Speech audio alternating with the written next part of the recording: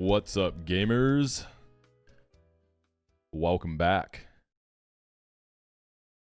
Happy Christmas Eve. Hope everybody's having a good one.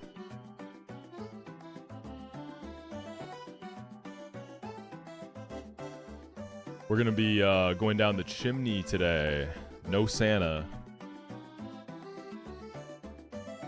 We got one double battle, and then we're right into Tabitha and Maxie. Also, today is sponsored by Cook Unity. Here in a little bit, after we work up an appetite, I will show y'all what the meals look like. I got a box of 8 meals fresh out the gates, so I'll give y'all a little peek at what those can look like, how easy the prep is.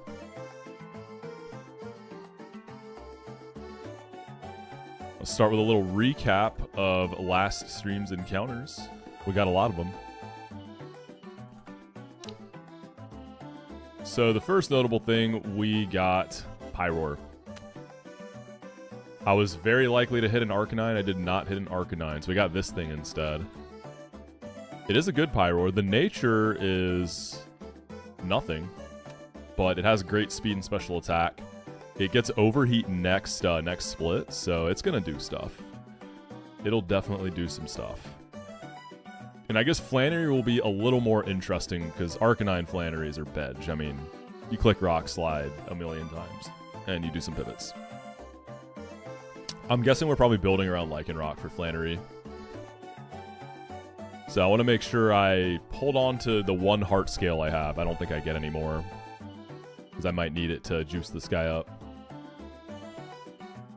We got Gyarados, a really, really bad Gyarados. I was pretty pressed about this one. 1 speed, 1 attack. But worst of all, this would have been fine. Worst of all, it came at such a high level, it has no Ice Fang or even Crunch. So garbage IVs, garbage set, garbage Mon. But this guy's main purpose is, it'll be a pivot bot probably. Get a rare kill here and there, but really it's a Golisopod dupe. That's this guy's main purpose, so... Ultimately, by existing, it does what it needs to do, right? We got a really nice Torkoal. Super good Torkoal. Really nice guy. It's Impish, which isn't optimal, but this doesn't really need to pick up kills like that. Y'all know the vibes. Protect Mon. Good bulk. Good Mon. 0 speed is actually hilarious. Was this really 0 speed? That's hilarious. And then... Turtonator. Really nice Turtonator.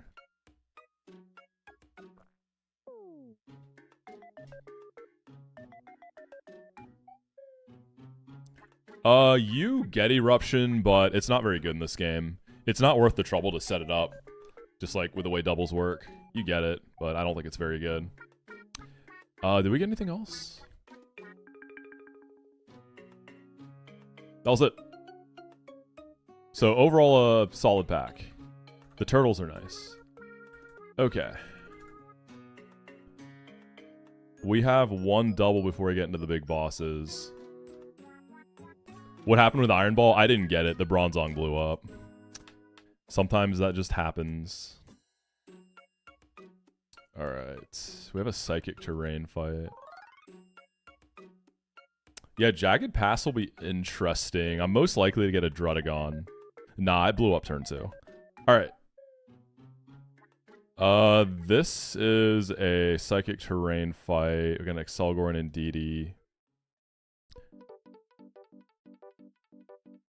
The Scavalier obviously goes crazy here. But yeah, we can just tank Expanding Force. We can kill both of the Psychics. We just keep Excelgor busy. How do we want to do that? So no fake outs because Psychic Terrain. So let's do some baiting. One thing that I wish I kind of did.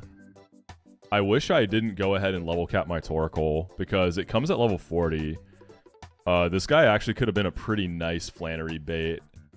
I should have waited to see if I was going to get Turtonator because I needed one of these two, right, to fight Victory Bell on Tabitha.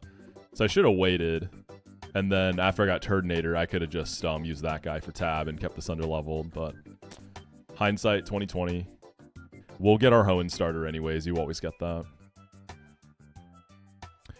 Okay, let's use maybe like a protect bot here. I mean, it could be just Torkoal. We can have Torkoal baiting Bug Buzz, which will bait Hyper Voice expanding Force 50/50. I don't think Escav really cares what that clicks. So say you max expand Force, I'll have 70 in the tank. Yeah, that's fine.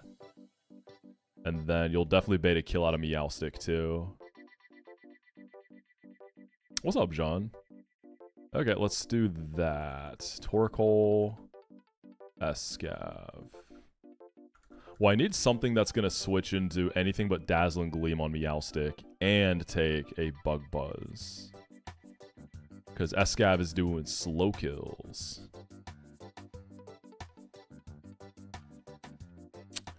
Let's... Drapion. Dang, Bug Buzz does a lot. So I can end up at 44 with -1 Spadef, and then I just die to Meowstic, right? And it can click Thunderbolt, because I need to be at 25% on Torkoal. I wonder if Turtonator does this job any better? 22% for Bug Buzz. You never bait Thunderbolt. You can bait everything but Thunderbolt. Is that any better for Drapion? In that situation where I get dropped?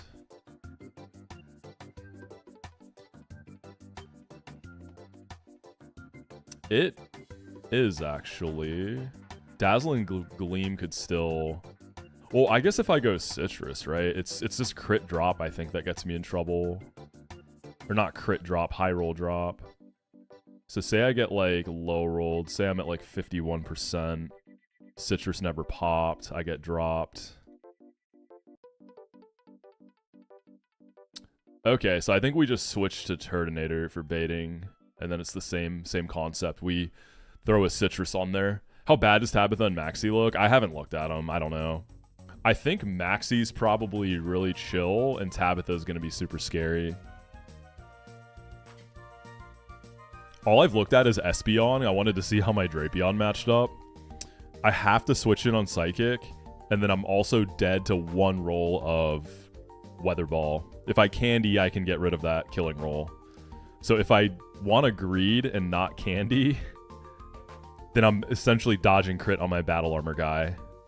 Yeah, it's just dodging crit. It's kind of funny. I don't know if I'm going to Candy. We'll see. We'll see how the rest of the fight ends up looking. So we go Drapion. We pick up the kill. Drapion isn't always baiting a follow-up kill out of this guy then because of that Citrus, huh? Bug Buzz being able to drop here is very annoying. So that means on the next turn, we could see a Bug Buzz into Escav. I don't know how it's going to use Encore here. Got to think about that too. We could probably double switch next turn. So there's a Sock in the back. Sturdy weakness policy. So I just need two guys that can beat the Escav or the Excelgor and then chain in the Sock, right? I could stay with Escav and like Scary Face and then switch Drapion. So -2 speed. So the next turn when Escav switches, something needs to be able to take like a Bug Buzz. Possibly even an Acid Spray. And be faster than Sock. Rapid Dash, Speed Tie Sock. Pyroar should be faster. You're chilling here. And then at -2... So we could go Pyroar. Escav is still on the field. We gotta break a Sash. And it has Unburden, so I don't want to, like, actually trigger the Sash. I can click, Hyper Voice, Crunch, whatever, to break Sash without triggering Unburden so it doesn't eat it, right? Because crits will never get it down the Sash range. So we can just stay with both? So we crunch. Escav, I guess, can chill for a turn. And then the next turn, I Flamethrower and switch Escav into, like, Zam. And then we just double into the Sock. And then I'll bring, I guess, Rapidash in the back. Something that can take a hit and also outspeed the Sock. Because Rapidash speed ties there, so that doesn't really work. I can't do any fake outs. Yawn Mega and Masquerain are too slow. I shouldn't have to bring them in though, right?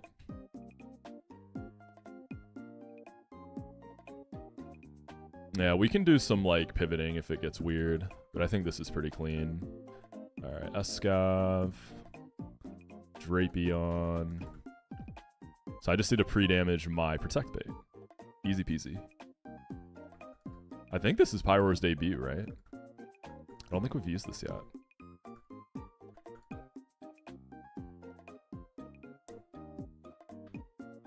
This fight is sometimes really painful to prep. I've had this fight be like worse than Tabitha and Maxie to prep. It's kind of funny like that.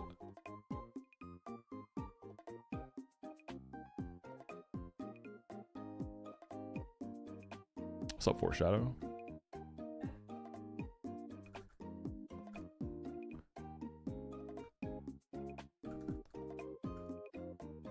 Alright, you needed to be at 31. Yo, what's going on, Zoe? How you doing?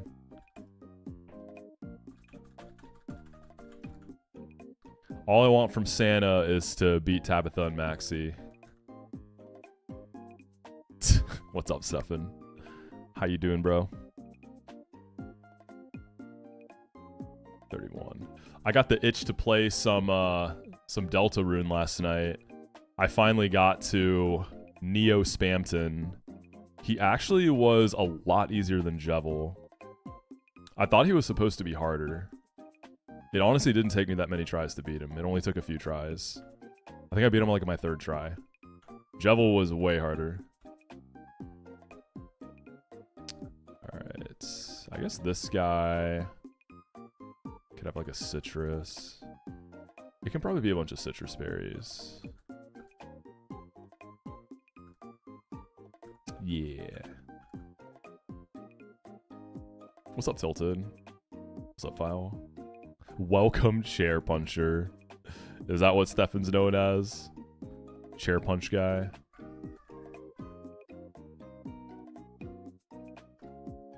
So Route 114 is still delayed. We're only going to break it, I think, if Como gives me trouble in the builder. I think Yawn Mega will get it done. I don't think we're going to have to pull it. And then all we have to do is get past Flannery, and then we go pick up our Slowbro there. That'll be kind of cool, too, having a slightly early Slowbro. I've only ever picked it up on 120 right before Winona's gym. So that'll be kind of cool to have it for, like, Weather Institute. I don't know what it really does there. What's up?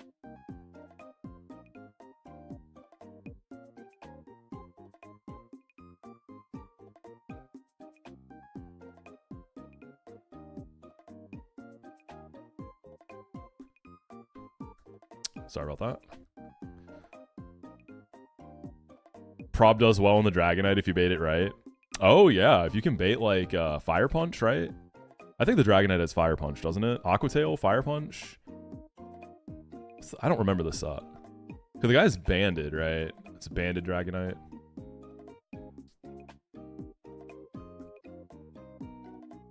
Banger song. Yeah, this is an all-timer. I love this song.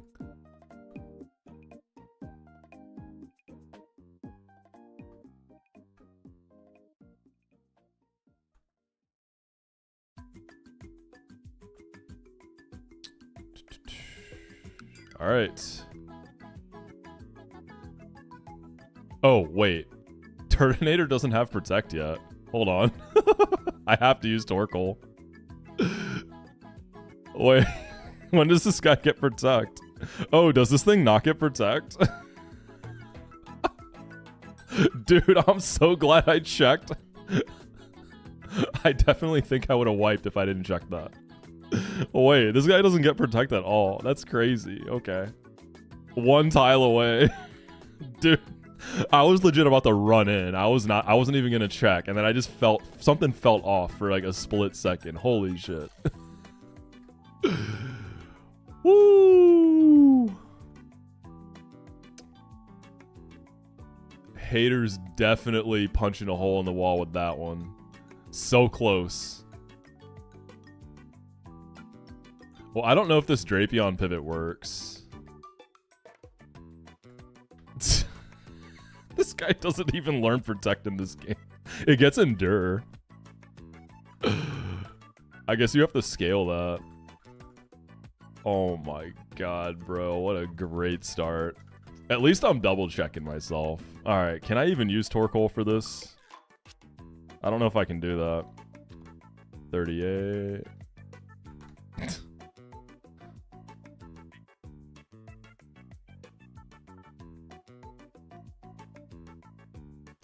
So if Drapion gets... So 44... Well, I'll get Citrus, so we're good there. So it's... Let's see, 67. 74. Then -1 spit off.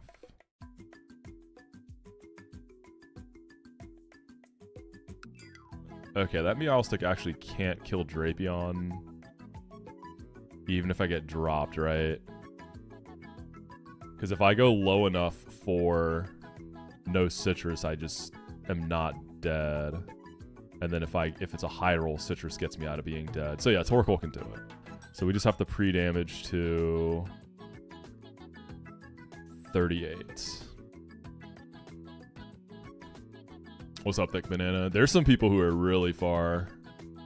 But I'm happy. I'm gonna be real. I didn't think I would get this far because... Not because I didn't think I was capable. I thought Platinum Kaizo would be out already. I thought I would have dropped this already. But we're still here. Part 4, I think, came out for the Gardevoir Muck love story for the enjoyers. It's never coming out. True. It's not real.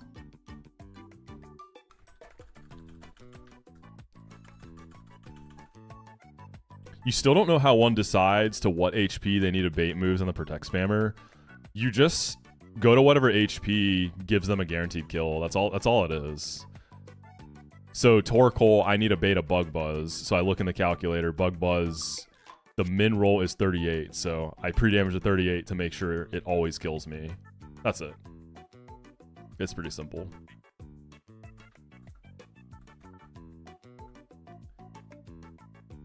I think the only time it gets more complicated is like if you have to take like multiple moves or something, you know? With like a multi-layered pivot, but that's still not that complex.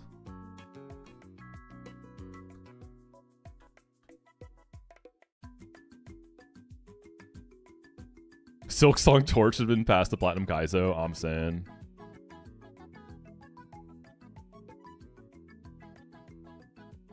Yeah, does that make sense, Sudo?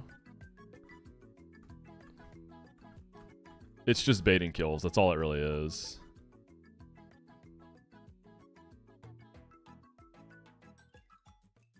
And then, like, sometimes, say, like, you're baiting a kill into a Protect Mon, the next turn you have to switch.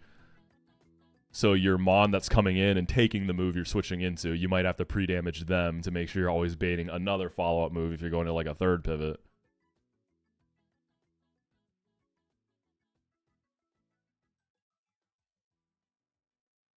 Can you beep 6-7 spammers?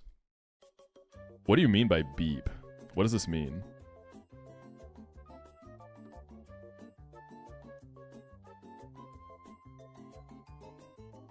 Is beep a way to say like ban someone?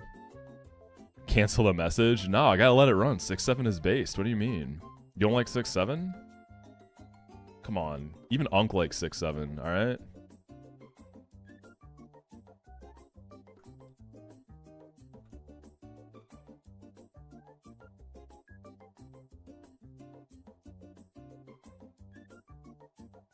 We are not getting Plat Kaizo. It's a hoax to get everyone back on Run and Bun. What a move by Deck.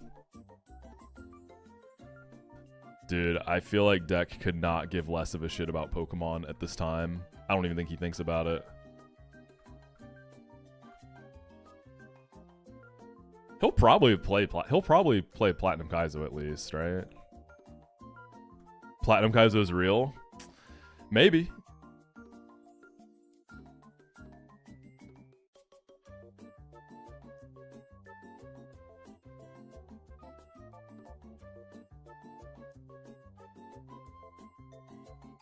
Oh, I thought I banned you last stream. Oops.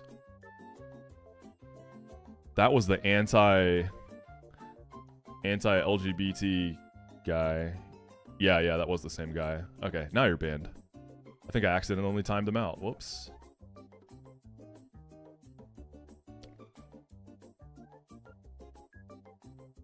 Also, that guy was a capper. He said he would unsubscribe if I didn't have the same views as him. He clearly hasn't. He came back.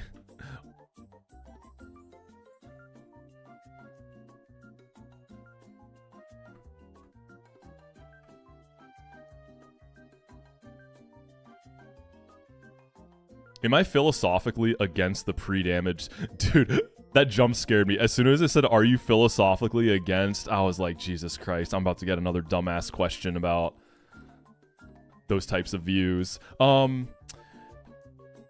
Kind of.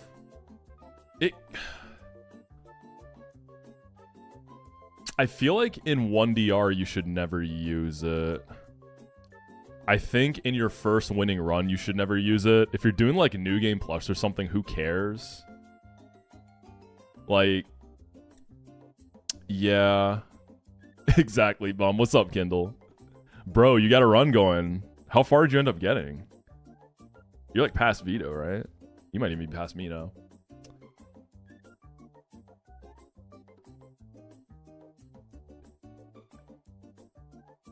Yeah, the pre-damage pre-status script are kind of weird. It's almost a similar argument to like grinding versus not grinding in that technically, I guess grinding on wild mons, there is technically some level of risk. Like if you're not paying attention or if you misclick something, I guess, I don't know. But it's like, it's so fiction. But with the pre-damaging, like, especially when you're not a giga high level, the, you gotta like calc out the Salazzles, make sure it's safe. You gotta, if you're not paying attention, you can miss, I don't know. I don't use it myself, I guess is the TLDR. Alright, let's do it. Alright, we're baiting Bug Buzz and Move. So we're gonna protect. And then Escav is gonna pick one up.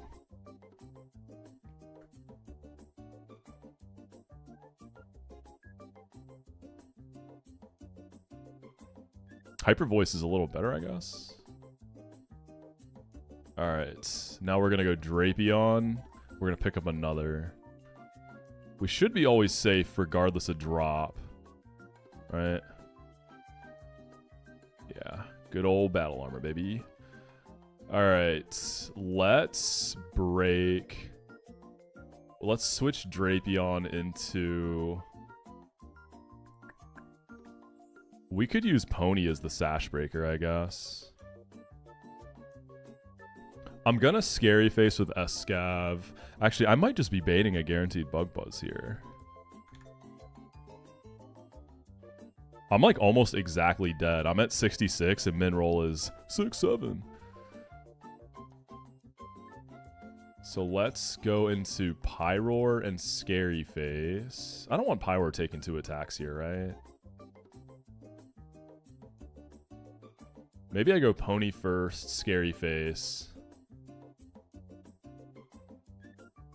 Whatever, we can go Pyroar, it's fine.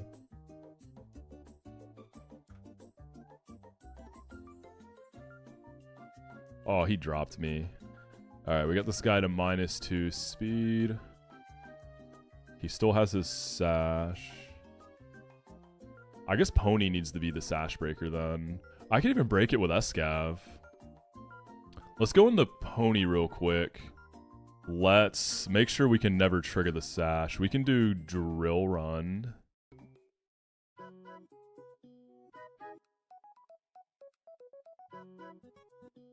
Went for Escav there. Alright, sash is broken with no unburden. I don't want to kill this with Pony though. Now let's go back in the Pyroar on Pony. We can just Scary Face again to sell a turn. I could even... Yeah. Yeah, let's just do that. I don't think Struggle Bug's gonna matter. Because Zam is... Well, is it actually? Maybe it is. Let's check. I'm -1 special attack. I don't think Flamethrower's gonna kill now. Okay, that's a little annoying.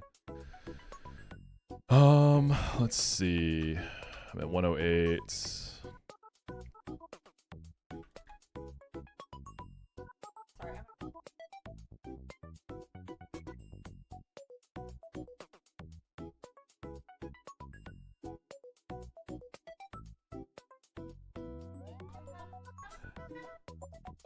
Okay, hold on. I lost my train of thought.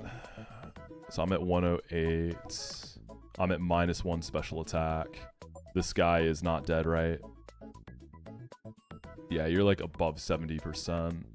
My mineral's 69.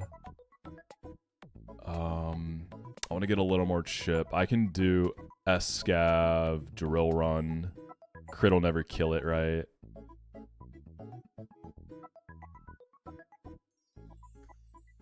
So we'll go back in the Pony.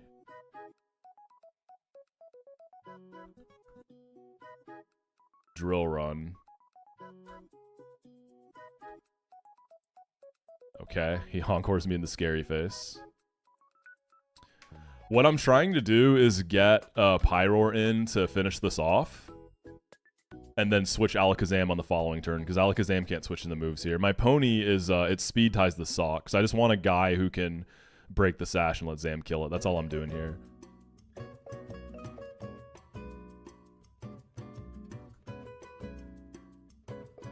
I wonder if it's gonna Struggle Bug again. I still have my Citrus too.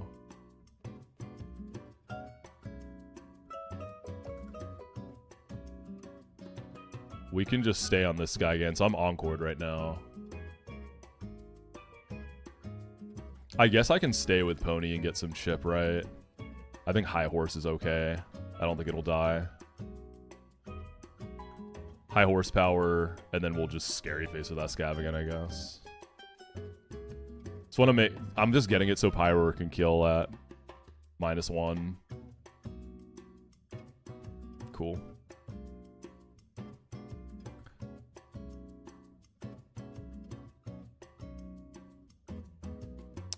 We can get Pyroar in. Scary Face again. Now we can just Flamethrower and then go Zam. How many crits have been risked? 0. 0. Oh, the whole run? I thought talking about this fight. Too many. I wish I was counting them. Alright, Flamethrower. Psychic. Weakness policy doesn't matter. Cool, let's cook for Tabitha. What's up, Quadricode? Yeah, I wish I was tracking crits. That would have been kind of a fun stat.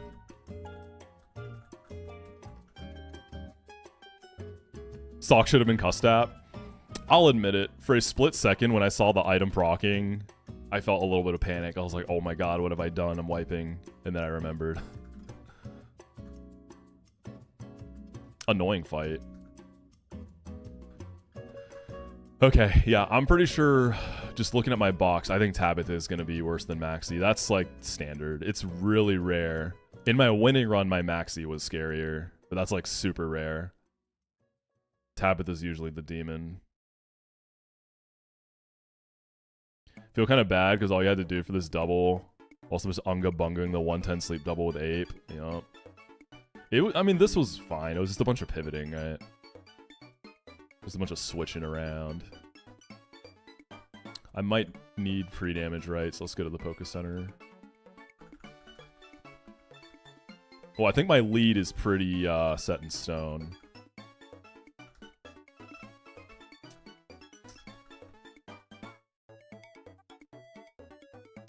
We got any mods who can do a prediction right now? Why didn't you pick up the KO with Rapidash and brought in Zam the same turn? So the whole reason I kept pivoting, my Rapidash speed ties the sock. So I needed to kill with Pyroar to make sure we both outsped. Because it's a sturdy sock, so I just needed someone to be able to help break the Sash for Zam. And then, like, I couldn't use a fake out guy, right? Yeah. That would have been a lot simpler if Rapidash had, like, not 2 speed IV. That's all. That's all it was.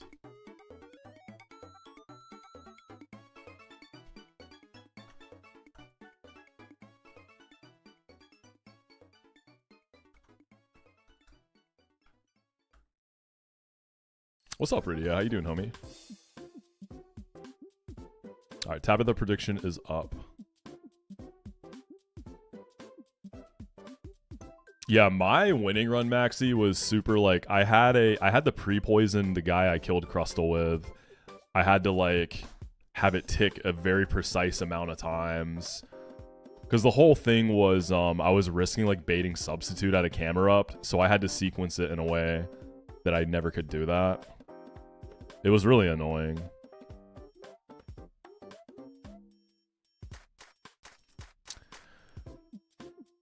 Here we go. Demon Tabitha.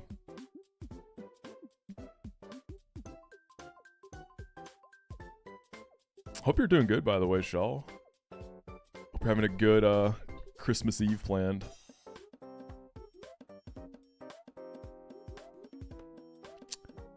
So, as far as leads go, I think it's just Camerupt.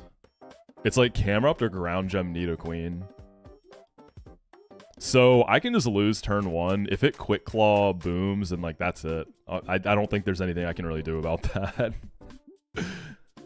Camerupt would need Soft Sand. And then Nidoqueen, I'll see if it can give me better baiting. I have a Ground Gem. I'm willing to use it. Like, Ground Gem Nidoqueen. Okay, Ground Gem Nidoqueen doesn't even kill. She's such a bum. I have 5 special attack. So it's Camerupt. Well, that makes decision-making easier. Santa's coming into town. Gotta make some cookies today. Ooh, what kind of cookies? I'm not traveling at all, nah. Both Casey's parents and my parents live pretty close, so we'll just go see both of them. But I'm in town. Broden, Guy Pack, Viv. God, Viv. Oh, yeah, I guess Viv is GG's here. You can just powder flamethrowers and it never blows up on you. Yeah. I've never had Viv here.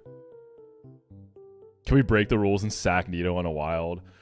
She's been pretty bad, but she sometimes can be a really goat pivot with that typing. I'll give her that. Gonna make cutout sugar cookies, decorate them for Santa. I love sugar cookies. Just classic sugar cookies slap. The W activities. I didn't do the breeding trick for Nidoking because I didn't know that you had to keep it as Nidoran. So I could have done it. I just went straight to Nidoqueen. It's such a weird thing that only Nidoran can breed, but Nidorina and Nidoqueen can't. It's super weird. Your mother-in-law made sugar cookies, or so I have to... Yo, enjoy the cookies. Also, welcome in, Algebraic. Love that for you.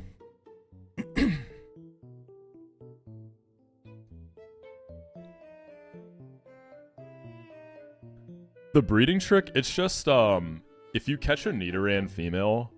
You can use the daycare to breed a male Nidoran, because they're different species, right? So you get like an extra encounter, because you hatch it in Trainer Tower. That's a pretty funny little thing. By the time your kids are done, it'll probably be more sprinkles and actual... Little kids making stuff like that is so funny, right? They just have no sense of like when it comes to, like, sprinkles and things like that, they just like... They just shovel it on there. funny sprinkles.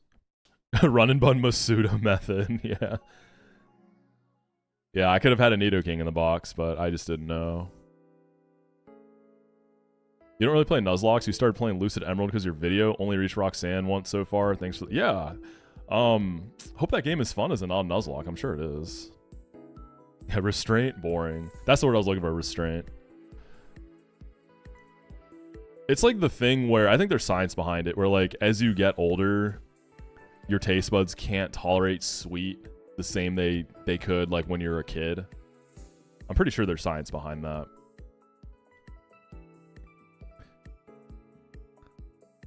Alright, I guess we just go soft sand camera up. I mean, what else is there to do here? So we can just lose turn 1. Just gotta send it. This is the game we play. Also, it's not just Quick Claw Boom, right? So let's... Okay, scenario 1. I just get the outspeed kill, no Quick Claw. What do we bait?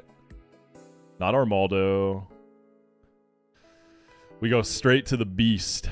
Espeon shows kill with Psychic. So, I mean, I just go Drapion. So here's the part I'm, like, really conflicted. This I knew about. I'm not going to need black glasses for knockoff because it's Life Orb, so it's going to chip itself. So I'm a Battle Armor Drapion. I also have 31 Spadef, but my HP's low, so... I'm dead to 1 roll of Weather Ball. So despite Battle Armor, I am essentially just dodging crit here. Do I just candy? I feel like I should. I shouldn't take the chance.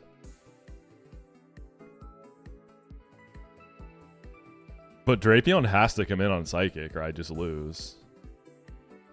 So, like, if Camerupt gets Quick Claw attacked...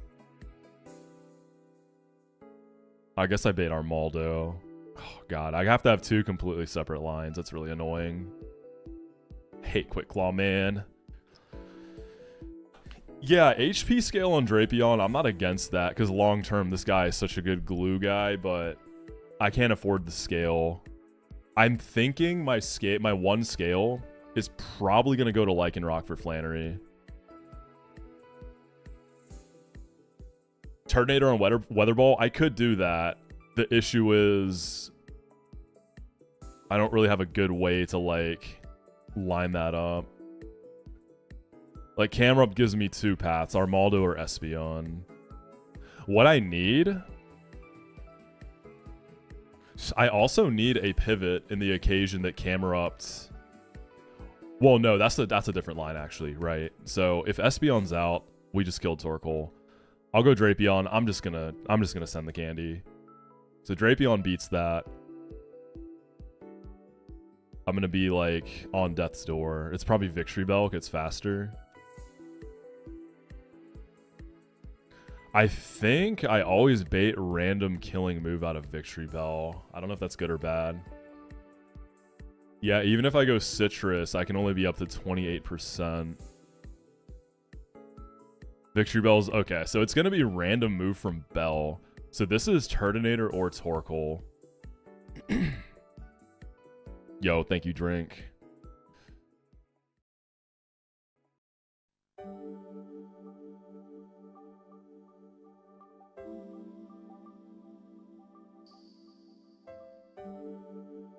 Oh, Turtonator or Torkoal, I think just... I thought Turtonator was going to be better. But I guess Torkoal just kind of gets it done here.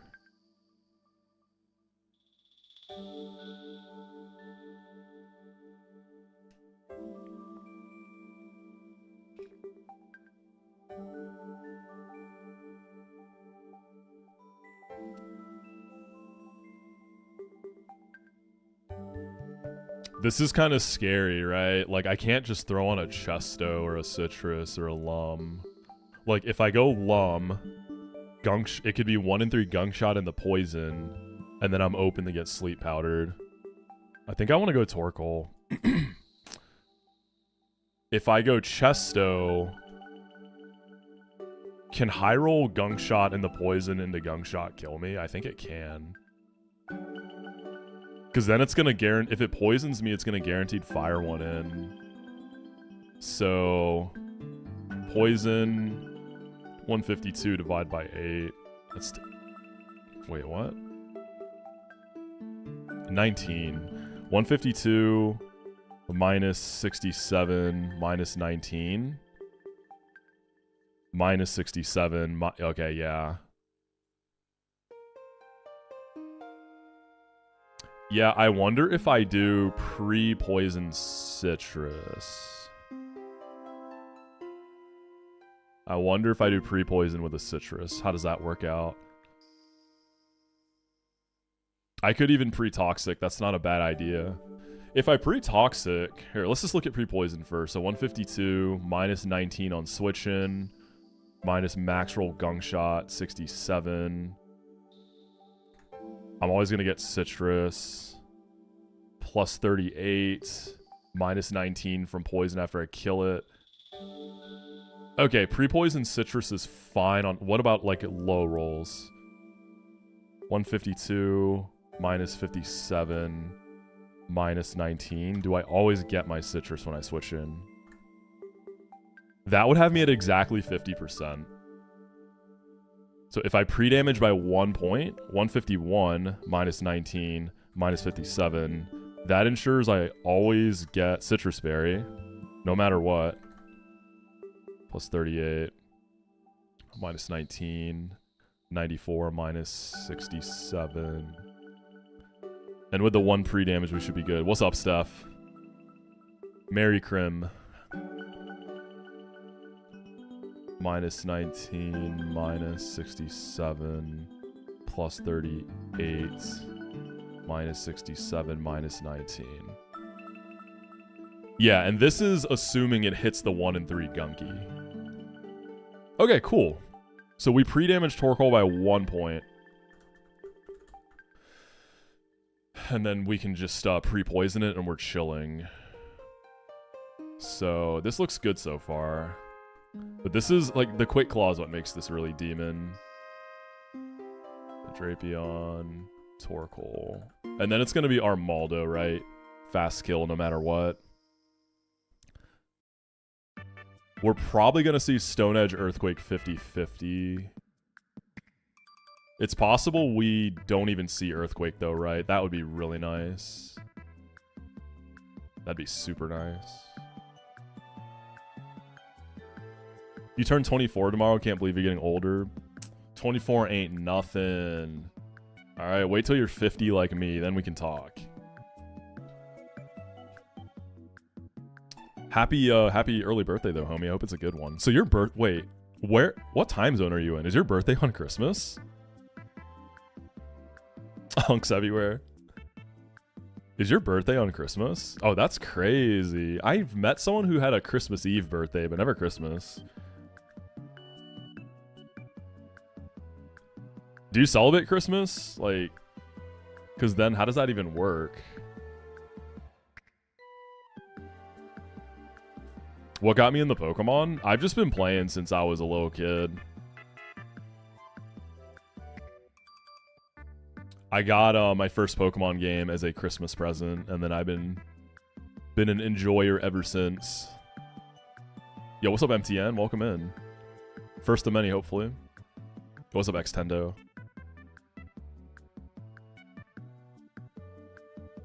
Jesus Christ himself in the Nuzlocke community. Depending on the family situation, it can be pretty shitty or pretty great if you get less presents. Yeah, exactly. It just really depends. You get the second half of the day? Okay, okay. Bro's been playing Pokemon since before that 1,000-year door was made. Dude, that kills me. That's like the best stream title I've ever seen. Okay, so we need to switch into Armaldo. Well, this is good because it's a fast kill, so it's never going to Stealth Rock ever. It's just a matter of switching in the Stone Edge and Earthquake, right?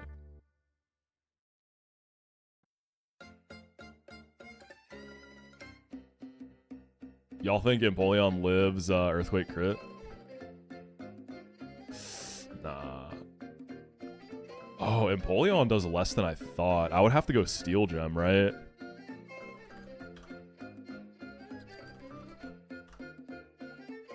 Dang, if I want to one-tap this with Empoleon, I potentially risk a crit too. It'd be like 50-50. Actually, Stone Edge would have a chance to get... Crit on Empoleon isn't that likely. Okay, so say Torkoal's low enough to bait both Earthquake and Stone Edge. High crit AI. So high crit moves that are super effective have a... What's the chance? They have a chance to get an additional +1. So Stone Edge can trigger that. Let me see.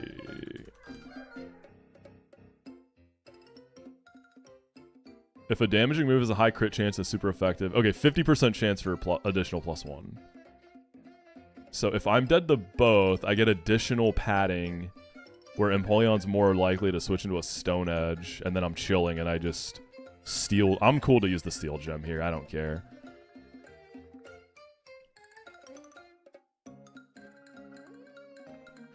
Yeah, I'm gonna look at some other stuff. Empoleon's just the first thing that came to mind. And in the back, we're just gonna bring Conk, right? Because Guts Conk just absolutely murders Absol. I can switch into anything but Fire Blast. Because Fire Blast crit can kill me. So we have another slot to play with, but I haven't looked at the second line where I get Quick Clawed yet. Yo, Meat Distributor, thank you for the 3 months.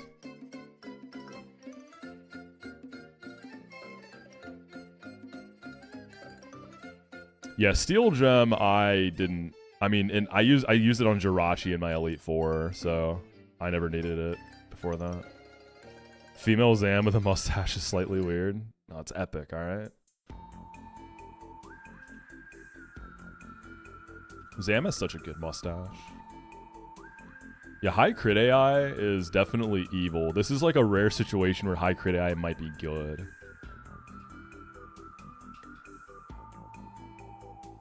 I remember high crit AI in the olden days of Run and Bun was like this, like people thought it was a troll. Like people would talk about it, like, oh, high crit AI, and I think a lot of people thought like it was a joke.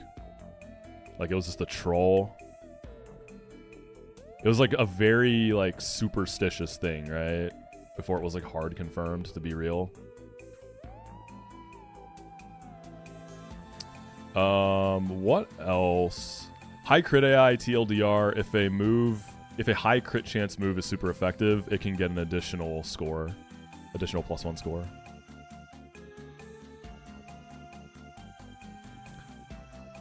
I believe it's still a conspiracy, yeah. Actually, see, I don't know if you're just playing into the bit now.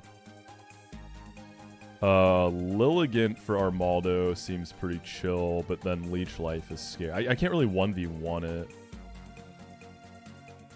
Do I care about rocks going up? Because I could pivot through Lily, bait either rocks or Leech Life in the Empoleon. Rocks up for Absol, I don't think... Is that a big deal? I mean, Empoleon's not going to be very chipped then. And then Absol's not going to Fire Blast it, right? Oh, wait, no. It is Fire Blasting me. Because I'm going to eat my Steel Gem. I'm not... Well, okay, hold up. If this line goes properly, this means Camerupt is at full health. We pivot through Camerupt, dude. I can get crit, though, because I don't have Battle Armor Camerupt. But we can at least try, and then worst case, Conk switches into 1 and 4 crit risk. I'm going to be burnt, so I can't get frozen. Yeah, Conk is chilling.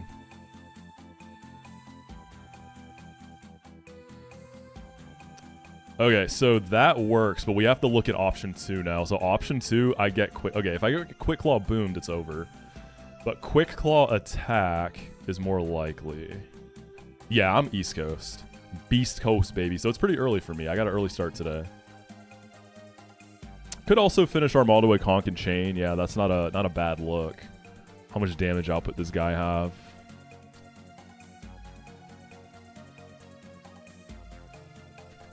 If my Conk was faster, it could actually outspeed this guy. That's kind of funny.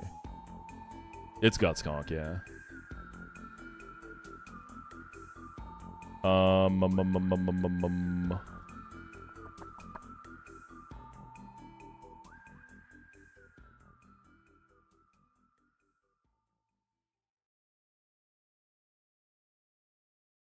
I usually go live around like 10 a.m.-ish. I was like an hour early today. Between like 10 and noon. So if I get Quick Clawed, it's going to...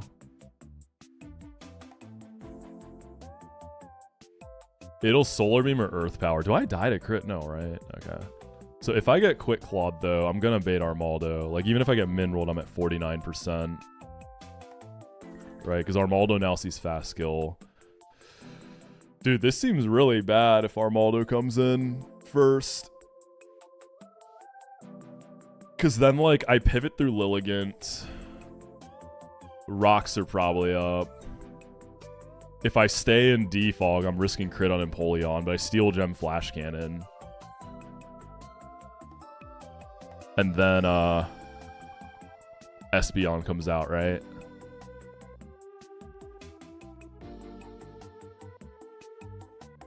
Well, pivoting through Lily, if I switch into Rocks, I can't have Rocks up because Drapion will die. So I'd have to defog the Rocks away. Right, because Drapion at 55, switching in the Rocks, even if I get in on Psychic. As a matter of fact, how do I even do that?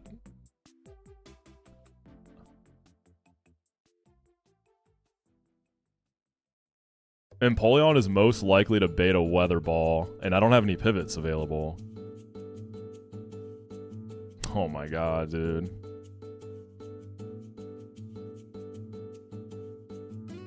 You know what I kind of have to do, man?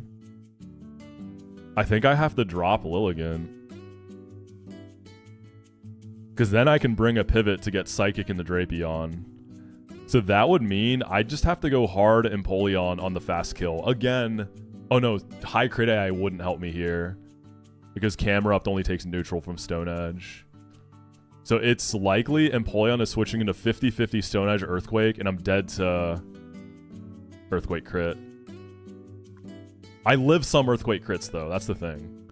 I'm not even dead to every crit. I just kind of have to send that.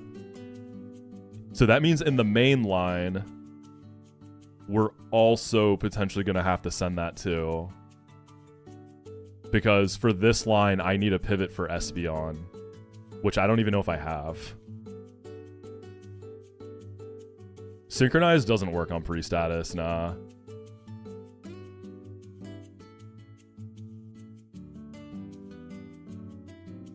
I mean, other stuff that can fight Armaldo, like... Escav doesn't have Iron Head yet, so its damage is just too low. Berserker, you're too slow. Excadrill is just worse than Empoleon in this situation. Lycanroc is too frail. Also isn't going to have the damage output. Crustle.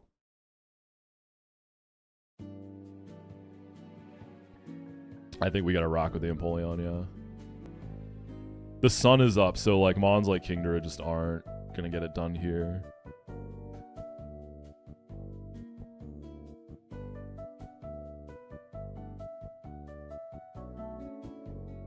Okay, so who can actually pivot through any move on Espeon and bait a Psychic in the Drapion?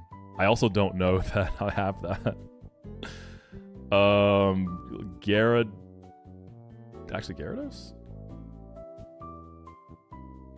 If I get max roll by Psychic, let's assume I don't get Spadef dropped, I can be at 35%.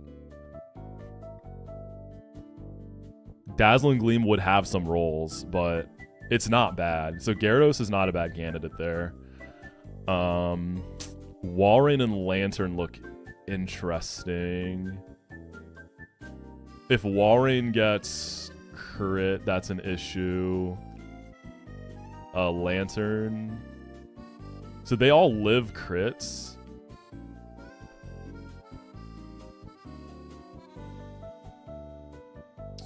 Roselia. I don't think Roselia wants to take Life Orb, Psychic, or Weather Ball in the Sun from an Espeon. Just, yeah. Yeah, what's up, Joy?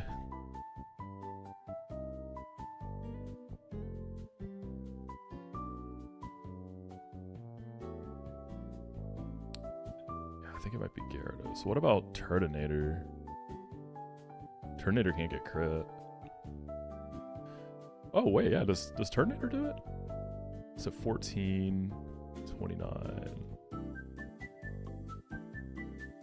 39. No, Turtonator can always... If I get hit by a Psychic, I can end up baiting Dazzling Gleam.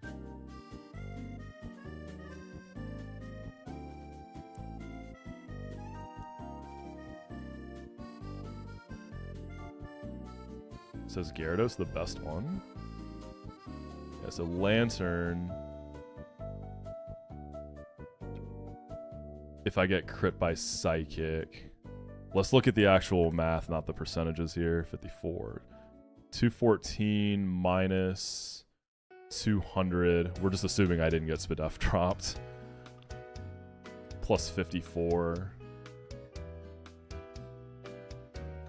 No way it gets crit Spadef drop, right? So Lantern would be able to bait still everything. And then Gara... 160... 160 minus...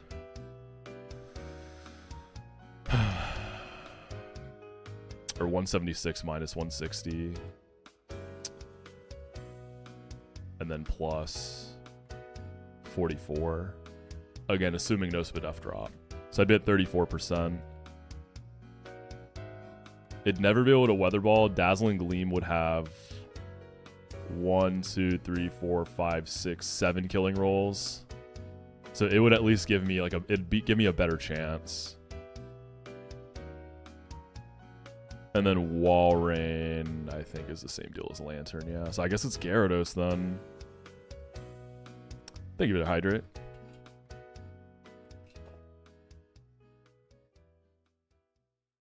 Yeah, this is gonna be a risky fight. Just Tabitha Tings. So in the main line where I don't get Quick Clawed. Wait, hold up. Okay, so in this line, Armaldo's dead, Espeon's come out, we pivoted through Gara into Drapion. It's just gonna be Victory Bell. We go to Pre-Poison Guy. And then Conk into Absol. If Torkoal gets bodied by Vic, it might be 1 in 4 Fire Blast from Absol, and Conk is also dodging crit. So basically, this is pretty solid. I think the scariest part, if I don't get Quick Clawed, it's pretty solid, except for Empoleon possibly risking crits. And I live crits too, so it's not completely trucky. And I gotta use a Steel Gem. Okay. Y'all are getting some cinema, because this is going to be scary. Oh. Yo, what's up, AG? I got you on the pack, dude. Let me get my team set up, and we'll rip it before we do the fight. Hope you're good, dude. I'm joining the No Iron Ball Club with you, man. We got no Iron Ball this run. How bad was it for you, dude? How bad was it having no Iron Ball? Like, was it complete misery, or what? Was it actually not so bad, maybe?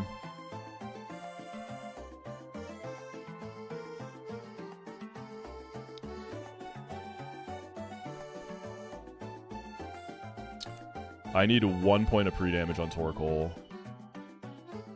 Oh, you know what's annoying? I gotta have it poisoned all the way there.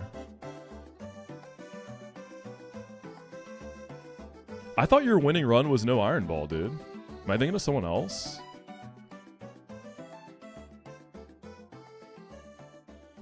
What's the ability on Yanmega? It's Tinted Lens. That's all. That's what it always has. So I'm gonna candy Drapion, right? How many candies do I have? Yeah, I'm already risking other crits. I'm not gonna risk that one. All right, Drapion, congrats. Enjoy. That's 2 candies Drapion's gotten. It got one for Vito as well. And I'm using my Steel Gem. Soft Sand. I know Tyrone did too. Yeah, I thought it was all... Yeah, I thought also AEG did for some reason. So was Tyrone the only one?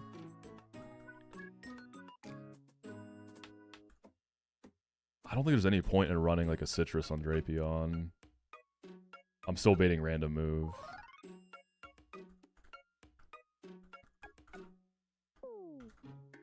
Steel Gem Empoleon.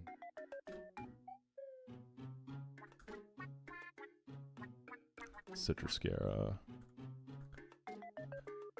Guts Conk. I guess just throw a citrus on it. Whatever. I'll give Drapion the citrus. Maybe it gives me like some opportunity in a weird steer. Torkoal's gonna need 1 point of pre-damage, and it's gonna need to be poisoned, so we'll use Oran Berries. Yeah, Tinted Lens is cool. Like, for the player, it never feels as good as it does for the AI. AI with Tinted Lens is pain. Very, very pain. I'll park there, and then we'll open the pack. I got Scarlet Violet base set packs.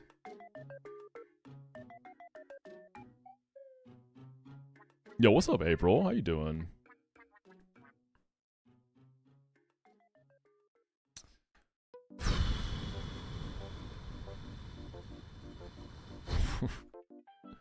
What's up, Connors? Make sure my poison doesn't run out before I get there.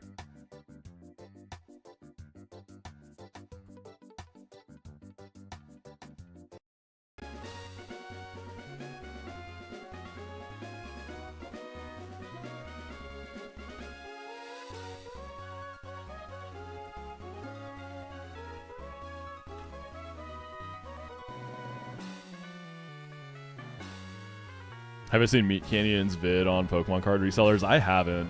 The most recent Meat Canyon video I saw was the Taylor Swift Travis Kelce one a while back. That one was crazy. Absolutely insane. It would be kind of funny if you still took Overworld Poison Ticks while you were on this ride.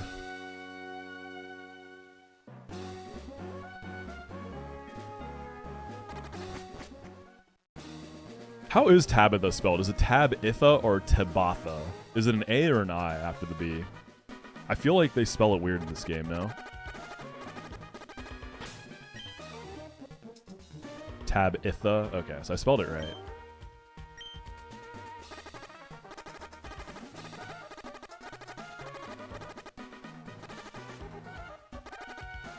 So Torkoal needs to have 1 point of pre-damage. That just accounts for 1 in 3 gunk shot into mineral. It just makes sure I always get citrus. So I need to be at 151. So I need to be on a value ending in 1.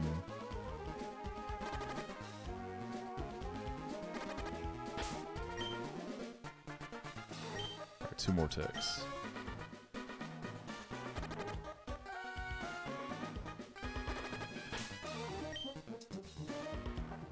Yeah, I need to be at 151. I have super potions? I don't. Oran berries it is.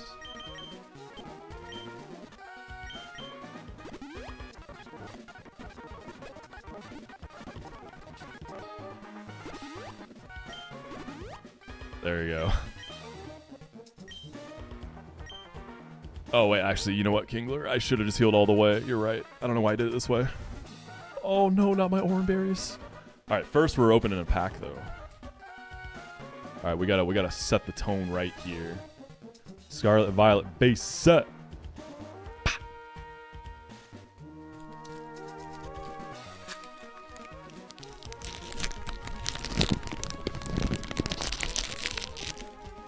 Oh, Brawly got me a Christmas gift? So you're telling me Terra Emerald's about to come out.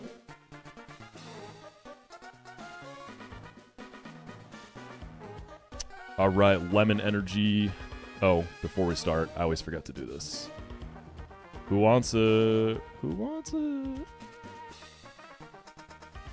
All right. Drifloon, Sprigatito, Flittle, Seviper, Scovillain, Torkoal. Oh, look at that little guy. Torkoal, you gotta pop off in this fight for me, buddy. Breloom. Cyclizar.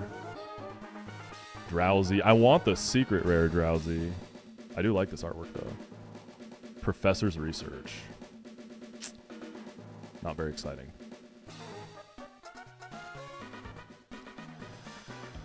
Okay, this is going to be a really, really risky fight. I can just lose turn 1 if it does Quick Claw. Explosion. Yeah, Torkoal's supposed to stay poisoned. We candied on Drapion because I was dead to 1 roll of Weather Ball. So I'm essentially candying to not risk a crit. If it Quick Claws, the line gets pretty unfortunate as well. Like, even if I don't die.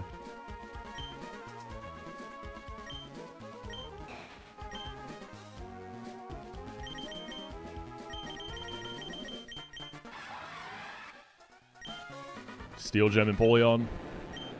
Pivot guy. Yeah, Zeranius, it is Smash characters.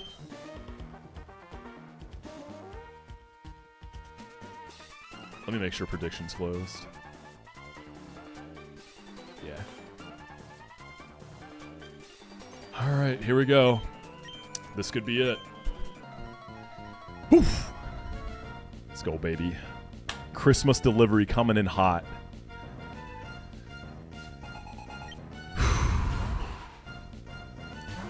This turn right here, it can all end right here. All the hard work that I put in this run can just end right now to a Quick Claw.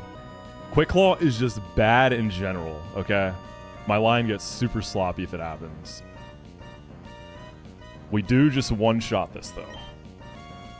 Manifesting, no Quick Claw. Let's get it. It's too easy, baby! You didn't want it bad enough today. Merry Christmas, y'all. Whoo! Alright, this should be Espeon. Easy. Quick Claw. Fiction. Fictitious. Alright. Demon Cat. This should always be Psychic. This thing is Life Orb with Sun Boosted or Weather Ball. This thing is not okay.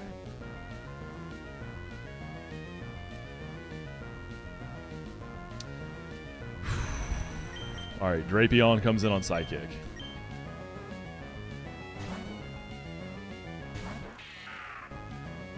Okay, perfect. So normally, we are dead to 1 roll of Weather Ball. I candy to get rid of that, so I can never die here. So it is going to Weather Ball. It's going to take Life Orb Chip, and Knockoff will kill. Good old Battle Armor. Alright, Bayonetta.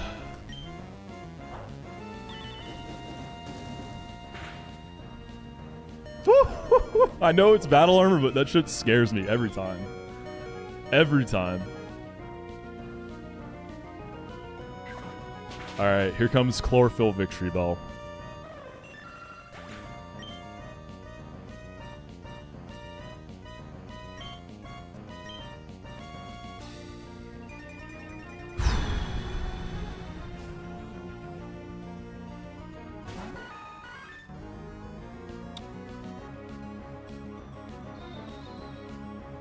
Oh, this is actually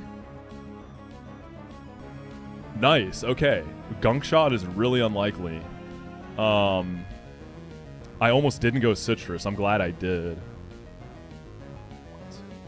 Only 5 rolls of Gunk Shot kill. About half of the Solar Blades kill, and Weather Ball always kills. So this is a likely Weather Ball. So what I've done with Torkoal here, I've pre-damaged it by 1. And then poisoned it, so I don't have to deal with Sleep Powder. So the pre-damage by 1 makes sure that I always get Citrus if I switch in the Gunk Shot. Gunk Shot would be worst case scenario, so it's pretty unlikely here. But Torkoal should always win this matchup, if I'm not mistaken. Goes for the Weather Ball. So no Sleep Powder here. And we're never dead to Gunk Shot. Alright, Gunk Shot max roll is 67, and then I'm going to get my Citrus. And then we just rip a Flamethrower.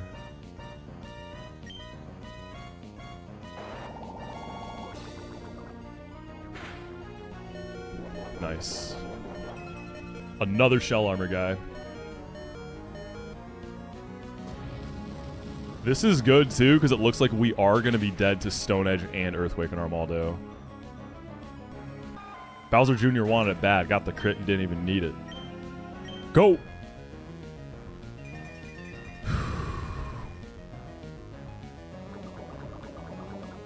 All right, Armaldo's coming in for fast kill, so no rocks.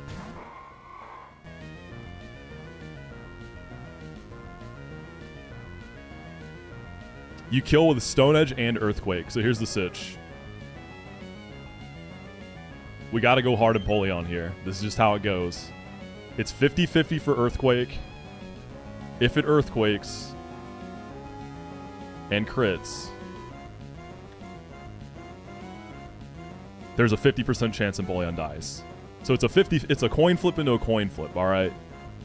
We're flipping 2 coins here.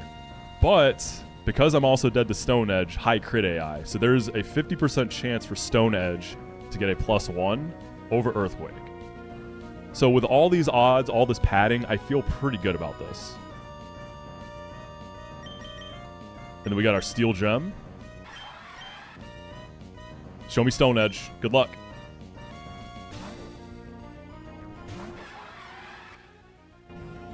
Ah! I'm dead to half a crit rolls. You hold though. You hold. You hold. He holds, baby. The king. Woo! Hail to the king, baby. All right, Steel Gem Flash Cannon.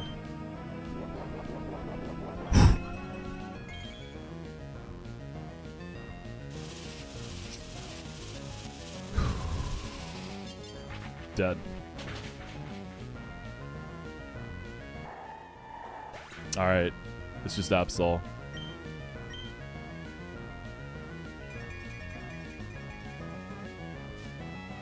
Yeah, that was a high roll. If that was a crit, I was dead. That was definitely a killing crit roll. Penguin, yes. All right, let's see what the deal is here.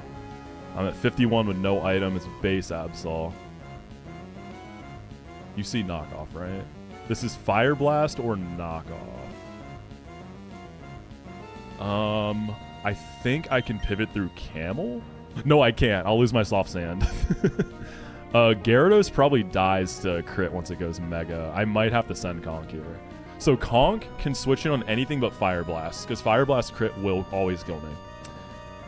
Gyarados probably dies to knockoff crit, right? No, I don't.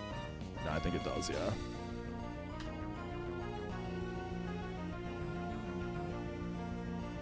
Okay, let's see. So Empoleon is 50-50 knockoff Fire Blast. Gyarados has a Citrus Berry on. I live crit rolls, though. Knockoff is a coin flip to kill me with a crit. It's 56%, so about a coin flip.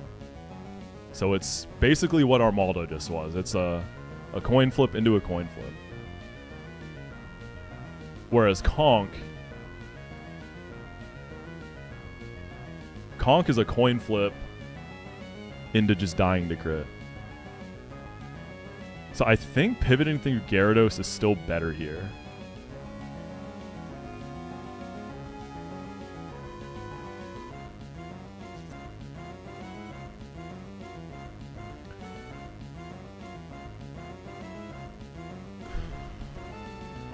Yeah. I think that's better than going hard Conk, right? Yeah. It gives me more chances to dodge that crit on Conk. Alright, good luck. Fire Blast would be really cool here. I'm calcing Mega Absol, yeah. I calc the base for what it's clicking down, and then I'm calcing Mega for what's coming out. Yo, what's up, Squirk? We're not quite out yet. No! Easy game.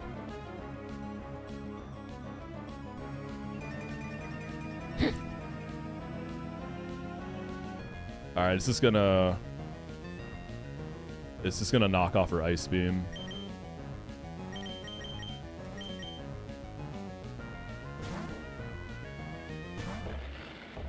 Big Conk! Get him!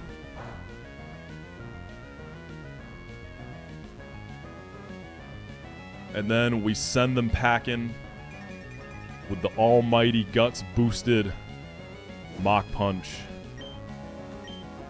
Brat! That's Tabitha. Woo! Stressful ass fight, man. Shoot. That was an expensive fight. That cost me a candy and a gem. Tabitha cleaned me out.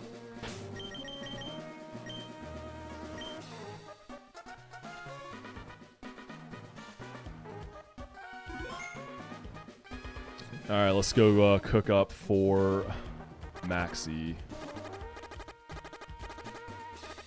As Rhodius, thank you for the 5 bomb. Appreciate you, gamer. Thank you so much. Hope you were having a great day, as Rhodius. I think you said you were working today. Hell yeah, Mix. Man, Conk is so crazy. This spawn is a cheat code. This thing is so great. It's done so much for me. That Mach Punch delay is so worth. Archie's Poochyena is about to beat Maxie's ass.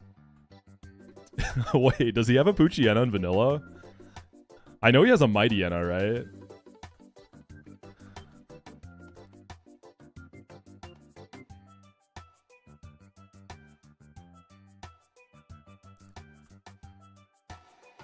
We are Conkle Dirk. We carry the... Oh my god, dude. Insane. Insane. Yo, Squirk, you, did you beat Magma Hideout, dude? How'd that Tabitha end up going?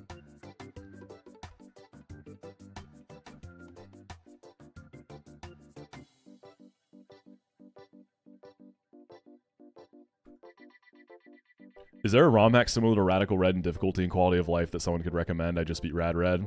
I got good news, Jerko. There is Imperium Emerald. Or Emerald Imperium? I think it's Emerald Imperium, not Imperium Emerald. But yeah, Emerald Imperium. That's literally Emerald Rad Red. And I think it's supposed to be pretty comparable. Well, I guess, did you do hardcore mode or what? I don't think Emerald Imperium has something that compares to hardcore mode, right? As far as difficulty goes. Keep me honest though, y'all. I'm not sure about that claim. I haven't played that game, but I hear Emerald Imperium is dope. Swerk lost Hydreigon on Tab and almost lost on Maxie. Dang, what happened? I'm assuming that wasn't planned. It's okay, Ronnie. Inclement Emerald Insane Mode 2.0. It's still in the works, right? Trust. Dude, I wanted to use that Mega Parasect that he teased. It looks so cool. Yeah, so there was some teasers for 2.0 Inclement Emerald. Mega Parasect, when it turns Mega, it puts everything on the field to sleep. I didn't almost lose on Max. It was riskless. I see. My riskless king.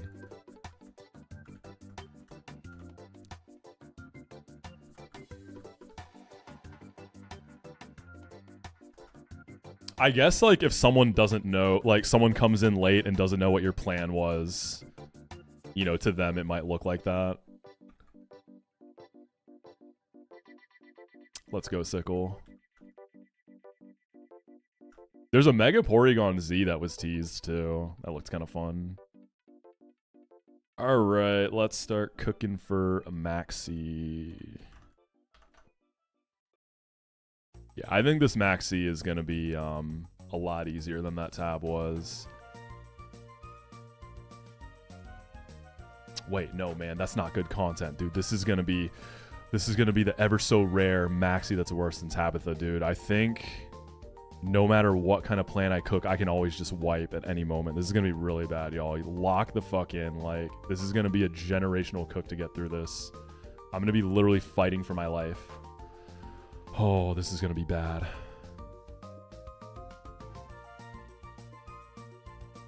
Yeah, Tara and I were in call till 4 a.m. because I had to pull Tara and I needed help. I couldn't do this alone. So he was trying to help me cook up a line and we couldn't find it. Like, Tara couldn't even find it. So I think it might end here. Yo, Tara, I played some Deltarune last night. I beat Neo Spamton. Super, super, super cool fight. I was saying earlier, it was a lot easier than Jevil to me. I don't know if that's like common for people. But I found Jevil way harder.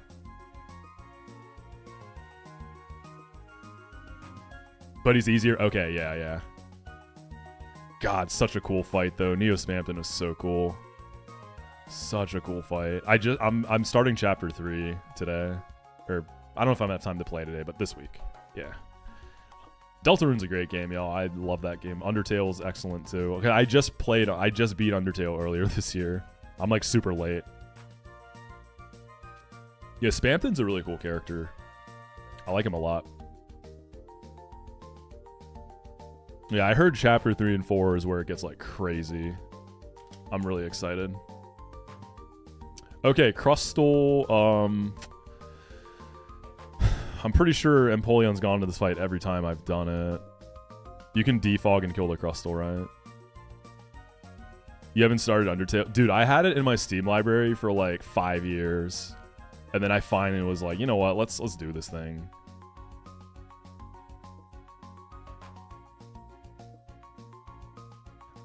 So, it's a red card sturdy Crustle.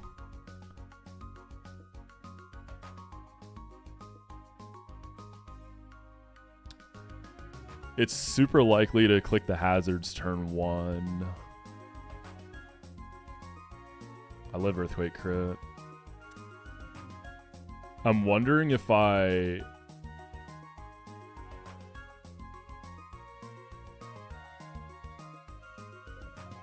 Okay, Berserker always beats Aerodactyl. I'm not Battle Armor. I can't use a berry because on Nerve, but I just live double crit of anything. So what I can do is go Berserker for Crustle and fake it out to break Sturdy and red card. Let's just build the line like that and then see what options I have to get Empoleon in. Because then Metal Coat and Empoleon... Like, if I switch Empoleon into hazards, I can just defog until it hits me. And then kill with Flash Cannon. If I get popped into Empoleon, I just kill it. So we'll plan with that, and then we'll see like what pivot options we can play with. So Empoleon would bait, I live crit, right? Yeah.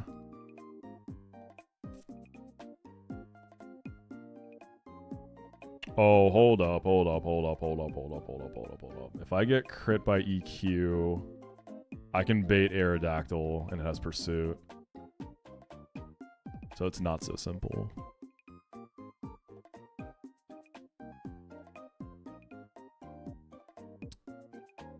Do I have to go Metal Coat?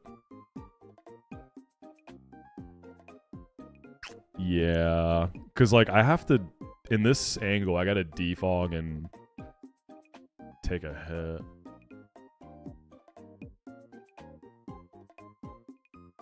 Like, let's say Empoleon switches into hazards.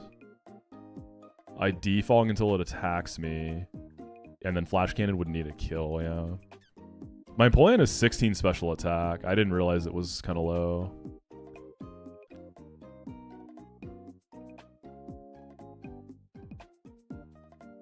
So I'm not risking crit and that I'm dead. I'm risking crit and that I'm going to bait Pursuit Aerodactyl.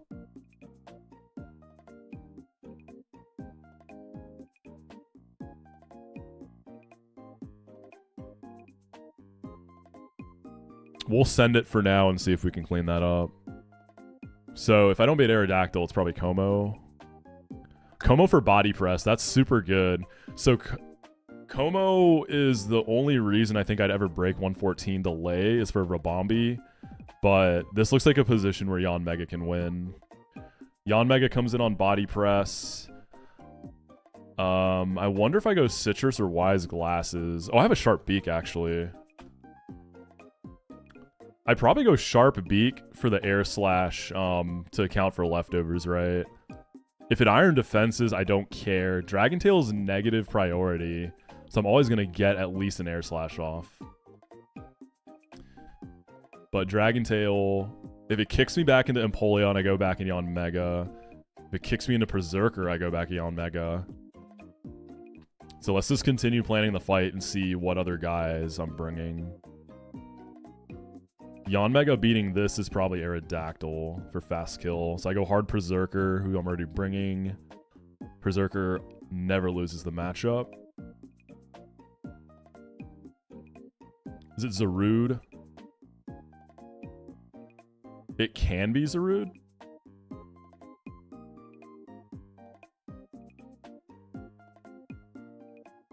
Right? Regular camel in this fight is its own tempo. Yeah, it's not sheer force. So if Aerodactyl never crits me... It depends on Aerodactyl's rolls. We can see Camerupt or Zarude. If we see Camerupt... I mean, it's never going to be Rock Slide. I think from this angle, I can always go Gyarados. It'll never substitute, which is good. So option 1, I bait Camerupt, I go Gyara.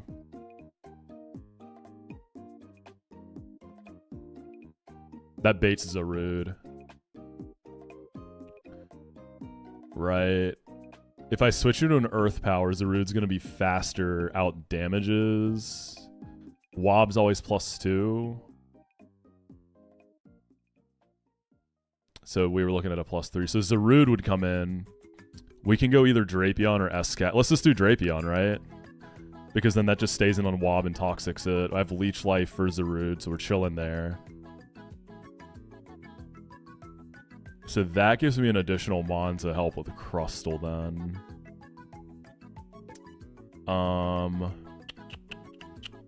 Cool. I kind of like that. If Berserker ends up baiting Zarude instead, we go Drapion, we beat that. Drapion's just gonna beat Camel, surely. Drapion always beats Camel, and I'll always be healthy enough to dodge Rock Slide. So then I go Gyara. So I gotta go Shed Shell Gyara for the occasion that happens, right? Yeah, I gotta go Shed Shell Gyara. I don't need anything else. So I kind of have an open slot. And then back to Como. So Dragon Tail into Berserker and Empoleon is good. That gets me into Yanmega on Body Press or Iron Defense. I don't really care about.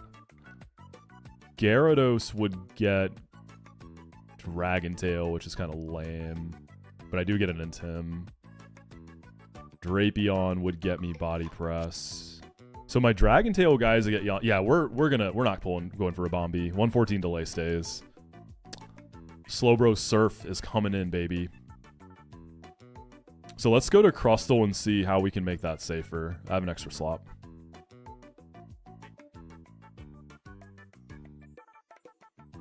If I can...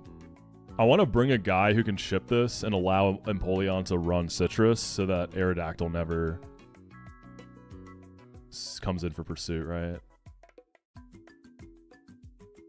What rapid spinners do I have? I have Torkoal, Turtonator.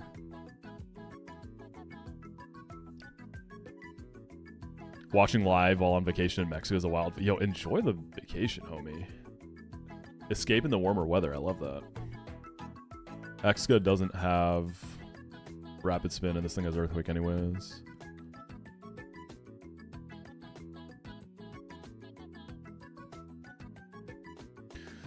Dude, if Berserker got...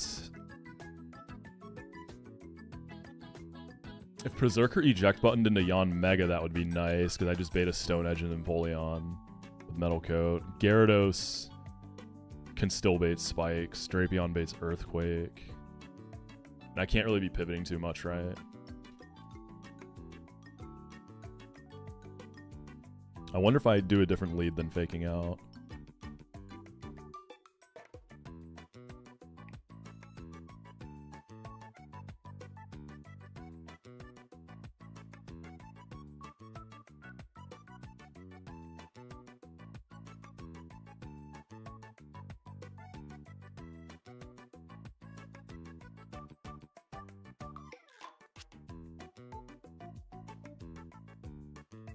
I mean, Escav, like, chills. You don't do that. You don't need to do a ton of damage or anything, right?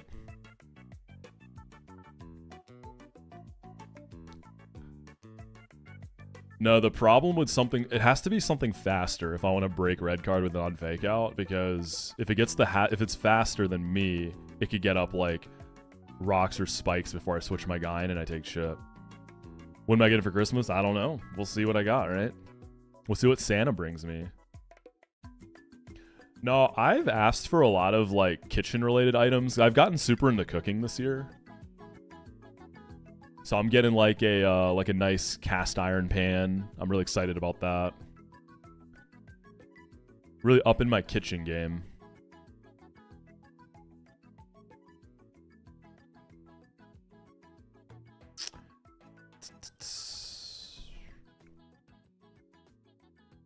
So faster guys. I'm in Lichen Rock.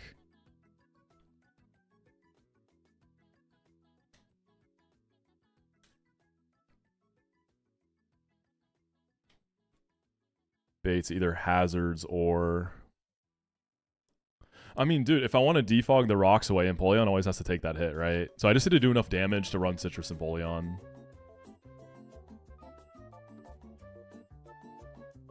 So if I have Lichen Rock, pop a Rock Slide, I could even get a flinch, which is kind of funny. I don't think I want that, though. Lichen Rock hits it. Red card into... Isn't this like a 3% to attack situation on turn 1? Gyarados would be safe, because it'd be Earthquake. Yanmega would be safe. Empoleon would get Citrus triggered. And then I'm out of pursuit range on Aerodactyl. And then I just finish with Flash Cannon at that point. Drapion on Earthquake, though. I always get Citrus at least, so I can look at max roll. So I'm at 55 when I come in to fight Zarude.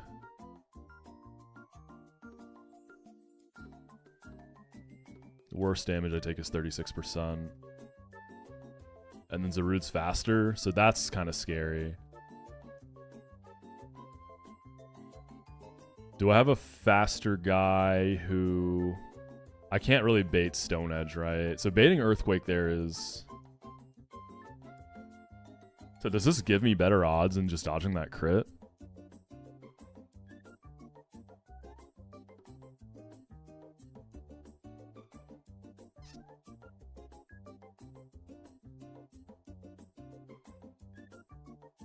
I mean, dude, what if... Okay, so if I go non-Metal Coat, 126... 27... So min roll, I need the 27 chip. There's no way Fake Out can ever do that much chip. Not even with a Silk Scarf. There's no spiky shield stuff I can do either.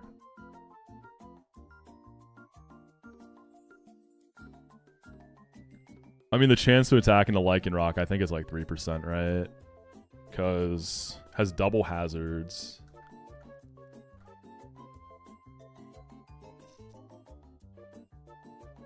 Yeah. I think that's better fiction to play into than just hoping Empoleon doesn't get crit.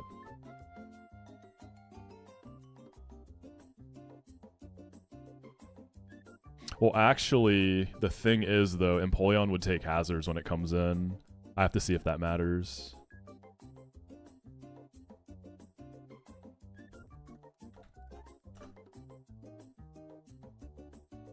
You forgot to get your Shed Shell? Oh, that's tough. That thing is so important later. 1 layer of spikes.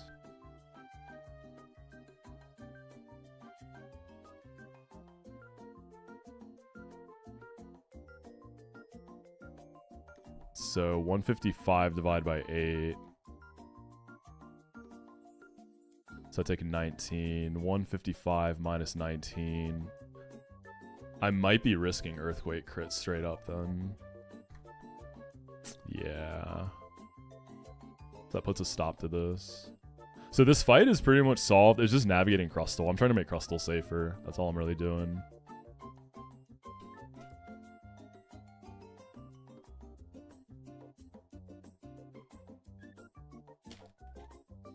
Toxic could be an angle. It's kind of hard. It's kind of unpredictable though because of the hazards. Like, if I keep defogging, I don't know if it's going to hazards or attack every follow-up turn, so it's kind of just awkward. Yeah, Earthquake crits. Oh, I'm looking at Lycanroc, not Empoleon. Whoops. 171 divided by 8. 21. 21. 150.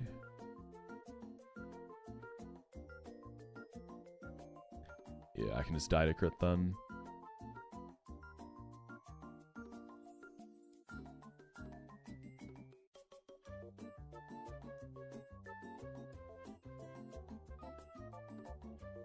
So if Lycanroc goes into Empoleon, we're good. If it goes into Yon Mega...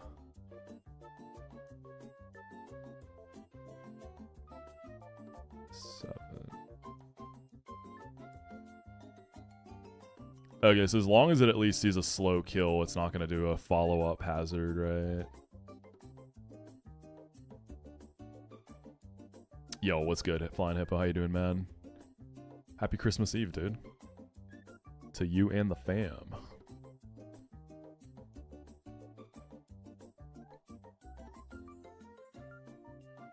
So Yon Mega would get me Stone Edge. Into Empoleon. It's just that layer of hazards.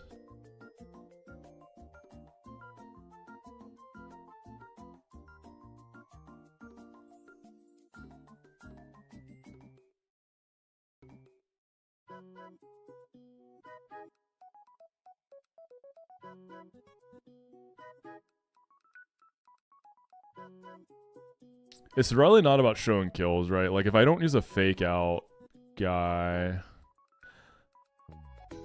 Well, I guess if I fake out with Berserker...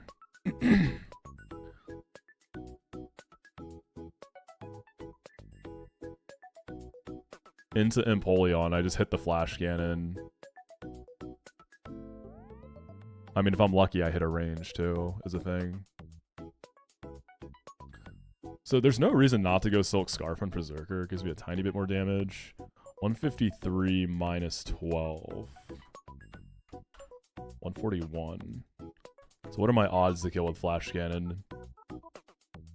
1 in 3 chance. So not great. I think the fake out lead is better, right?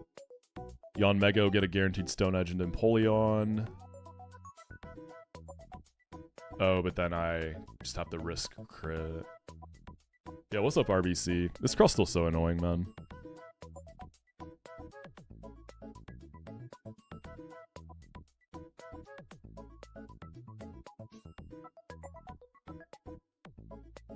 I wish I had a Sheer Force spawn. Like a Copperajah or something would be cool here.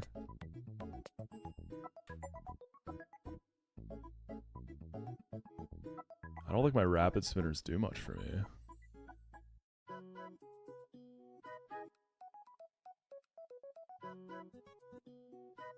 Yeah, red card's pain. I hate the red. There's a lot. I feel like there's a lot of sturdy red card mons in this game.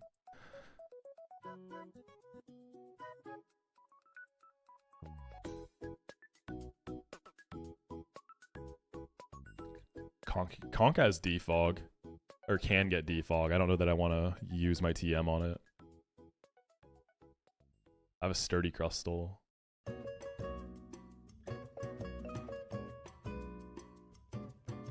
You can't knock off a red card. That doesn't work. It still triggers. Yeah, it doesn't work. The only time red card wouldn't trigger is if, you can? Are you sure? I feel like you can't. I don't think that works, no?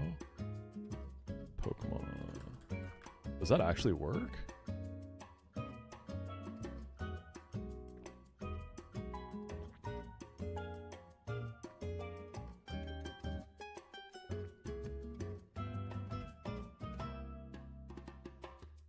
Because doesn't it still trigger?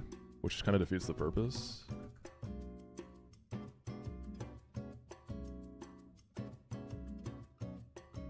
Red card will be knocked off or stolen by knockoff.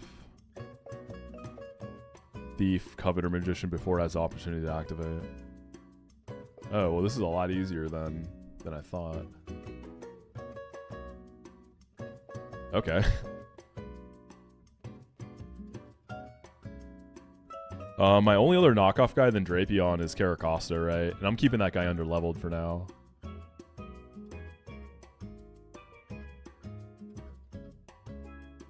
What are my shader settings? I don't have any shaders on MGBA. I just whatever out the box.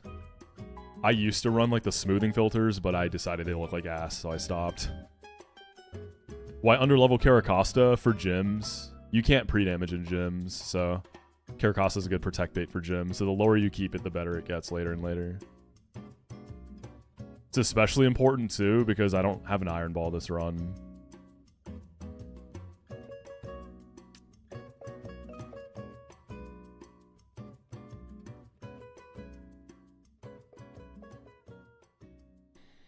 Well, actually, knocking off the red card doesn't really fix my issue here. I see why Dawn Fan is so good here, though, because you can just 1v1, knock off in 1v1.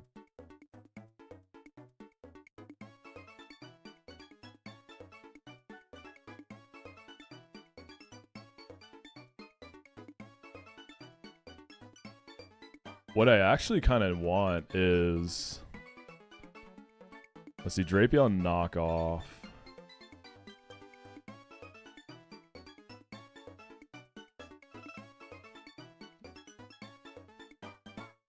Could I go into a rapid spinner?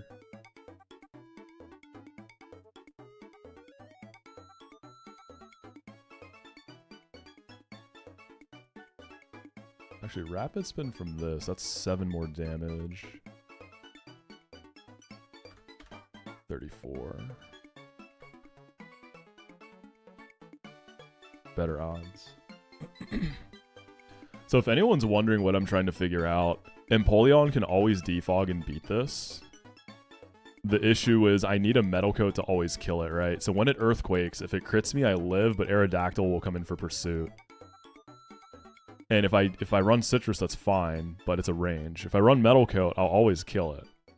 Right, because I have to kill with that shot, or else I have to take 2 Earthquakes, which doesn't work. So I'm trying to figure out how to play around that. I want to beat this and deny the hazards. So, like, I was going to fake out with Berserker, trigger red card. Crustle doesn't get a move off there. I don't need Metal Coat with the knockoff damage. But, like, okay, here's what happens. So, I knock off with Drapion. We'll say it doesn't attack. It just clicks hazards. When I go into Empoleon...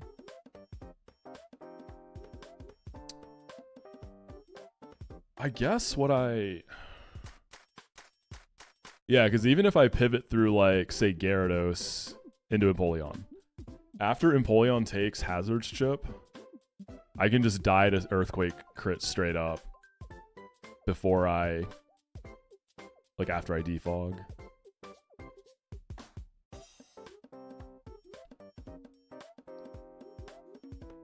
So I'm just trying to avoid that situation. My Empoleon just has pretty bad special attack. I guess if it was GMO guy, this might not be an issue.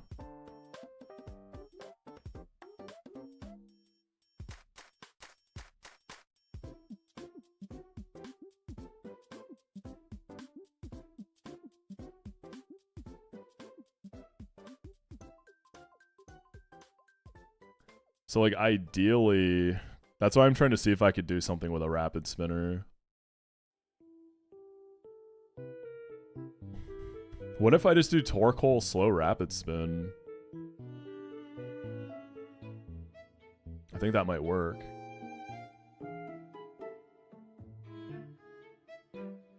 The stealth rocks would be fine. It's the spikes that are a problem. So he clicks hazards. I slow rapid spin. Hazards go away, I get kicked into a random guy. And if it's Empoleon, I can run Citrus. I just Flash Cannon. If I miss the range, I defog until he... Yeah, Empoleon can make that work. If it's Yon Mega, I bait a Stone Edge into Empoleon. But then Flash Cannon has to hit a range. Because Stone Edge Chip would have me dead to Earthquake. Gyarados is kind of the same issue. Berserker would bait a Stone Edge into Empoleon. An Earthquake into Empoleon or Hazards.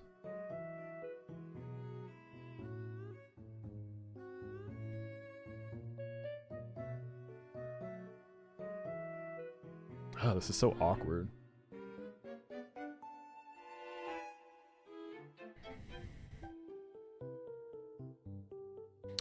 I don't know if I can afford Hazards, man, because the main thing is I need Yanmega to be healthy for Como. So, like, Rocks being up just shuts that down.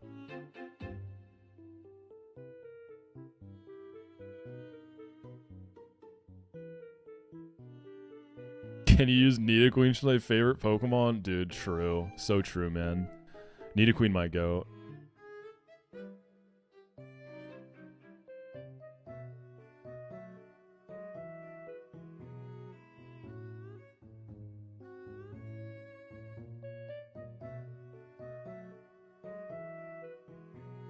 Berserker with pre-damage will struggle with Aerodactyl. It's not Battle Armor. If I was Battle Armor, sure, but I'm not. Aqua Tail crit does up to 45. Thank you, Zachary.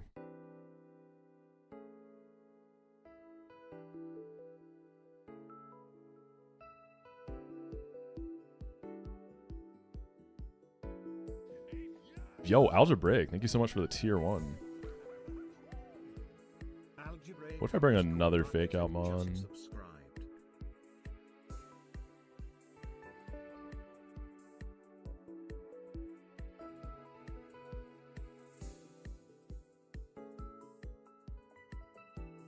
If I do the Fake Out and bring a Rapid Spinner in the back.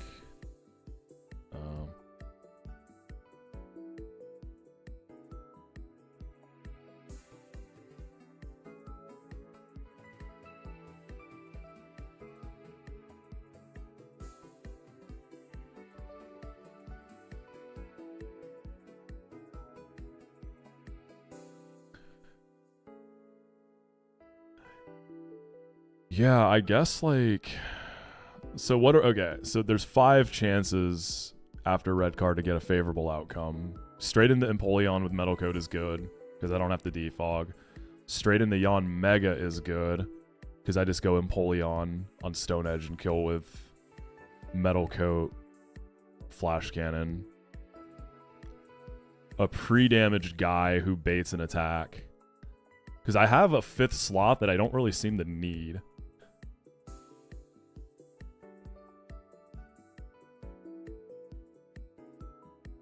Could I pre-damage Gyarados to bait Stone Edge after Intim? Oh, I'm looking at Aerodactyl. What am I doing? I don't think I need health for Camerupt, right? I'm never switching into a Rock Slide, I'm pretty sure. I think I might be able to do that. Then my 5th guy can also be a pre-damage bait guy, so Drapion is the issue. But I could just let it ride. And then if I get kicked in the Drapion, at least that's 4 out of 5 outcomes are favorable for who I get red carded into. Right, because I don't think I can do pre-damage Drapion. Maybe I can. 84.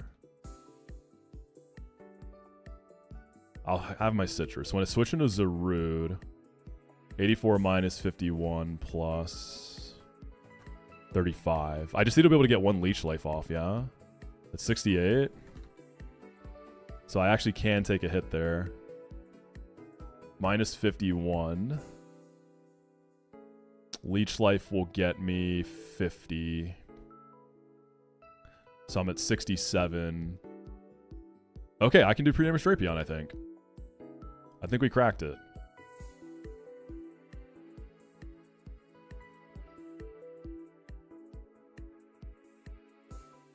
Low key, like, maybe I even don't bring a 6th slot.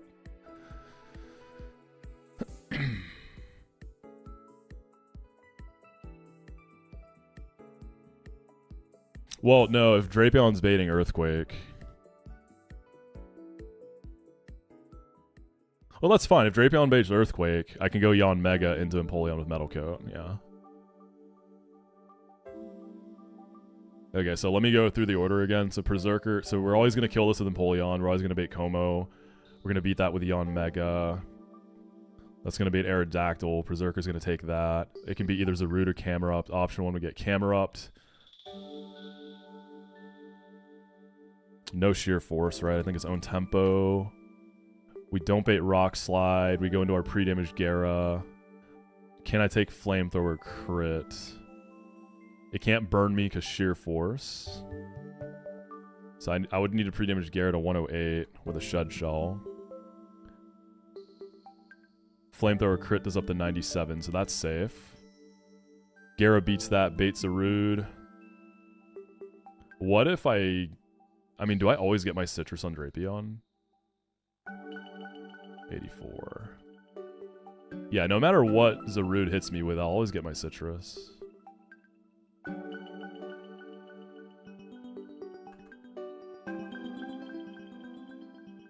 Minus 51. Plus 35.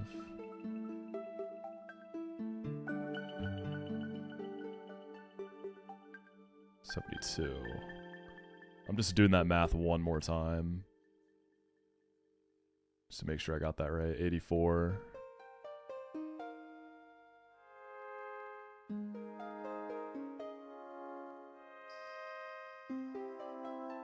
Yeah, good old Leech Life is what gets it done here.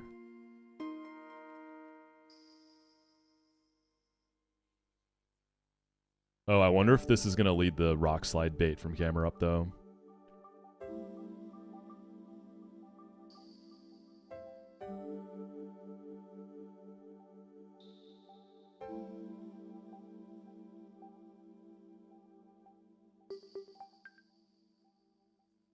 I think I'm good on Rock Slide. Because I can get an early Zarude, right?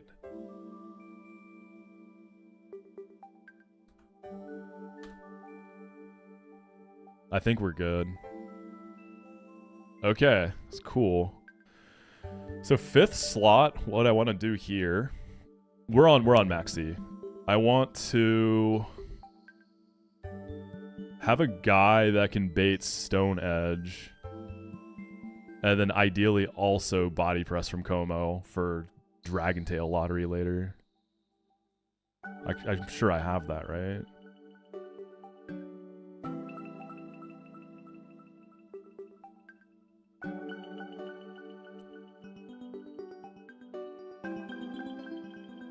Escav?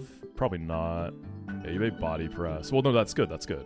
Yeah, Escav can bait pre-damage Escav. That can bait Stone Edge.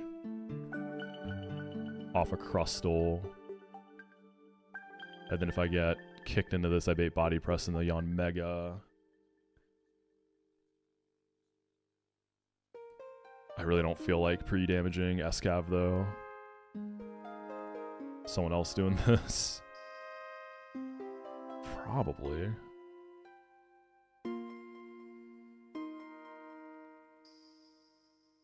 Would it be possible to run and bun without held items? Probably not. Whatever, I'll just pre-damage the Escav. Okay, cool. Honestly, pretty simple fight. It was just figuring out Crustle. The actual fight itself, like, outside of Crustle, I mean, was like a 5-minute cook at most. Cool, so yeah, Yon Mega should get it done. What's up, Alex? We don't need a Rabombi.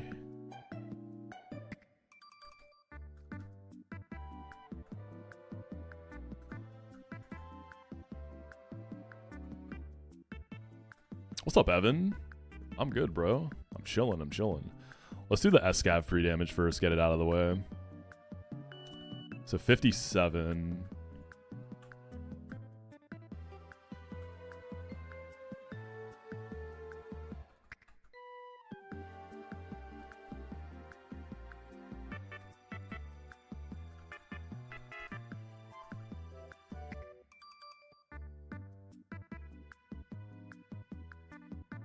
We can use this area over here.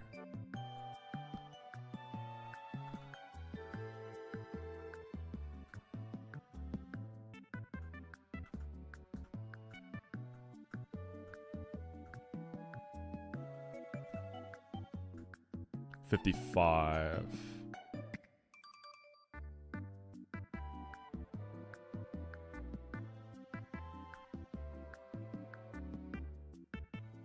I want to get to a value of 7.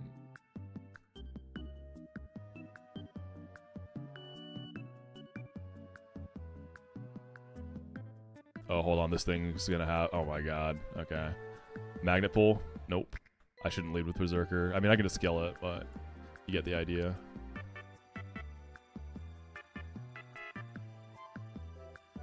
Three.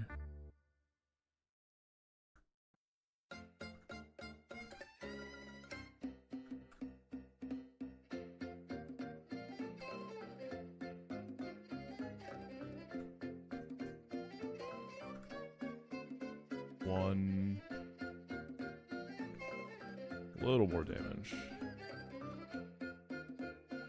This is definitely not the best way to do this. I get that. There we go. 47.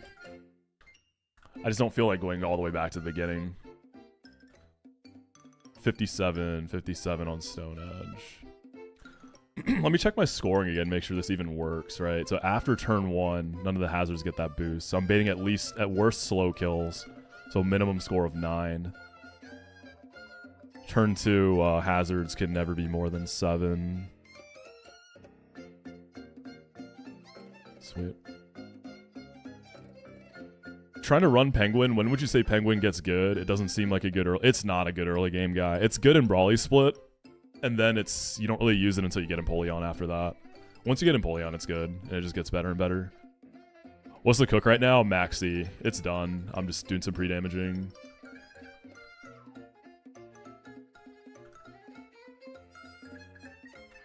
You too, Vio. I'm not watching Marty Supreme tomorrow, but I'm definitely gonna go see it. Like, I watch pretty much every A24 movie, and it's Timothy Chalamet, man, White Boy of the Year. You think I'm not missing that? Got to see the Lisan Al Gaib, baby. Metal coat, metal coat. But yeah, I'll probably go see Marty Supreme like later this week. Does Empoleon suffer from 4 move slot? It does, yeah. It's highly dependent on your run what set you have to. So I ran Icy Wind for Norman and Empoleon, and then I've kept it. I opted for no Scald. Thoughts on Past Lives? Excellent movie. Really, really good. Yon Mega can be... I'm going to go Sharp Beak. In case I get Dragon Tailed a bunch. Then Gyarados and... pre-damaging Drapion is going to be pain too. Maybe I should find a Salazzle for that. I think I will do Salazzles for that. Then Gara needs to be baiting a kill after Intim. 108.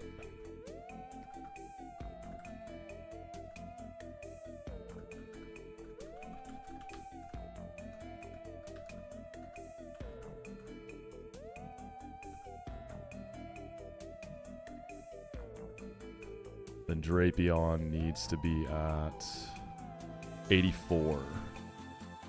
Alright, let's go find a Salazzle.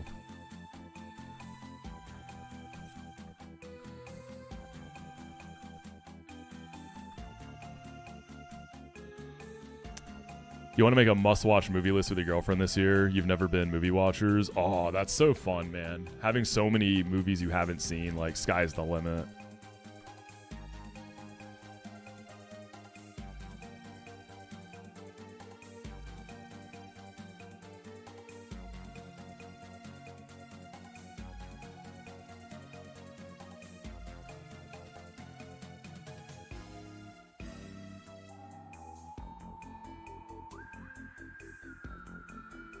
Do I like pre-damaging as a mechanic? I love it. I'm a huge fan. It just gives you so much flexibility in how you plan your fights. I'm a massive fan.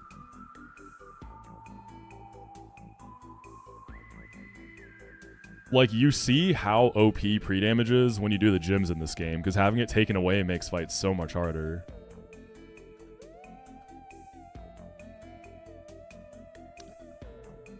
Toxic?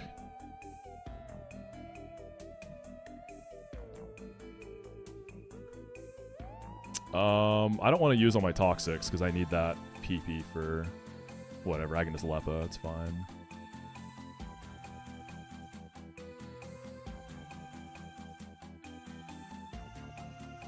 I got scared. Oh, and I can't even go heal my party. Okay, hyper potions. This is gonna be hella annoying.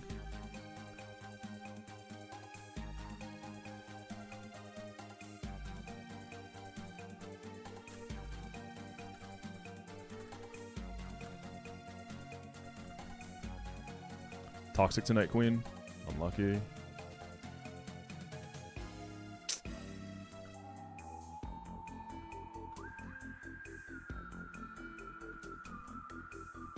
Yeah, we didn't do a Maxi predict. We can do it right now. Perfect timing while we're getting our pre-damage going.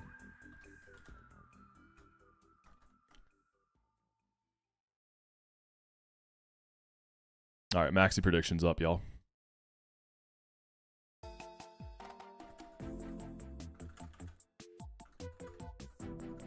Pre-damage is just for baiting purposes. It's red card stuff. I don't really feel like going into. I'll explain it when we do the fight.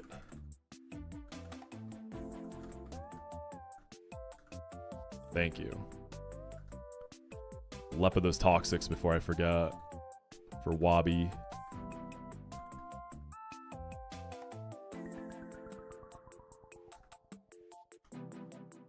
Alright, Drapion needs to be at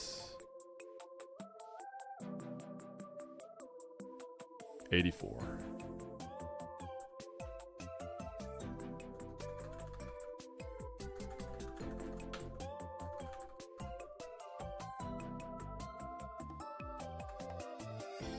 Eight, 7, 6, 5, 4. Sweet. We're gonna get a citrus. Berserker's our lead. I'm gonna give Berserker a citrus. It's not. I don't know what else to really give it, right? It's gonna be fighting an Unnervemon. Okay, Gyarados needs a Shed Shell. Escav doesn't need anything. Okay, so I'm faking out Crustle. If it goes in Empoleon. Actually, does Silk Scarf maybe do something for me here? No. If it goes in Empoleon, we send it. If we go into Yon Mega, we bait Stone Edge into Empoleon and send it. If it goes Gyarados, we go Stone Edge into Empoleon. If it's Drapion, Earthquake into Yon Mega, Stone Edge into Empoleon. If it's Escav, Stone Edge into Empoleon. So we've basically built this so that we're not actually gonna defog. We're just bringing Empoleon to kill.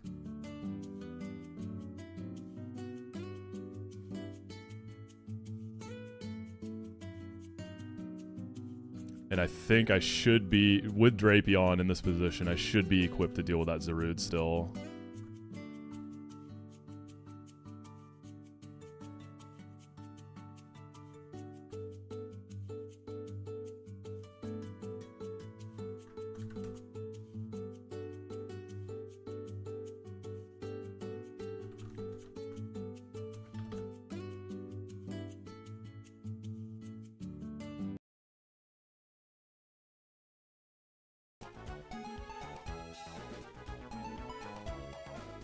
Whew.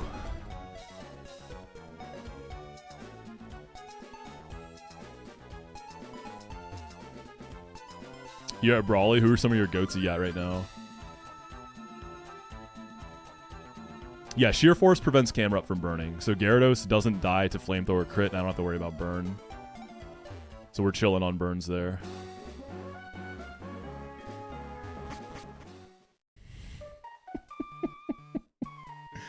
Those types of pastas are the best, Lauren. I send them to the homies for like Thanksgiving and Halloween too.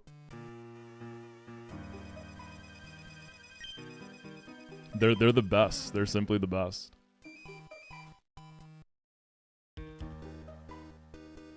Some of the Thanksgiving ones are crazy.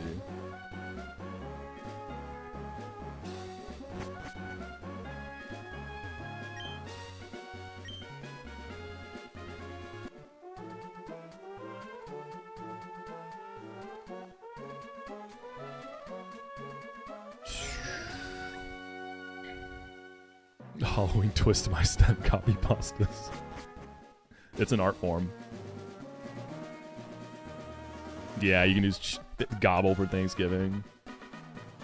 You have a female Salandit, a godlike, Turtwig. So one thing, Salandit, male doesn't matter in this game. They all evolve into Salazzle. But either way, Salazzle's just excellent. Togi, Choodle, Roselia, Natu. Oh yeah, you got the squad. I mean, Salazzle's a pretty rare encounter, so just like hitting it in general is good though. It's not that common.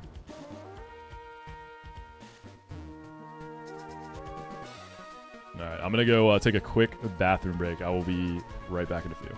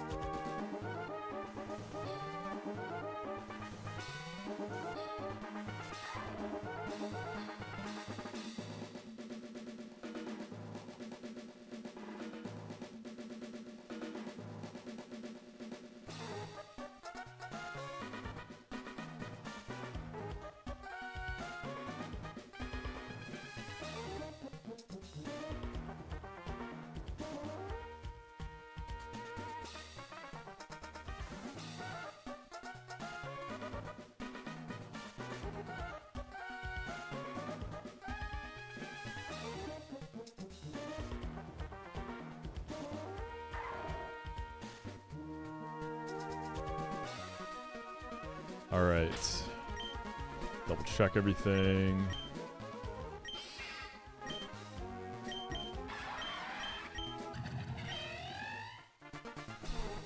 This is the first time I've ever done the 114 delay. I'm excited.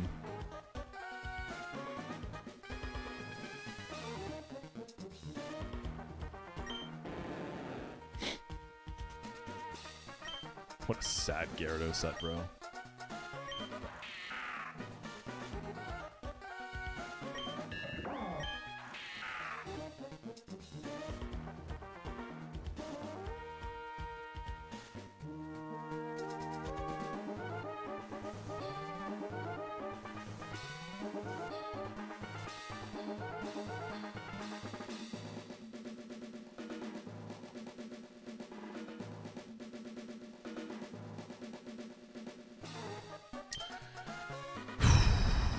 I'm gonna double check my pre-damages too. 84 Drapion is good. Gyarados accounting for Intimidate. 108 is good. Escav, 57. Baits a clean Stone Edge. Yawn Mega doesn't need it. Alright, let's get it, gamers. Let's fight him. I'm hoping I didn't mess up any, like, pre-damages of the way I'm approaching this, because this is all, like, very precise. So if anything is wrong, if I've, like, messed up anything, I mean, it's just gonna be terrible. Yeah, closing prediction. That's the thing with these, like, super precise strats like this. You can't afford to be wrong on anything. There's no guessing or, hey, I hope this works. Like, you gotta be rock solid on your knowledge. Whew! Let's go. Okay, first off, we got Sturdy, red card Crustle. So red card's going to kick me out into a random party member. And this guy has double hazards, so it's a lot to deal with. So we're just going to break Sturdy, and we're going to flinch it. So we're going to get kicked out by red card, but it's not going to get a move off. So I've built the whole party to try to have an option for every single member that comes in. Empoleon's best case. Yawn Mega. Okay. So on turn 1, there's an additional chance for those hazards, right? On turn 2, that should go away. So nothing should trump a Stone Edge kill here. So this should be a guaranteed Stone Edge into Empoleon from Yanmega.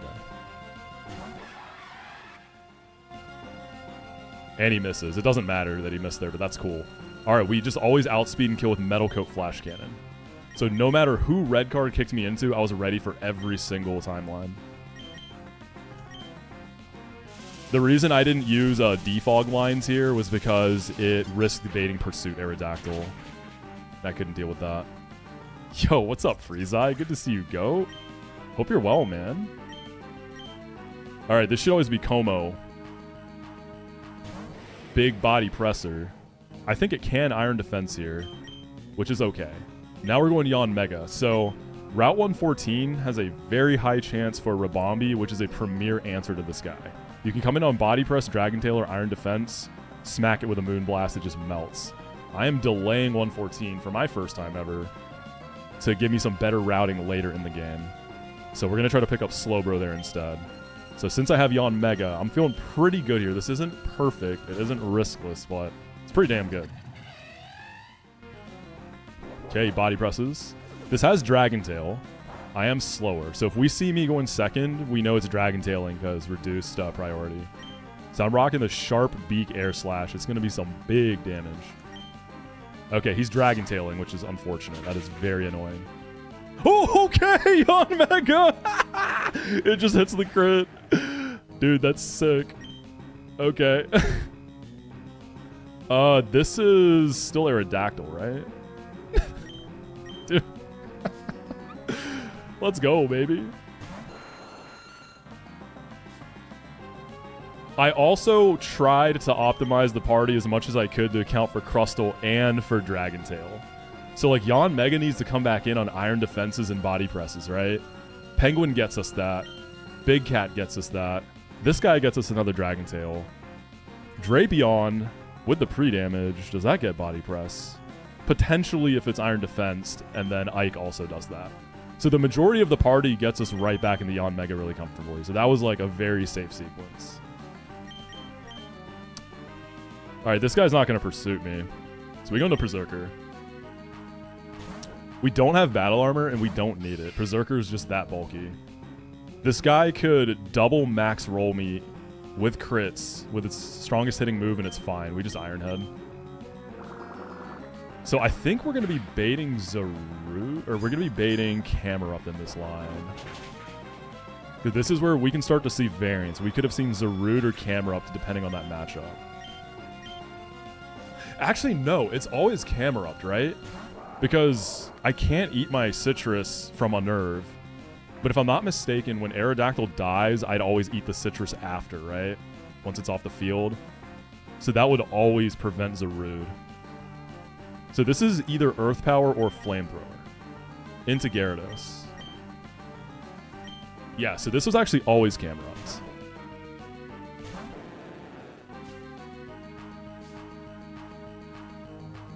Blocks the Intimidate. We don't actually need Intimidate.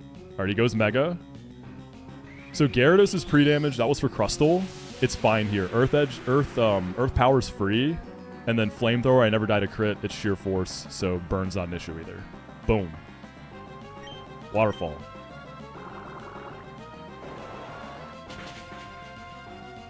And then this is Zarude.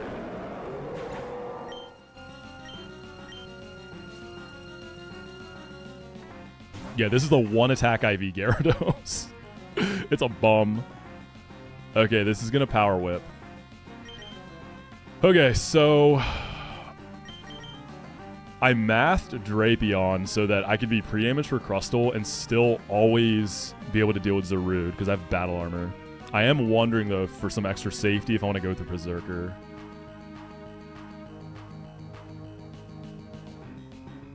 I could. No, that could end up baiting U-turn if I get, like, Giga Crit, which is really fiction but possible. We can just go hard Drapion. Yeah, this is fine. Okay, let's hope I didn't mess up my math here.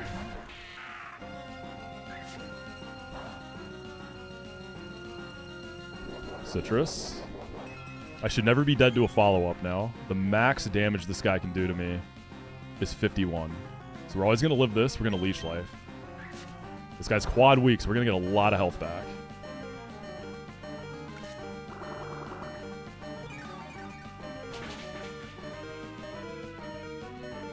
Yeah, that's perfect. Math was on the money. Just misses the power whip. And then finally, we get Wobbuffet. You know the vibes, shadow tag, all that silly shit. And we route perfectly into it.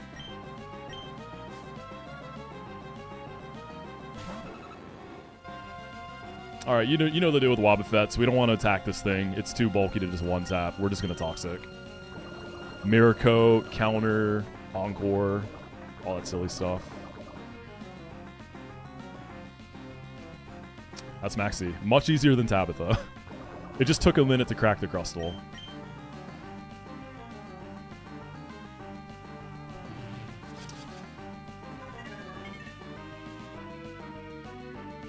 I guess I was a good boy this year, man. Santa's making it rain on me with the gifts today. No coal. No coal here, baby.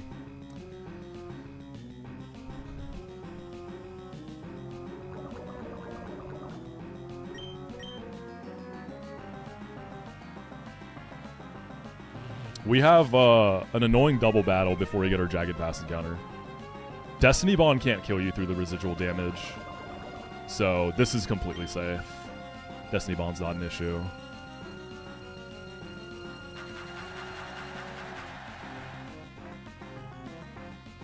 Jagged Pass Santa? No, don't say that. Come on. I need something good. I'm gonna get the guard chop, okay? Hiya, Papa Berry, what?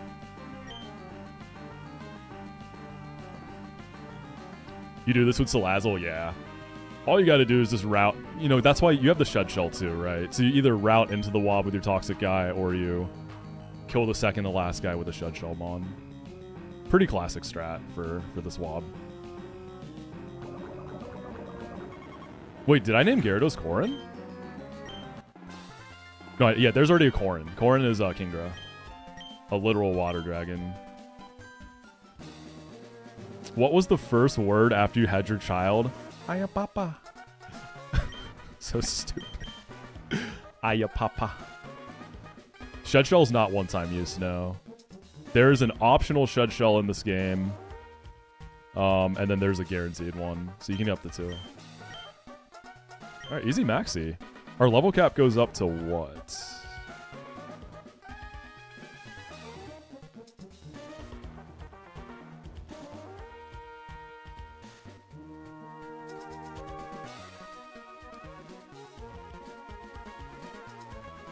$57. Yeah, that was clean. I think the only part of that wasn't riskless was probably Como, but even then it was like brother had to pull out the big fiction to put me in trouble. Really clean though. Surgical, one might say. All right, let's go get ready for the double. My odds to get a good Jagged Pass guy are not great. I'm probably just going to get Druddigon. Probably some Jagged Ass from the pass. I can get Druddigon, Magmortar, Ursaring, Weirdeer, and Garchomp. I got Lycanroc duped out. Dude, imagine I get the Garchomp. Garchomp probably goes crazy in Flannery. Oh! I almost ran into the double. Bro went the wrong way. That would have been an instant wipe, right? Dog. Dude, I stopped myself one tile before. I'm picking up. Wait, Casey, what's base camp? What is that? Thank you for the 54 months. What's base camp? I'm assuming it's a restaurant. I mean, dude, Empoleon Berserker's not a terrible lead for this fight. Berserker probably baits a kill from the Gliscor. We go Yawn Mega. We hit the Icy Wind with Empoleon. Wait, hold on, Casey. I'm just going to call you. I'll be right back, y'all.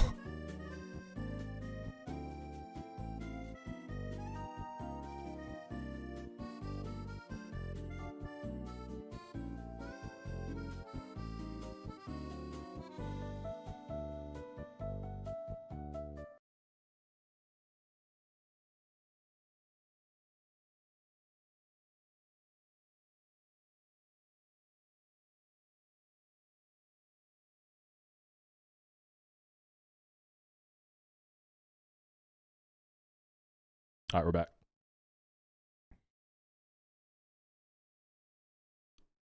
Dude, I'm surprised, like, Unk had the reflexes to stop one tile before that. Jesus. That's the second time I almost goofed up like that today. Dude, I wish there was, like, a shortcut here. Miss Moxie, still the cutest thing ever. Gotta love it, gotta love it. Yeah, no, she went hiking with her brother and sister, and I think they're getting breakfast. But I said, I'm good. I'm going to eat at home today. I'll eat at home today. I didn't pick up the meteorite. I'll get it on the way back. I forgot.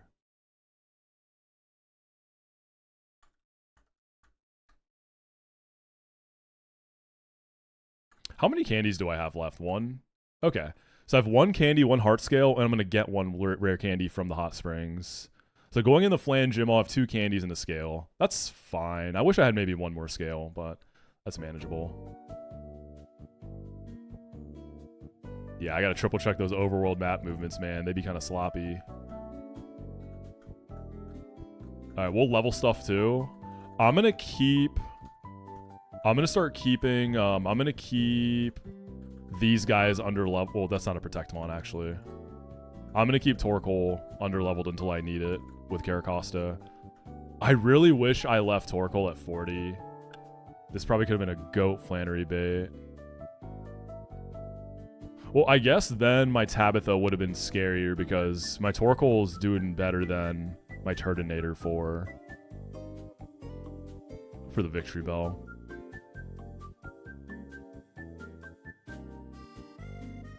Any other bait type mon? The Togi, I guess I can also leave. Stop leveling for now.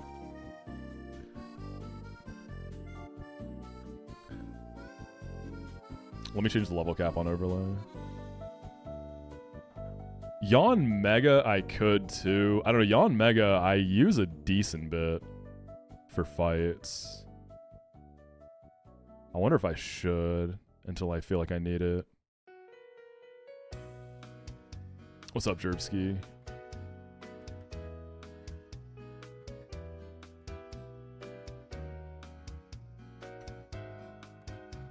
Yeah, I think Twitch Rewind is for turbo only, right?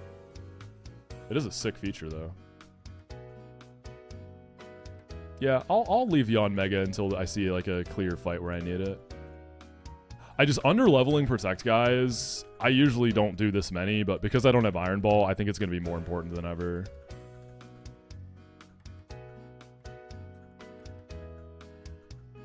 Hydro Pump? Bounce. I'm going to keep Outrage. I don't think there's any like flail lines with Gyarados in this game, right? I'll keep Outrage for like baiting type stuff. Wide Lens Bounce is a thing.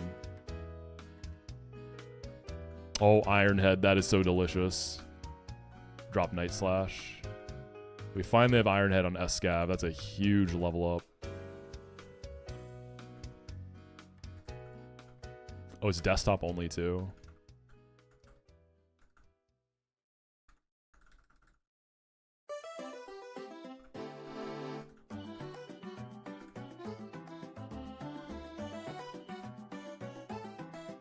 Explosion, not for 1DR.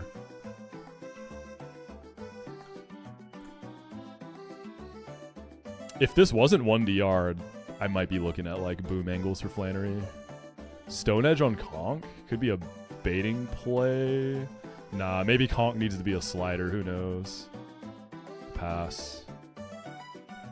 Crunch on Nidoqueen. Drop Body Slam.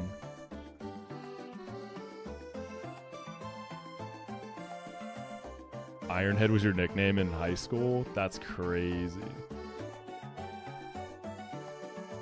The dude with the giant lances for arms bonking with his fluffy head tuft. A Escavalier's so cool. Just Wmon, like design, usability. Has an awesome cry.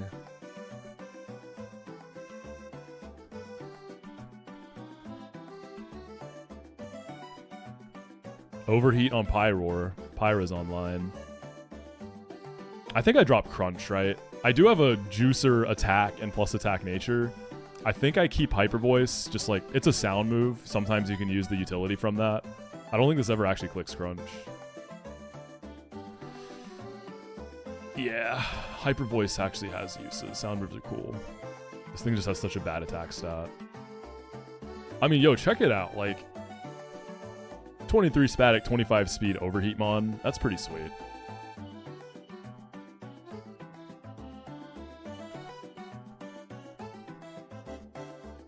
Sludge Bomb. We can just drop Venoshock now. Flare Blitz on Horse. Man, I'm getting a lot of moves. I think I dropped Blaze Kick.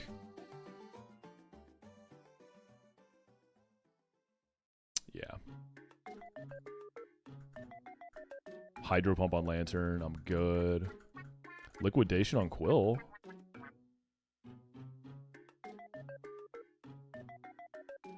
Yeah.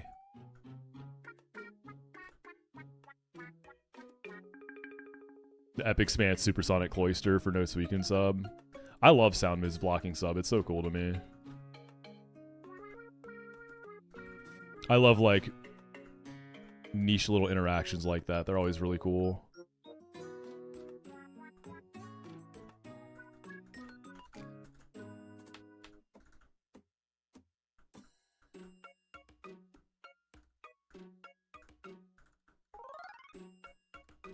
Stone Edge on Crustle? Zoom Blend Stone Edge, anyone? Unironically?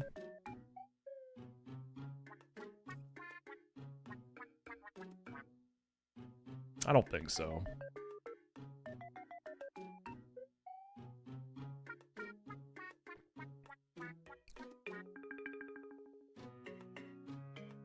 Pass. High Jump Kick Serena.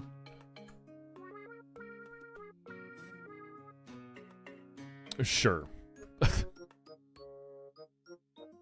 Why not? As if I'm using this mon ever again.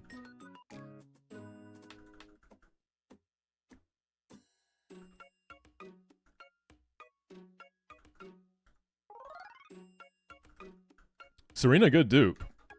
Good dupe for 120 grass, since we are now routing towards that.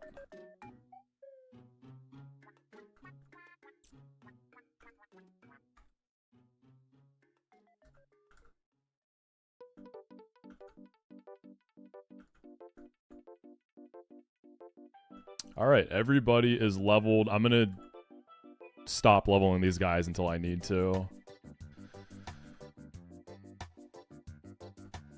For baiting in gym, since you can't pre-damage. We almost have a full box one.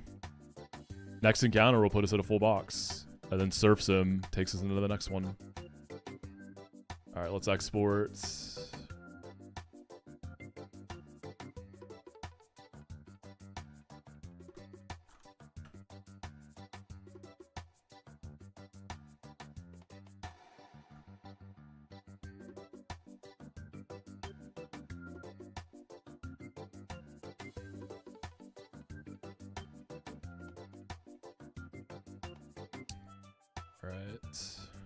And we can start planning for the next fight.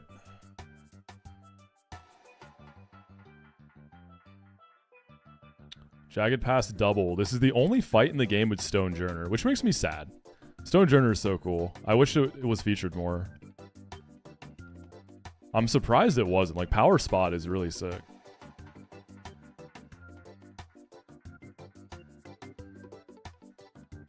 Yeah, I don't know, Shelly. I'm not sure if you even get enough for that. I feel like you do.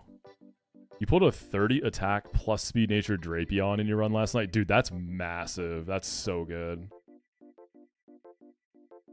Did you get it as a Scorpy or a Drapion? Like, do you have Leech Life without candy? I love Stonejourner. Don't hate. Stonejourner is cool. Alright, this is a Gliscor and Ferrothorn lead. This is a spot where your Ice Beam Kingdra can come in handy, but I didn't delay this time. Icy Wind and Polion with like a Protect Mon could be something. Icy Wind double taps Gliscor. Do I gain speed control? I do. So if I can bait moves turn 1, which should be pretty easy. Let's look at like Torkoal.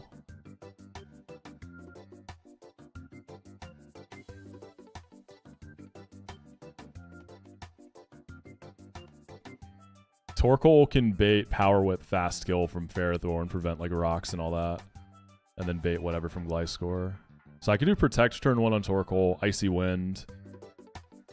Icy Wind kills Gliscor before it moves. And then Ferrothorn, I'm baiting a Power Whip into whatever. And then Stone Jeezy is sashed with Power Spot. So I gotta think about that. Is there a button for Power Spot? There is. Power Spot Ferrothorn. You ever threatening Empoleon? Nah. So Stonejourner's gonna see... Does Power Spot boost Stonejourner also? Only its partners, right?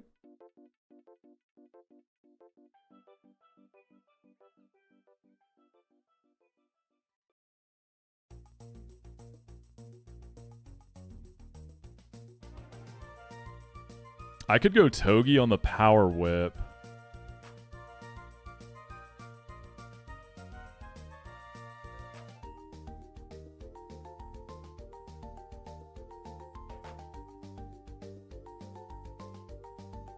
So let's see, Stonejourner, I'm going to need to show it a kill to my partner. I'll break Togi could be cool, because I come in on Power Whip. I U-turn Stonejourner.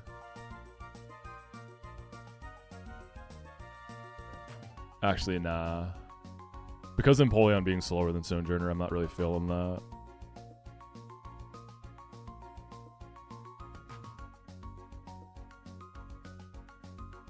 I could use Caracosta instead. Oh, Caracosta is 2 points faster than the Ferrothorn. Okay, let's stick with the Torkoal. No Iron Ball Gaming. Okay, Protect, Icy Wind, Switch, Beta Power Whip. I do like Togi there. If the Power Whip doesn't connect, though, Ferrothorn can kind of do what it wants. If I get hit by the whip, though, after Power Spot's online, it'll potentially see a kill. And then I can bait a kill out of Stonejourner. I can just let that ride and do like a cherry on Empoleon. And then I'll do... Oh, I can Spiky, right? Because aren't I going to bait high horsepower out of Stone? Let's see. If Power Whip... I can go Citrus to play around that crit there. 30, 55... I can guarantee a high horsepower. And then if Power Whip doesn't crit me, I'm at 53, and that's still a high horsepower. Okay, we'll do that. So Togi Spikies, Empoleon Flash Cannons. Ferrothorn potentially clicks Rocks, or Thunderwaves Empoleon, or goes for Togi. Any of those outcomes are probably okay. And then it's a 2v1. Power Spot's gone.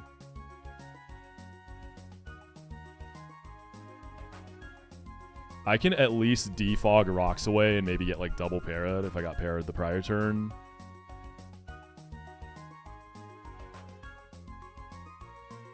Pyroar looking potentially beast mode in this fight.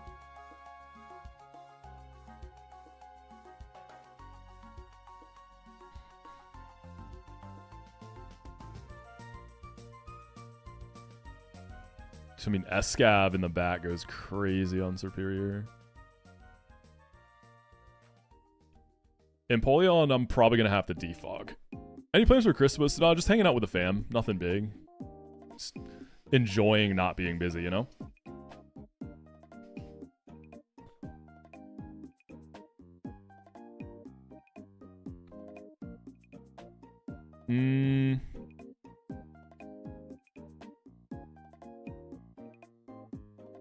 I'll defog. I'll switch Togi into like Cherry Pyroar.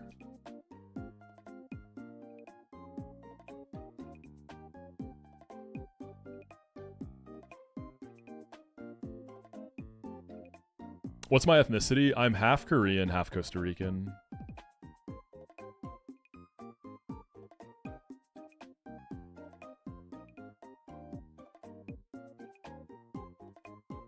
Half run, half bun. True. Yeah, that's right, Andrews. Big football day on New Year's. I'm saying that's gonna be fun, super fun. Try to get together with the homies for that one.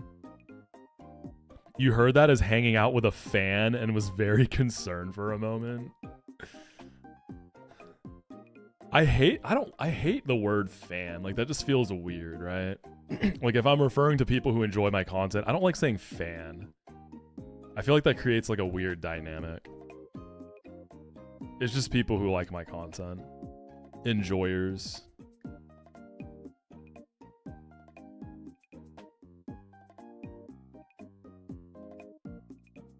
Minions. I mean, my Discord is Moxie's Minions. That also could go in a weird direction. But that one's more like obviously fun. Pokemon Cries quiz. Yo, it's been a minute. Okay, we can run up a quiz. It's been a minute since I've done one of these.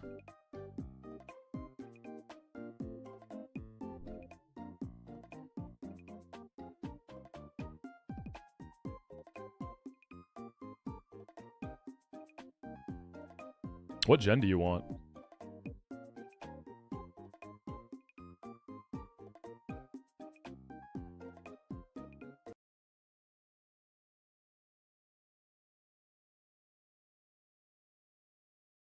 Gen 3.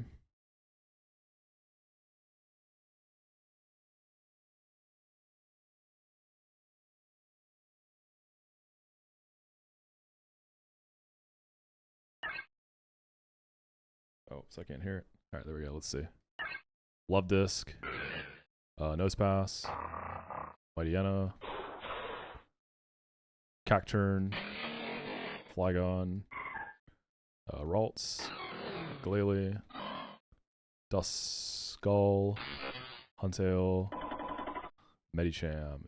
Easy 10 out of 10, baby. You already know. It's too free.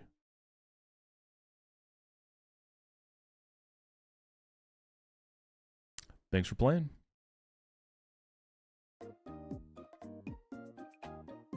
Yeah, some of the cries for older gens in PokemonCries.com have like updated. Their pitches are different because they're updated. They sound worse to me.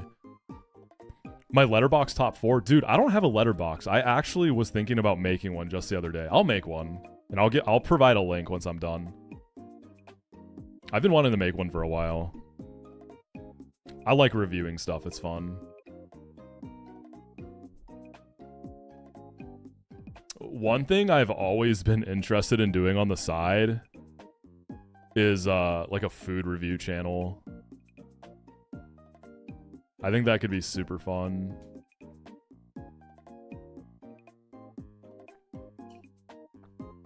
Big on food review content.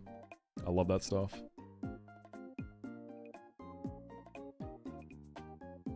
Yeah, Jollibee would be a big one because I'd have to travel for that. So that just becomes like a travel vlog at that point.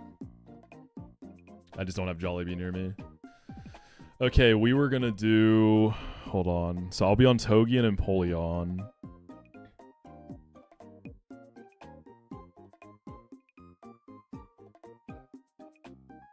I could go Yon Mega on the whip too.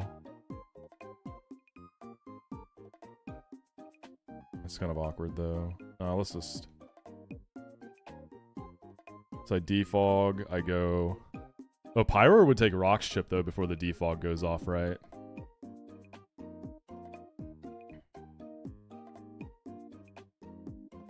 What if I go Berserker and defog? No, I think I want to have Berserker. The Bolton's going to be hard to kill, right? Fake out into a move.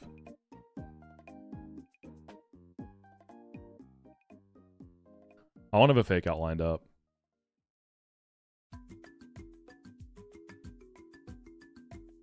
Oh, Pony.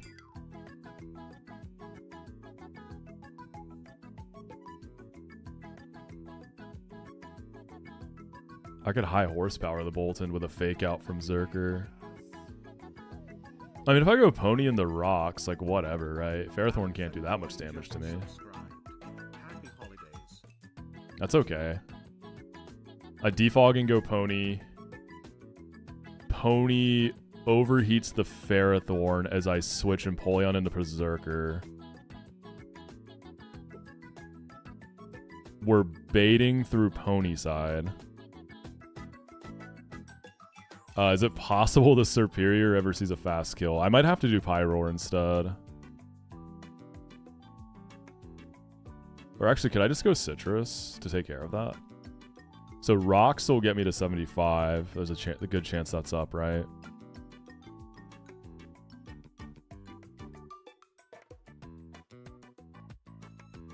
And then a Power Whip. 65. 35 after Citrus. So we bypass Superior, it looks like. And then it kind of falls into place. We go Empoleon. I gotta be careful about Torkoal leveling up. I can probably run an EXP share. We go Togi. Pony. Zerker. And then once Superior comes in... Can I switch Pony into Pyroar? Can Berserker stay? Just stay?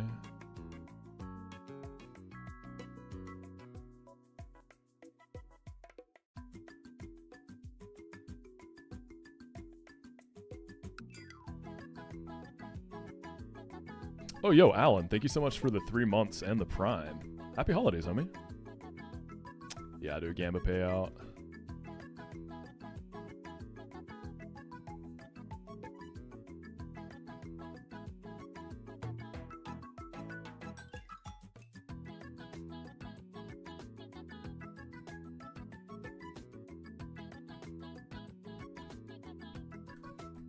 I could bring both of these in the back. Contrary is annoying, though.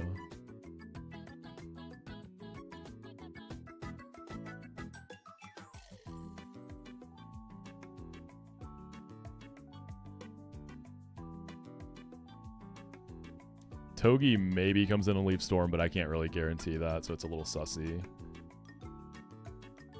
I think I gotta navigate this Pyroar a little more, or this Ferrothorn a little more carefully.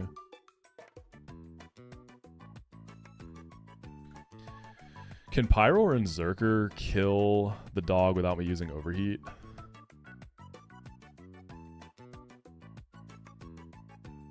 You're going to meet a Corgi in an hour? Your big bro got one yet? Oh, dude, I love Corgis.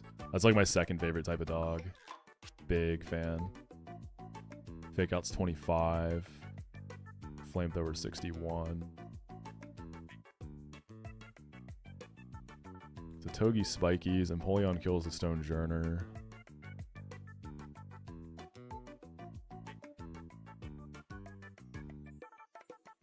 I'm probably going to need a defog.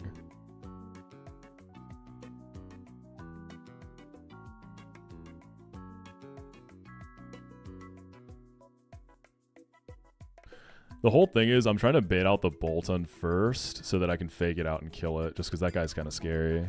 I don't have any like outspeed Okos into it. So that's kind of why I like Pony.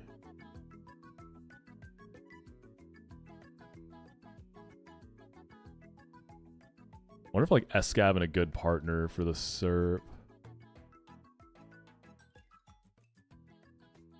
The Zerker should be like really healthy.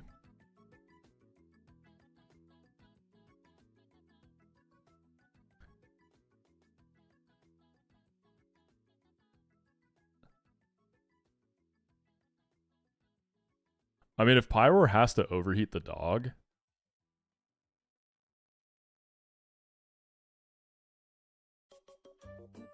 $75 minus 47 plus 25. Make sure I'm not dead to crit from the Serp. Yeah, I'm not dead to crit. So if I overheat the dog... Because I'll need the damage output, it looks like. When Serp comes in, I'm on Berserker and Pyroar. Another overheat, and can Berserker do 48% minimum? Yeah, okay, this works then. Okay, so we got Pyroar. I'll bring Horse Time, or maybe I bring Escav. We can bring both of them just in case. Torkoal needs to be pre-damaged too, and I haven't leveled Torkoal. So I gotta be at 25 on Torkoal. Alright, this is our encounters after this. And then we have the Jagged Pass Gauntlet.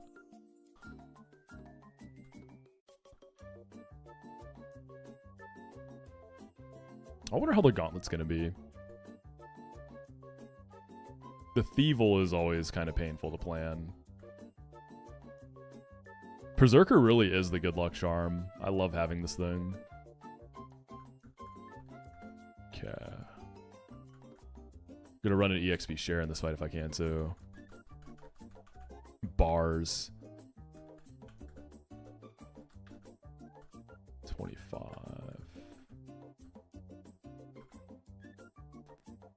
Seven, 6, 5.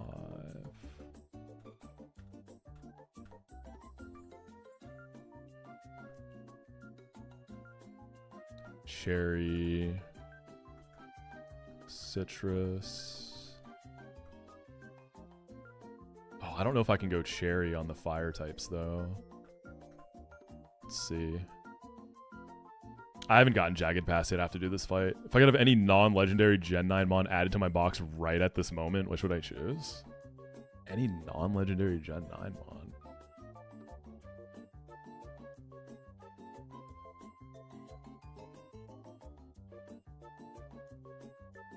I mean, our Paradox Pokemon, those aren't legendaries, right? They're their own thing.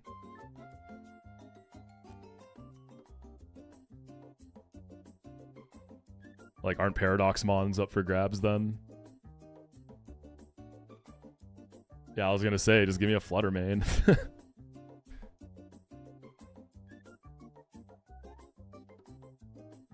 A Flutter main would fundamentally break the game. Yo, what's up, Liam? I just beat Maxie. I'm about to do the fight after. I'm just rethinking my plan here.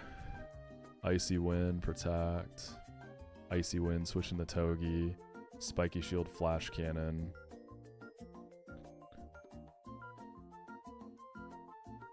Defog, switching to Zerker.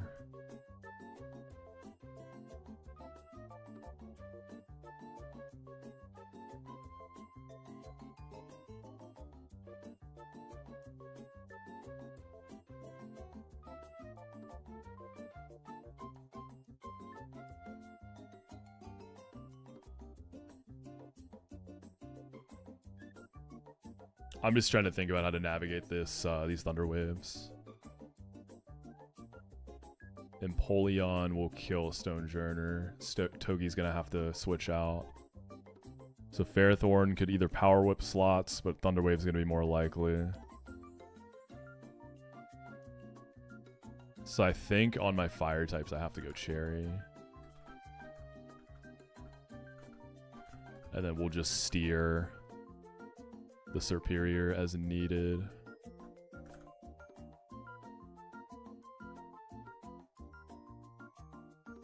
Berserker can be my EXP dump then. I don't think you need any particular item.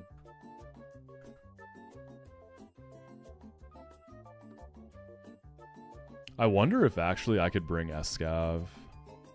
Because Berserker fake out in the Bolton. Escav can probably just kill Bolton. If I need to. Yeah, rather than bring both fire types, let's bring Escav.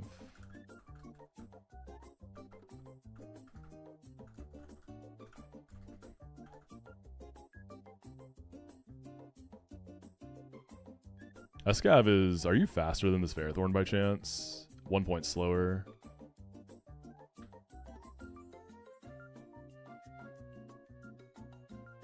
Yeah, Thunderwave is annoying.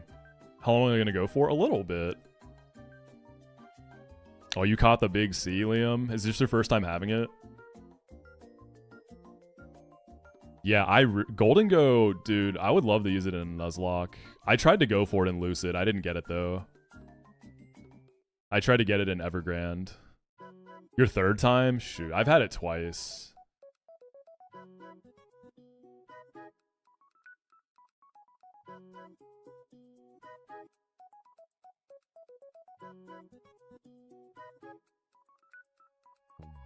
How would I differentiate strategy and tactics within the context of a Nuzlocke? I feel like strategy is the actual sequence of events that you're planning, and then the tactics are the individual actions within the strategy. I guess it's like how I think of it in my head. I don't know if that's correct. Like a quick thought, that's how my brain thinks about it. Like tactics enable the strategy.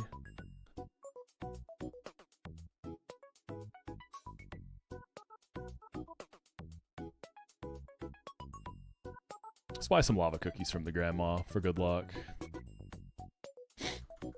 I feel like these have to taste so good. I just imagine them being like s'mores cookies. Like the little charcoal looking bit is chocolate and then there's marshmallow inside. Like nice gooey marshmallow.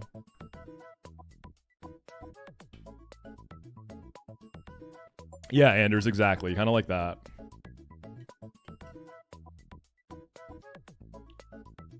Support local businesses, W Mox. Hell yeah, dude. Casey and I have been trying to find like new local restaurants recently we haven't had. We found a lot of cool stuff. There's a lot of hidden gems out there.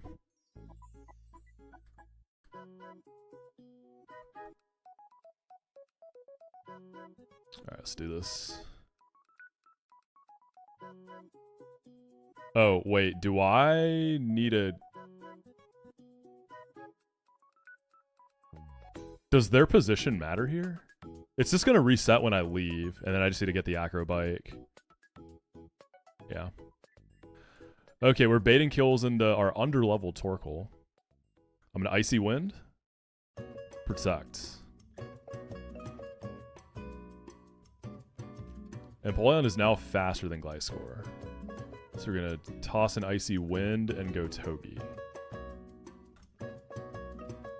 This Power Whip hitting or not hitting determines how the next few turns will go.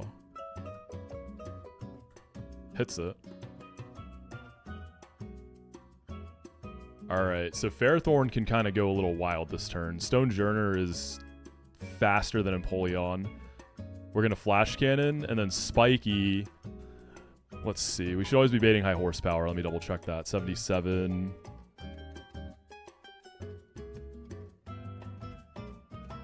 Or Stomping Tantrum, not high horsepower. Yeah.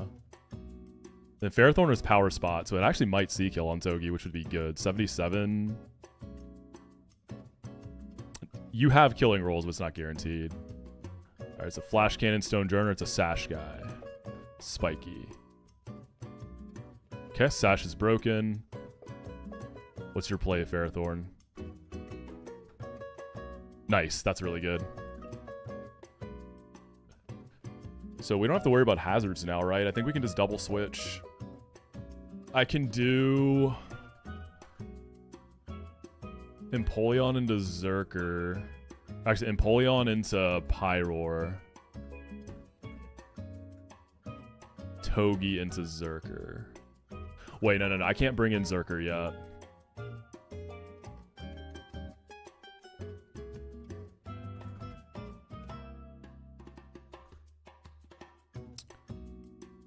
I need to bring it in on the turn that I kill Ferrothorn, which I don't think I can do this turn.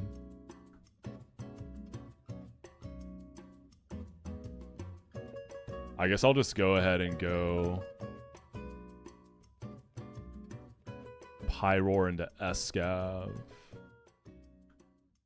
Pyroar and Empoleon. Togi into Escav. Beautiful. Flamethrower, Pharaoh, Escav goes into Zerker. Or actually, I could do Togi, right? Because Zerker I don't think is going to bait the Boltund. I want to bait the Boltund first. Togi's at 77. Yeah, we go Togi, actually.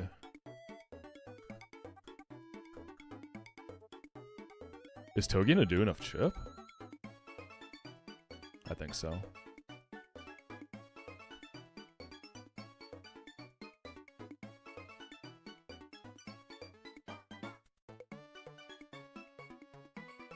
Make sure I have my slots right. Okay, flamethrower. Bolt-on? Perfect. We have to overheat it.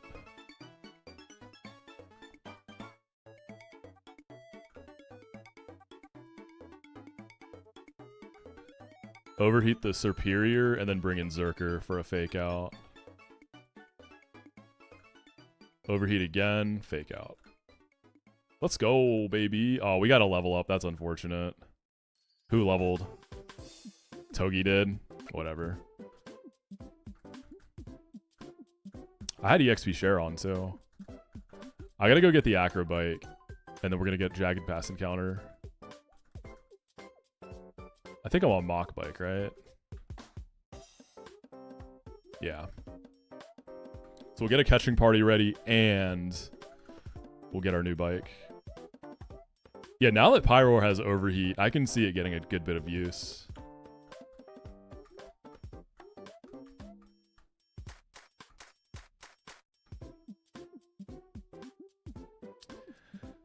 Oh, I always find Flannery Gym so demon.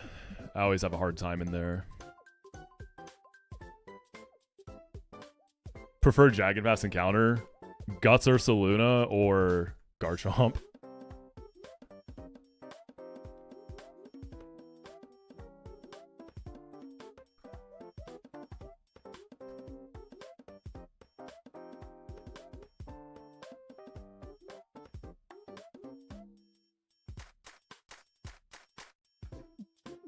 Oh, let's switch bikes.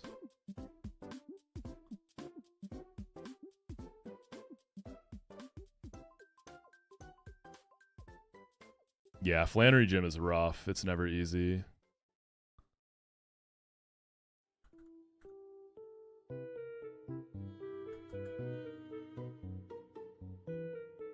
There's no Delibird in Jagged Pass.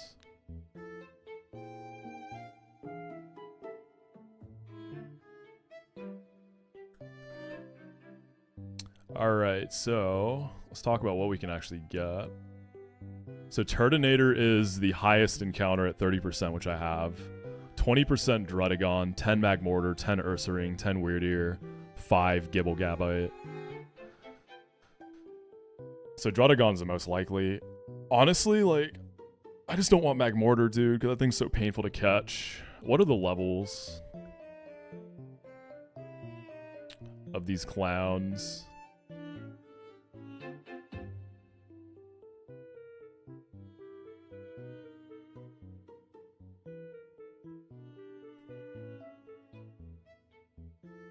$44. I'm seeing if Magmortar is gonna have Fire Spin. I think it might. No, it doesn't have Fire Spin. Flamethrower, Clear Smog, Heatwave, Toxic. We're definitely gonna bring Kingdra and Turtonator to help deal with that. Alright. Torkoal, Togi, all y'all get to go back in the corner. I feel like I'm gonna end up just having to level up Togi and use it. I like Gyarados here.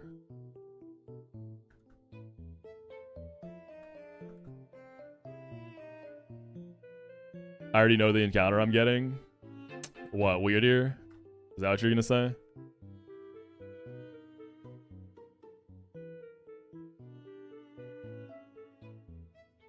Yeah, honestly, low-key, like, if Magmortar, if I run into trouble, I'll just run from it. I'm not afraid to do that. What's up, KTZ? How you doing, man? Oh, wait. I'm building a whole party for Magmortar. What else is... Gibblegabite shouldn't... I mean, I'm not going to get him, but it shouldn't be a big deal. Sandtomb. Oh, Sandtomb. Okay. Ursaring, I wouldn't want to... Thunderwave, because potentially Guts. Drudagon, I'd want a Thunderwave. What do the Druddies have? Night Slash, Revenge, Chip Away, Dragonclaw. I do like Ampharos for that, and then Escav. Like Gera into Escav. Weirdeer. Jump Kick, Zen Head, Takedown, and Confuse Ray. Paralyze it, Instant with Gera, use Shell Armor guy. This party seems okay.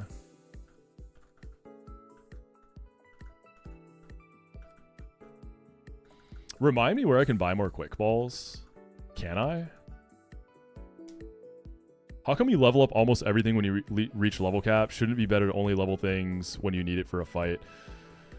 So I leave a few things underleveled, mainly Protect Mon. So these I'm leaving like somewhat underleveled. Everything else I just do it because it's very unlikely I'm gonna like leave them underleveled. So like technically yes, it would be optimal to only level things as I need them. It's just me not wanting to like take the time to have to pre-plan all that, you know? It usually doesn't matter unless it's Protect Mons. There's like rare occasions where it would. Yeah, Ursaluna's in this game. It's one of the best Pokemon. Guts Ursaluna's a thing. It is absurdly good. Yeah, for sure, Caitlin. It's just like not the trade-off, the time investment to do that, I don't think is worth it usually.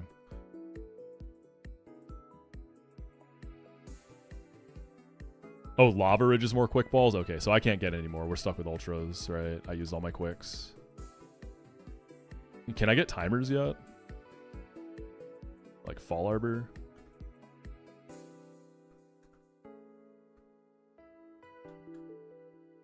Yeah, I got the bike. We got Acro.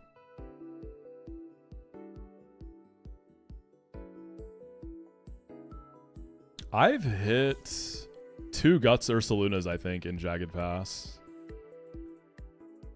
I've never hit the yeah, I've hit Guts Ursalunas, and then I've hit,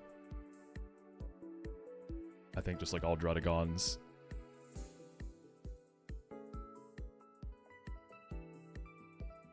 I haven't really been to this part of the game that many times.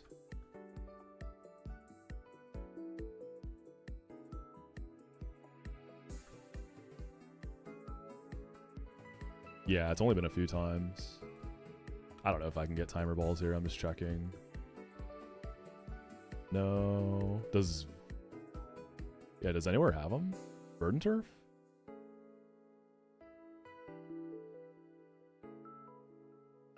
Have I ever gotten owned or made any big mistake when picking level up moves that I got punished for? Yeah, there's definitely stuff, especially earlier on, that I wish like I didn't drop. Things like that. The level up sets definitely become more intuitive as you've played the game more and know like what to keep, what to drop. It's only happened a few times. Rustboro has them? Okay. Yeah, let me go ahead and get timer balls. Right? I don't have any. Yeah.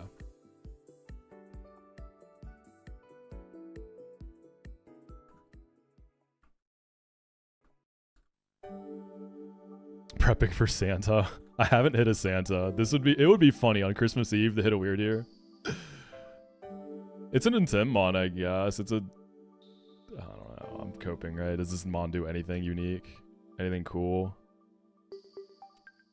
Me first scale. You didn't take a Waterfall and Penguin, lo and behold, Waterfall one taps CRR Houndoom. Yeah, CRR, I almost always look ahead before I even do Watson, because I have to like figure out what resources I can use on Watson. I've rarely had to use Penguin for Houndoom, maybe like twice.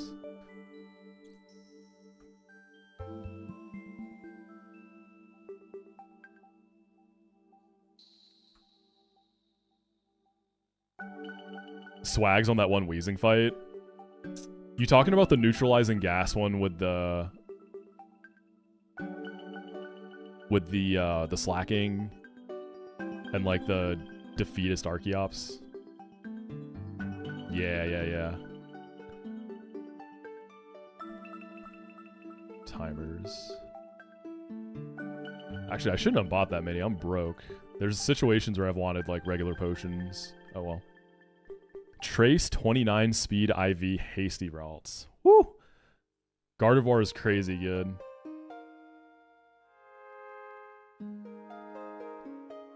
One of the funniest things with Gardevoir is Lily Cove Rival. There's a no-guard Machamp, so you just trace no-guard, and then Hypnosis Dream Eater just dunks on it. It's like one of the coolest things you can do with it. You wish Archeops had tough claws? Dude, that would be broken. That would be absurd. Not okay. Guard Maxie 2 Beast Boost. Ooh, that sounds sick. I haven't seen that, but I see the vision there, yeah.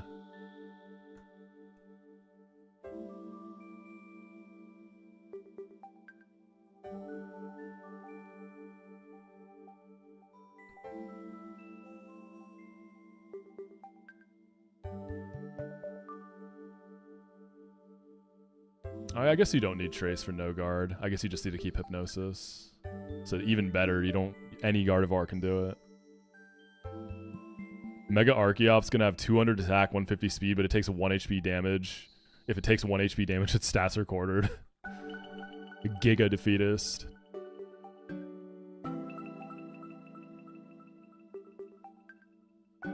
Oh, nice. Tech Budu. Hopefully get a good hidden power. I feel like HP Fire's got to be a really good one on Roserade. I had Technician HP Rock once, which was pretty cool. Ice seems good.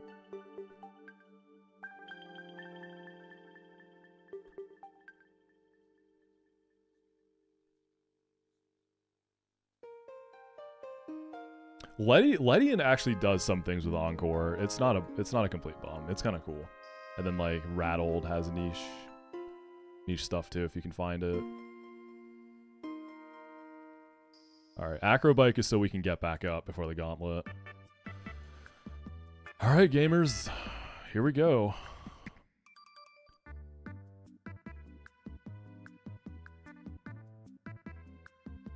Potentially crazy encounter here. It's probably just Ruddigon.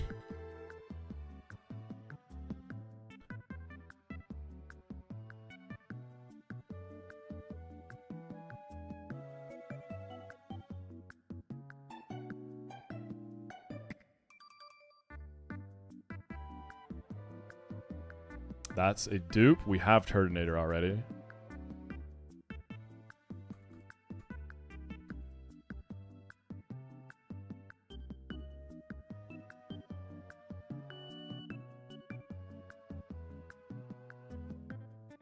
Ruddigon.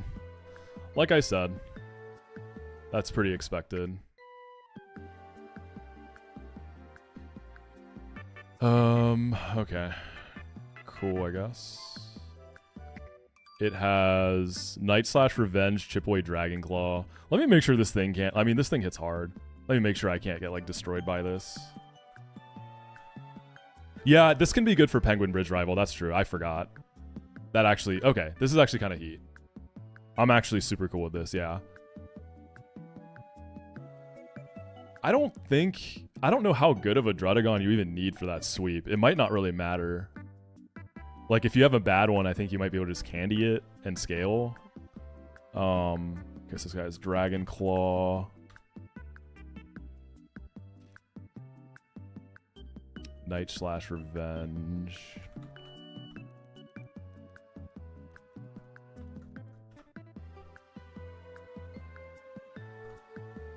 Chip Away.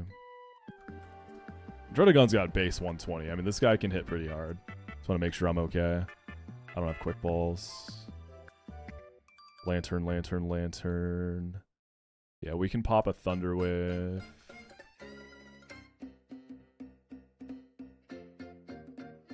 Let's go Gyarados for an Intim. And then Escav should just be being chilling at this point. Do I want to try to chip? Escav might be able to chip it. Oh, I can Super Fang with Wall Rain, right? Let's see how bad Revenge looks. Look at an Adamant guy. Depending on what I switch in on. No reason not to try. Full para? Okay.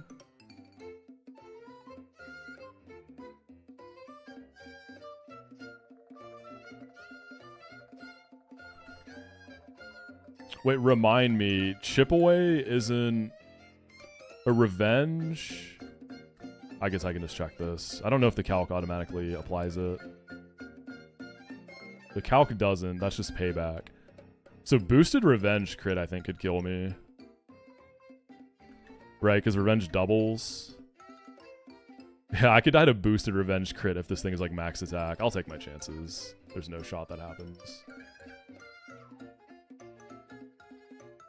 Let's go Escav and start throwing balls now. Or Gyarados, Escav.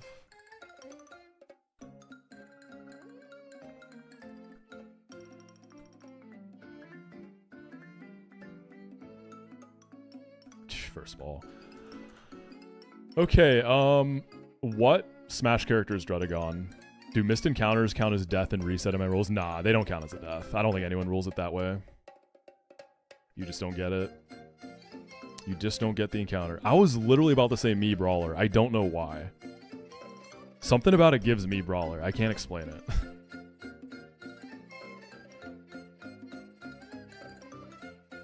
Roy for colors. Yeah, it does have Roy colors. Is Rathalos a trophy? Oh, it is a boss, yeah. We already have Bowser Jr. and Bowser.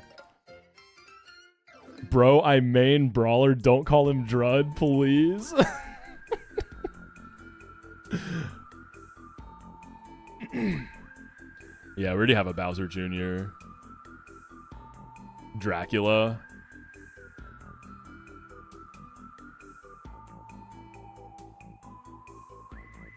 We have Ridley already too. Kazuya is too cool to give to this mon. We gotta save Kazuya for someone cool. Kazuya's gotta be like Urshifu. Let's just do Brawler, dude. Our Ridley is Yon Mega.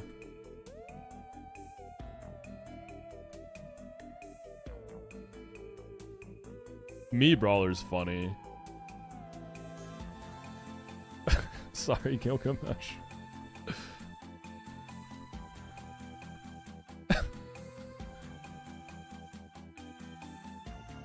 This is why you need Acrobike. You get trapped here otherwise.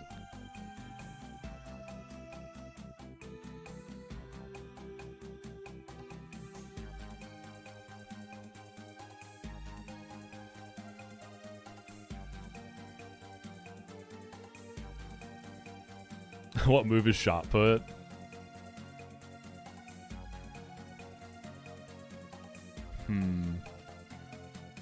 It doesn't really have a shot put type beat, huh?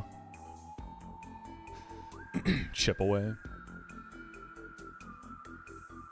Doing counter immediately after Stone Journey double is the funniest way to get trapped. I haven't seen it happen to anyone, surprisingly.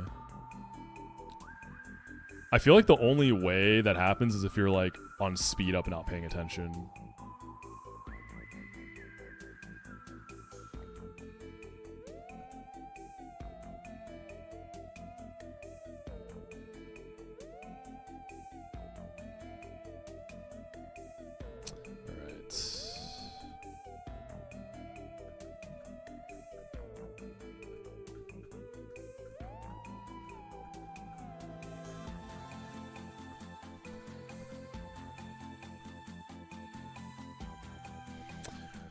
Alright.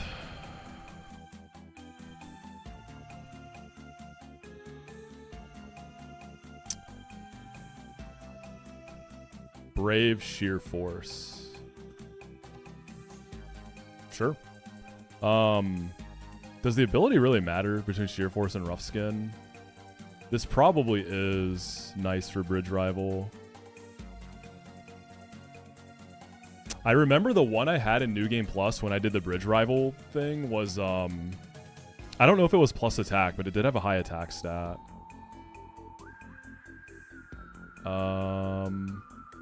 We can look real quick. What's the level cap there? Yeah, this guy's actually pretty nice. Bridge Rival is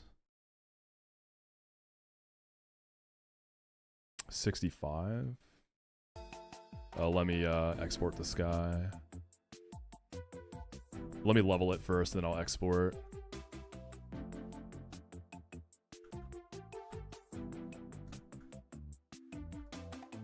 Like, when are you ever clicking chip away? Man, I missed the Drayano game rock climb, rock type rock climb. That goes hard. Superpower. I don't even remember what the Bridge Rival strat is. I just remember this thing goes crazy.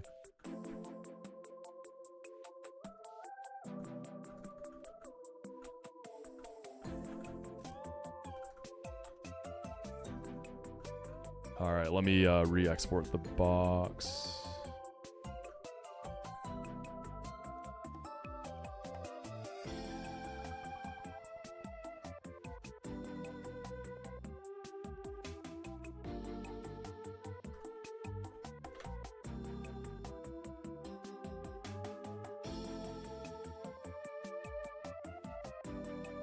All right, let's see what this guy can do.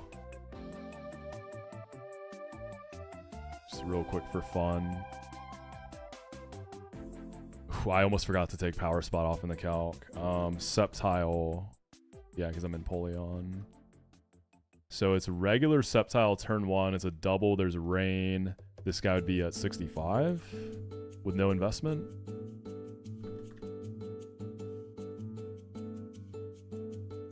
So Mantine and Septile don't see kill, right? Regular Septile.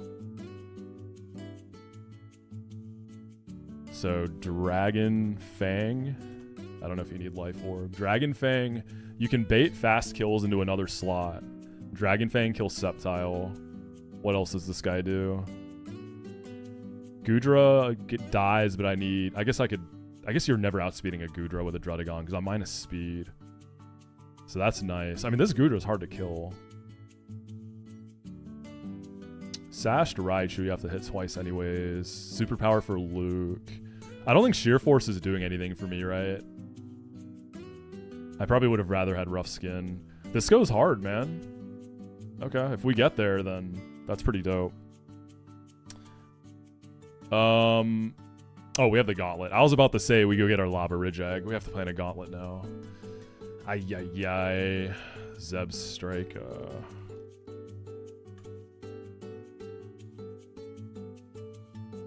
Look at Druddy's scale moves. Are they crazy? I mean, I know about Hone Claws. Only setup guy in the game, right?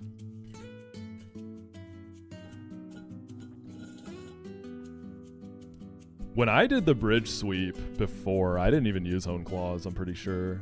I think I had to candy my Drudagon for some reason. Alright. Gauntlet time.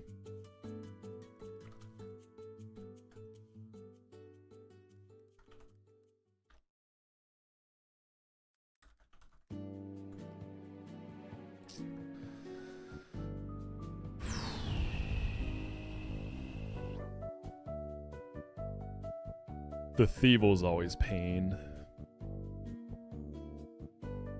Oh, I was gonna say Escav goes crazy, but I forgot his Burning Jealousy. I mean... Coming on a Grass Knot. Why is Drud at 65? I was looking at Bridge Rival. It's 57.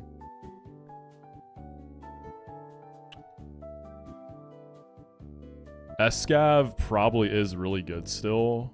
I mean, I can just own this Togekiss with it. I need Metal Coat. That's fine. This Wigglytuff too. But it has Sing. But I probably don't need the Metal Coat for that. We probably slot an Escav in, baby. Who's going to be my Thievel answer? Because it's going to have Grassy Seed online. And Unburden.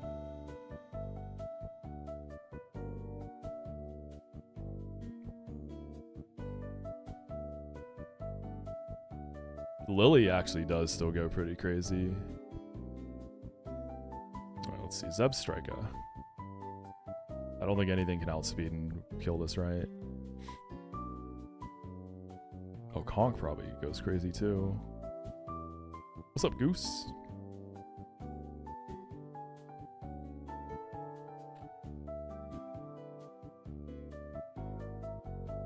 This guy has Light Screen.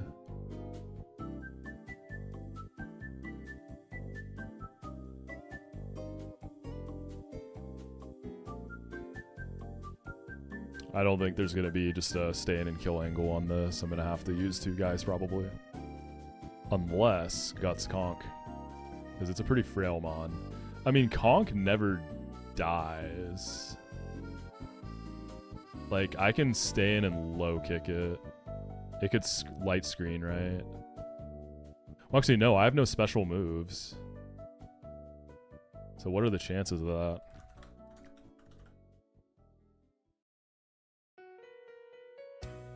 Yeah, I could still screen over highest damage. Turn off grassy terrain. I mean, I could do like a slow brick break. I kind of want to keep Rock Slide on Conk for now, though. Well, okay, is Conk ever going to be a slider if for some reason Lycanroc can't get it done?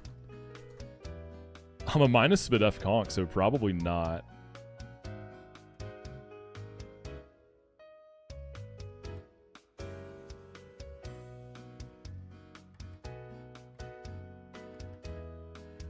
Yeah, I can die to Air Slash there. Scale and like Candy could get me out of kill range there. I mean, if you're sliding with like Conk though, I feel like you got all kinds of problems. That was the only reason I was keeping Rock Slide, in case I was desperate for this. Because otherwise that slot I feel like is better for like an elemental punch. You know? So I could do Guts Conk Brick Break. What else looks good? Does Conk sweep this fight, actually? Mach Punch the Barrel. Potentially beat the Kling Klang. If this guy, like, overheat... Say I go Citrus. I think Conk does just beat this fight. 194... minus 12, minus overheat crits. 120. Citrus gives me 49.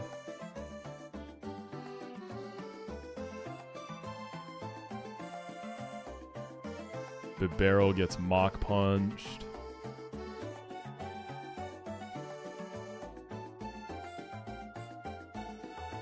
What do crits look like from Kling Klang? Okay, Kling Klang crits can do. I wouldn't be able to use this for that. Is Conk popping off in other parts? Is it good for the Thievul?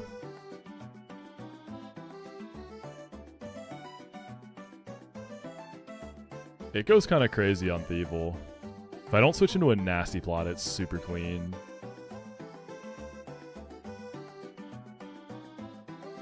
I think I might give that a shot.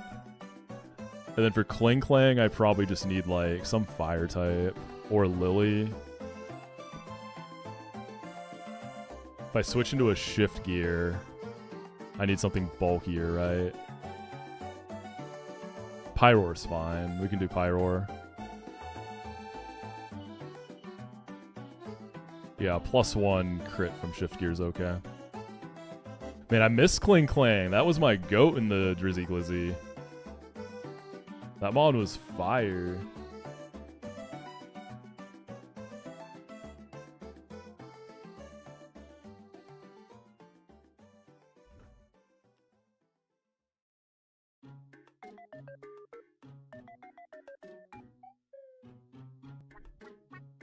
That thing was so broken. Okay, fight 2. Bouffalon, I probably can't just stay in an Oko, right? Maybe Conk can. Nah, it's got a Choppleberry. No, you know what? If Head Charge crits me... Because I could do, like, low kick Mach Punch, Hammer Arm Mach Punch, whatevs. Do I know if there's Badge Boost in CK+? It is in CK+. I don't remember how to see it in the calc. You can see it, though, I think. Yo, a felon. Thank you for the raid, homie. Happy Christmas Eve if you celebrate. How was your stream? My best pull from packs this year? It was this guy for sure that we pulled like a few weeks ago. This bad boy. I went a large part of this year without having any packs, but yeah, this was definitely like my best one this year.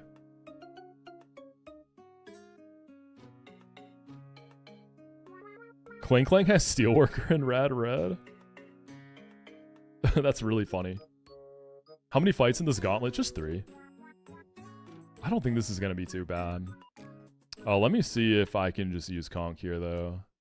After recoil, does Hammer Arm always kill it? Okay, so 194 divided by 16. It's 12. So 182 after that burn chip on turn 1. 175. Okay. So I can always live. I can just go Citrus Conk. And then for Togekiss, what do I bait? Dazzling Gleam? If I bait a sub, that's fine. I think we just let Escav take that one. Air Cutter's the crit one, not the flinch one. So if I switch into a Gleam, we just send it. I switch into a sub. We could just take 2 Air Cutters. Just go Metal Coat Escav. So these 3 are already beating the first 3 fights. And then we have plenty of slots for the last one, which is the annoying one. Characters Moxi would smash. Yeah, true. That's the name theme. You got me. Do we have any idea when Platinum Kaizo is actually coming out, or is tomorrow meme all we got? Platinum Kaizo comes out tomorrow. It comes out next week. It's never coming out. We don't know. We don't got a date.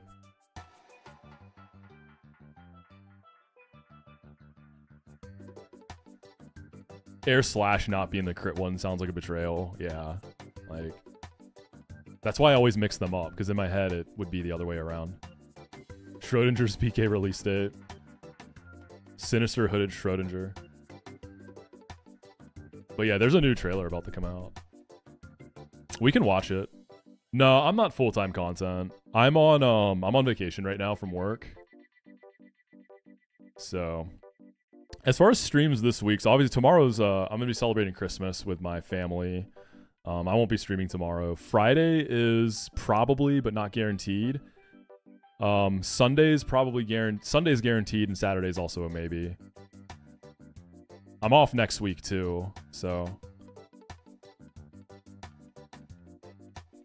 I do have some stuff I gotta take. I'm making dessert for tomorrow. I'm making this, like, it's not my recipe, but it's like a cherry dessert. It's really, really terrible for you, but it's delicious. So basically all you do, you melt some butter, you add flour and finely cut up pecans, and you use that to essentially make a crust. And then you bake like a nice thin crust.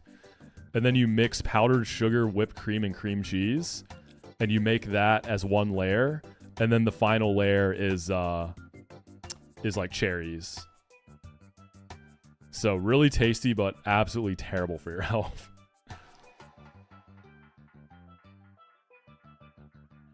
Yeah, Vilegon, exactly. Can you use Octillery? He's my favorite Pokemon. Yes, Squirk? Why do you like Octillery, man? Can you explain?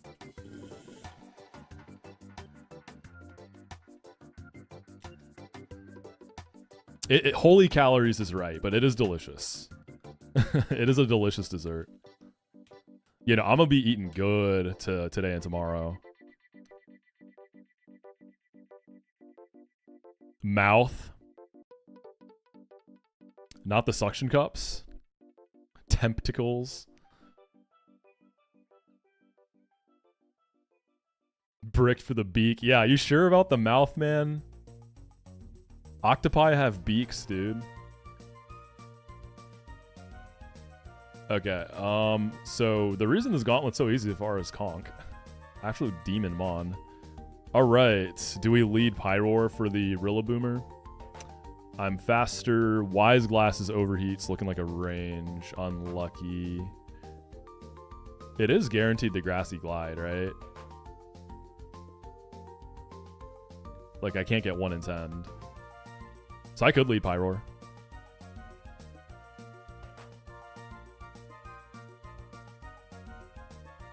What do I bait? It's at -2. I could also lead... No, I'm going to save Escav. -2 Spatic. Actually, do I die to 2 crits? No. So I can take 2 Grassy Glides. I could get 1 in 10 on the second one, right? So it's possible it only hits me once for baiting. Nah, I'm ticklish. Yo, me too.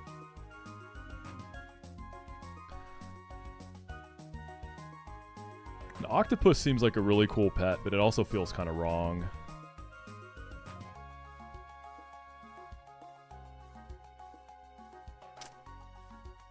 Yeah, Squirk screenshotted, buddy. I'm adding that one to the Squirk folder.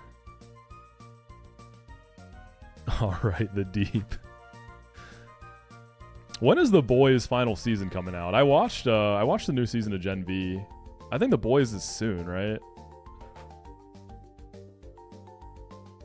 I'm all caught up. This is Arcanine, right? Yeah, Arcanine, always. I think it's pretty much guaranteed CC. So Pyro Elite is good. So who wants to take down the dog? Nah, Dawson, there's one more season. Yeah, final season. Wait, tomorrow, actually? Is final season actually starting tomorrow? Or is this a PK meme? Yeah, me too, Pudding. Like, I'm not sitting around like, oh my god, I can't wait for the new season of The Boys. But like, when it's out, I'll definitely watch it. After like season 2, it sort of lost me a little bit. But it's still entertaining enough. They kind of became a little bit of what they were making fun of, right? But it's still a fun show. I can't deny it. It's a good time. Easy brain off show.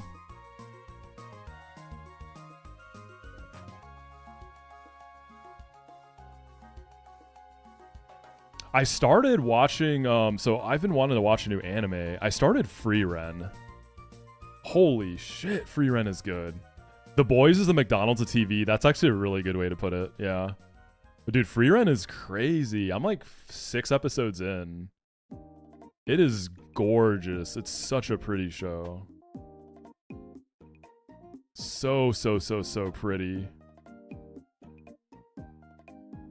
I actually started watching Bleach a few weeks ago too. I watched maybe the first 10 episodes, so I'm like, I'm in there. I'm starting. No use, Squirk.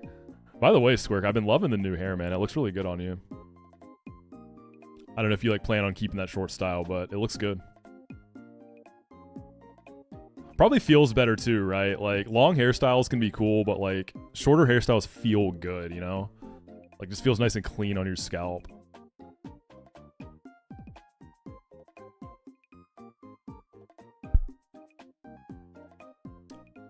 I'm watching Free Ren subbed. But yeah, I'm loving it. It's really like, very like comforting, very cozy so far. There's only really been like one big kind of action sequence with that dragon. So it gave me kind of like a tease of how crazy the fights could look. When starting One Piece? I don't know. I'll start One Piece eventually.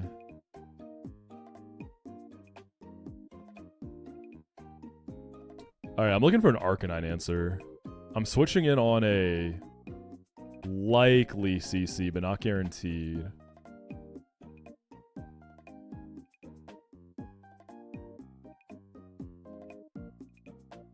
I mean, the thing that kind of sucks is, it's kind of my fault.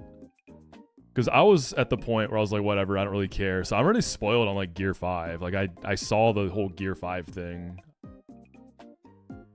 So, like, I'm not going to have that. That's not going to be as impactful, like, if I theoretically watch and get to it. Because I've seen it. It was cool. But the build-up, I wasn't there for that, right? Like, I just saw it raw, which is probably the wrong play. It's like watching Dragon Ball Z back in the day, man. Seeing Super Saiyan for the very first time after it, like, being teased and finally seeing it. Dude, that went crazy. That went crazy.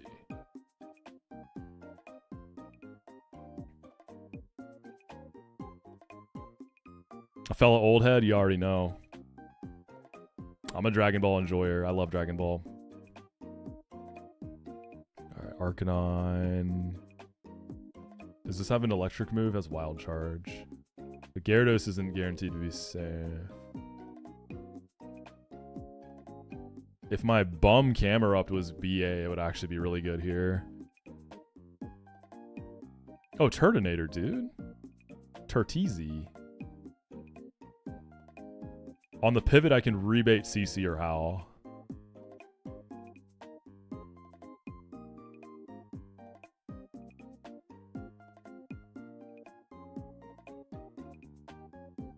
I'm gonna have a fully healthy conch in the back. I'm trying to save that for Thievel, I think.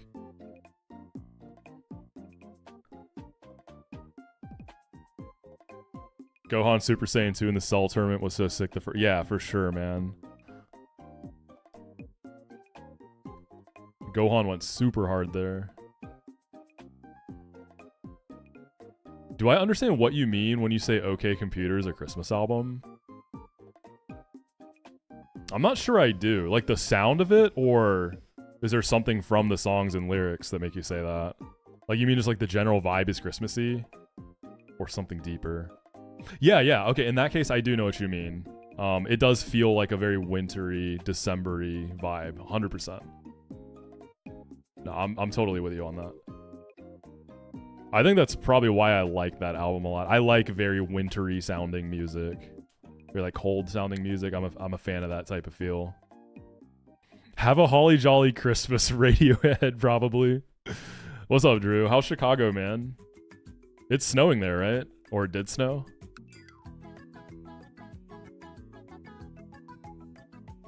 I've listened to Self-Titled, dude. It's awesome. You got me. I went and listened to a lot of 21 Pilots because you got me into them. They have so many albums, dude. I didn't realize how much music they've put out.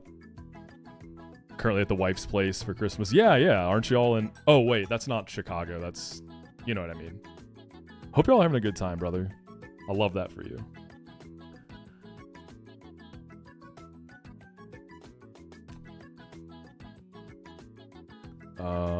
Turtonator, but then what do I do? My Gyarados is slower, right? Yep.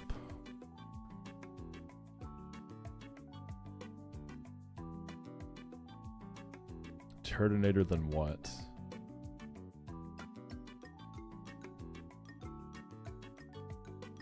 Quillington is too slow. I forgot my Quillfish is 1 speed. That's kind of funny. Nidoqueen, low-key decent.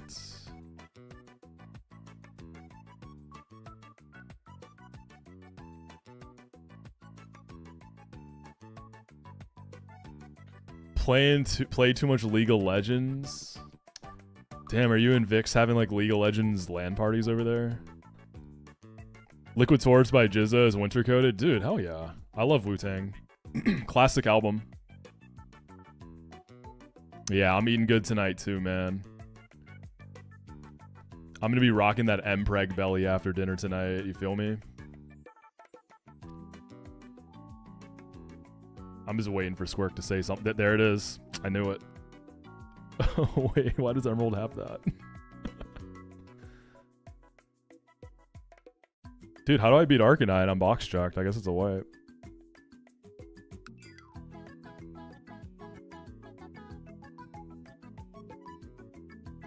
What if I go Citrus on Pyreezy?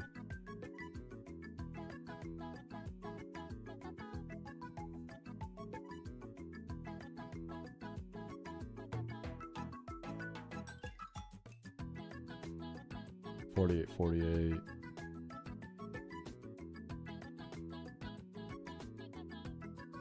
You're right, by the way. Lantern might be kind of popping. I'll look at it in a sec. I'm just trying to see if I can guarantee nothing worse than a CC. Not guarantee, but high chance. Yeah, let's look at Lantern. If CC doesn't... I mean, if CC crits...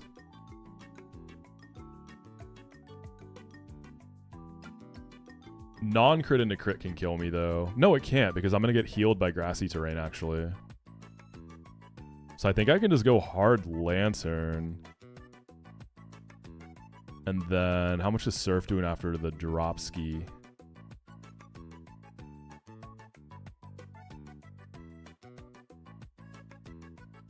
I don't have Mystic Water yet, right? Wise Glasses is my best.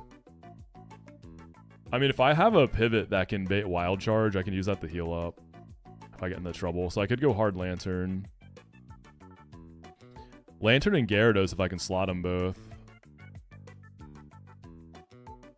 I guess after Intim, it's not guaranteed the Wild Charge, right? It could Howl on the switch, which is kind of just to reset the neutral. But I'm trying to heal. We'll watch it in a bit, Dangerberry. We can watch the new trailer in a bit. When you say trailer, do you mean like standard trailer type deal or like part 4 of Muck Gardevoir? Two very different experiences. Part 4, let's go. What's my fave non-bear, non-Golisopod water type in the game? When you say non-bear, you talking like... I don't think you mean a literal bear. You're talking like bear, otter, like body type.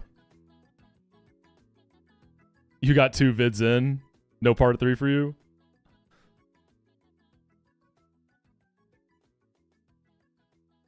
Oh, Urshifu? Dude, I'm on one today. My fault.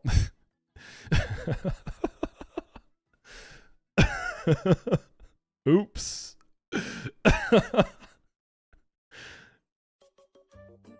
So, favorite non-Golisopod or Urshifu water type in the game? I mean, to be fair, a lot of water types do have a bear body type. Like, it's a pretty fat Pokemon type. Like, they're pretty thick. In Run and Bun, Empoleon, baby. Easy. Pengu.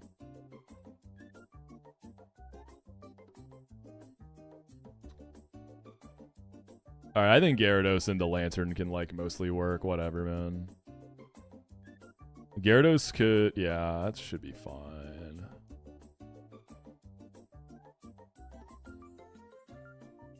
Is there a way to get Lycanroc in here? Actually, dude, I'm, like, so giga overthinking this, right?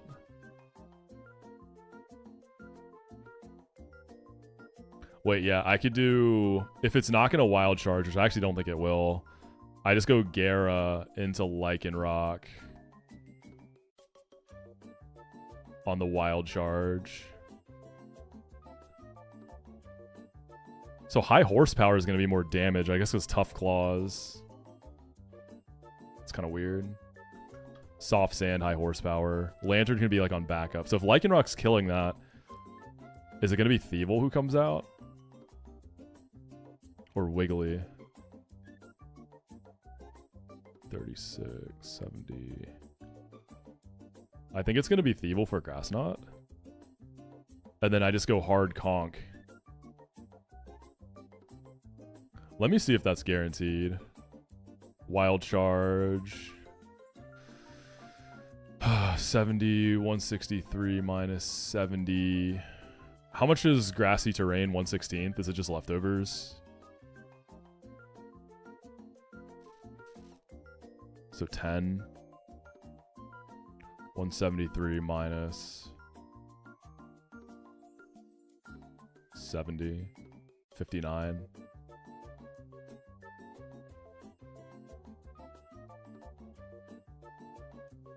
114. Guaranteed Grass Knot, mayhaps. Grass Knot Queen? Yes? No? No, barely. And recoil is probably not enough to guarantee me. Oh, it's going to be Intimid, isn't it? So that means it could Nasty Plot.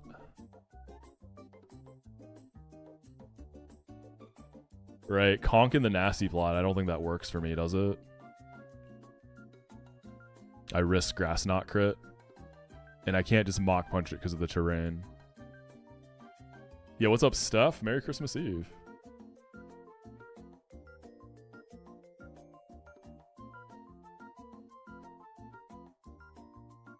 Is there a non-Intimidate pivot I could switch Gare out for?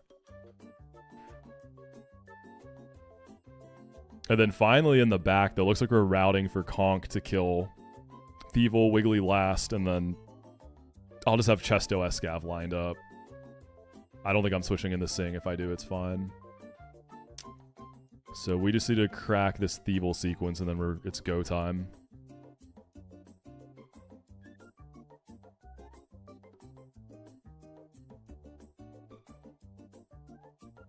Guy named this Thievul sequence. Yo, this thing's a threat. Respect it. Come on. Flange him today? We'll see. I need to eat. I haven't eaten anything yet today. I need to eat soon. I do want to work out. Get my insides ready for the beating it's going to take from all this Christmas food I'm having.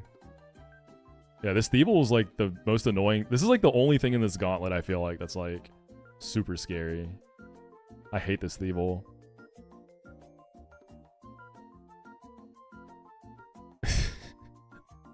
Dude, please. What's Drapion doing here?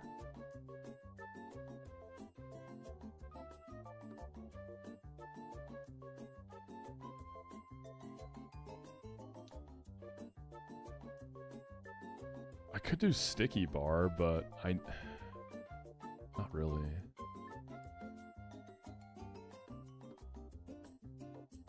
Oh, actually, dude, no, I don't need the soft sand. I'm going to be getting a CC out of this, John.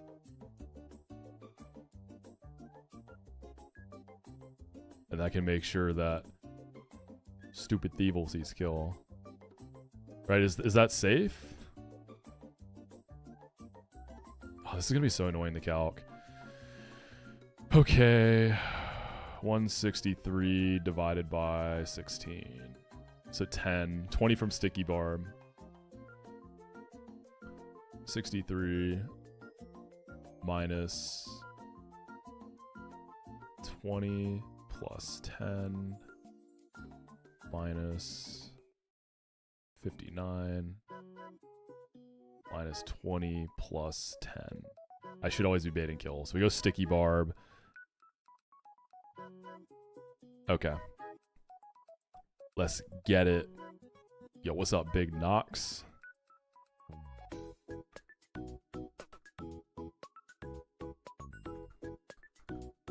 What Hoenn starter do I want the most? I've never gotten Trico, not once. I've never had Trico. For baiting, I almost feel like I don't want that one though. Because I think what I'm going to need, if Lycanrock's going to be my Rock Slider, I kind of want a Mon that never baits Heat Wave. So I almost think I might want Mudkip or Chicken instead. I want something that can bait a guaranteed Sludge Bomb. Can Sceptile do that? No, right? Like, even if you have a Sceptile delayed for Detect, because of the sun, it can probably Heat Wave. So I almost don't want Trico for that reason. You know? Feel.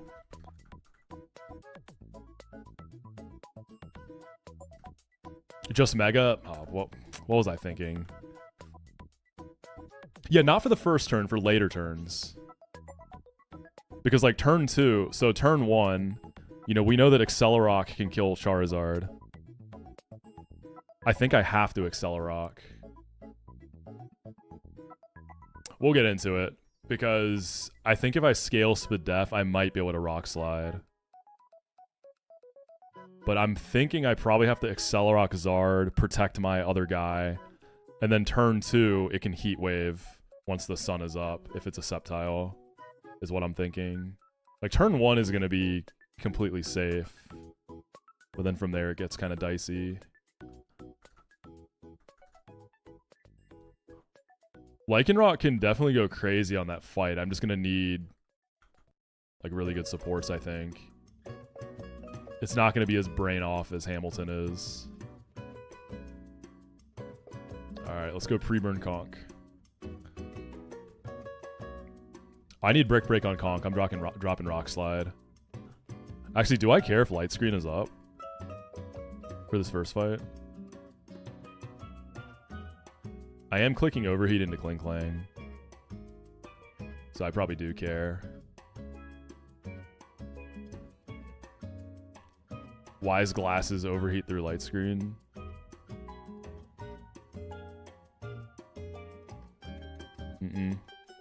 Okay, whatever.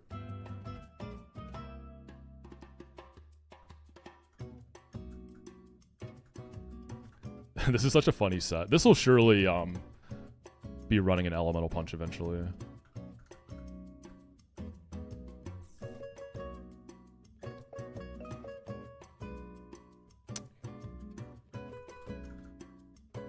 Burn. Citrus. citrus. Citrus. And then the other items, we can just do citrus on everything before the next fight.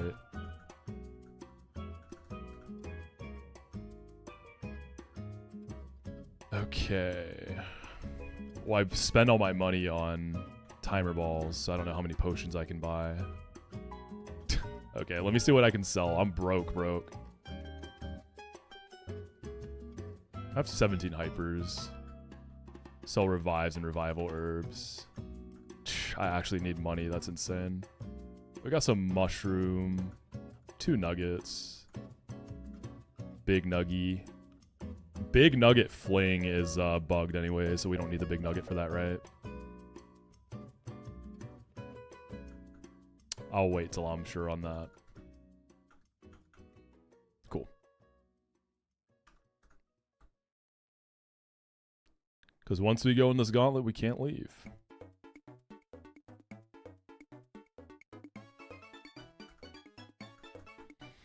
Yeah, I think for Flannery purposes, we might not want Trico, y'all. Which feels weird, because Trico is definitely like the best one. So between chicken and pert, which one do I want more? Probably pert. I feel like pert is a goat protect baiter. Honestly, whichever one I get, I might just leave it under leveled because of my Iron Ball sitch. Me too, Rafat. You know I'm an Atlanta guy, so I got love for future.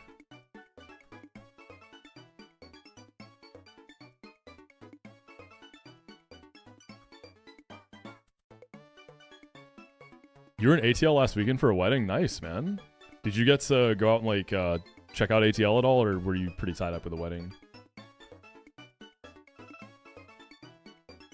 You learned Vietnamese people party hard and love Henny? Bro, some of my best friends are Vietnamese. I've been to a lot of Vietnamese wedding. The Henny thing is funny. They love Henny, and then for beer, they love Heineken. And yes, they do party very hard.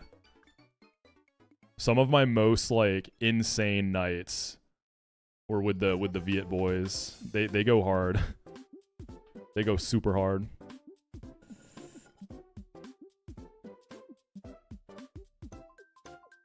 A lot of fun. Viet aunties and grandmas waterfalling Henny bottles. Dude, yeah. Even like the old folks. The unks and the aunties, the gramps and the grannies, they go hard too. Heineken's so underrated as a cheap beer. I agree. I like Heineken. Like if we're doing like something cheap and simple. All right, guts. We'll brick break. But let me change this in the calc. Brick break. Who up breaking they bricks?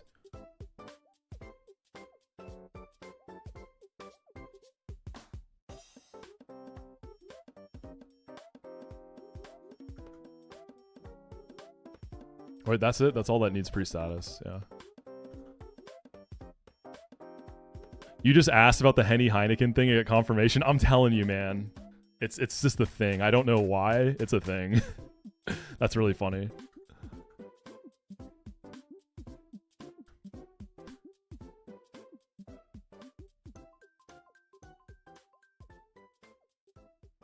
Yeah, I used to go visit one of my buddies a lot when he was living at home. And after we'd like go out and party, you know, we'd be super hungover the next day, and his grandma would make homemade pho. And like when you're hungover, it's so good. It's good for getting you rehydrated too. All right, let's isn't there an item over here?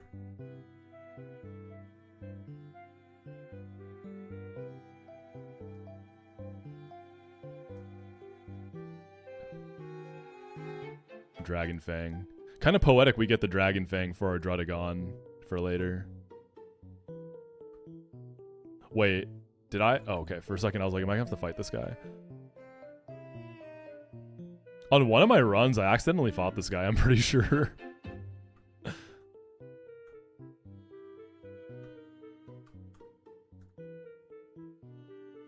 I pulled Jagged Pass, yeah, it was just a Drudagon. I didn't get any of the crazy guys. People are starting to learn about the distinction between fancy Asians and other Asians. Yeah. They go hard, man. All right, citrus. I don't think I need like a black belt or anything.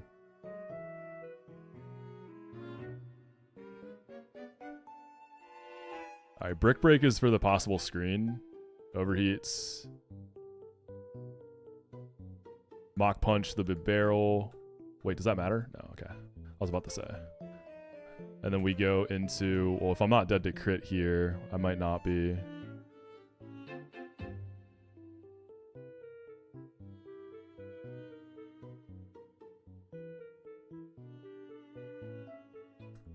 Let's go Pyroar. Then overheat. Okay, that's one fight down. Nice and easy. Had a bowl of pho for the first time in a while past weekend. Good. Dude, I haven't had pho in a minute. I've been craving it. I'm gonna go get some this week. It's decided. Alright, boof. Boof a lot. Citrus. I cannot one-tap this Bouffalot. Actually, I think I can with Hammer Arm. And then Escav needs a Metal Coat for the Togi. This Togi is sometimes a threat too, so I'm thankful to have Escav for it.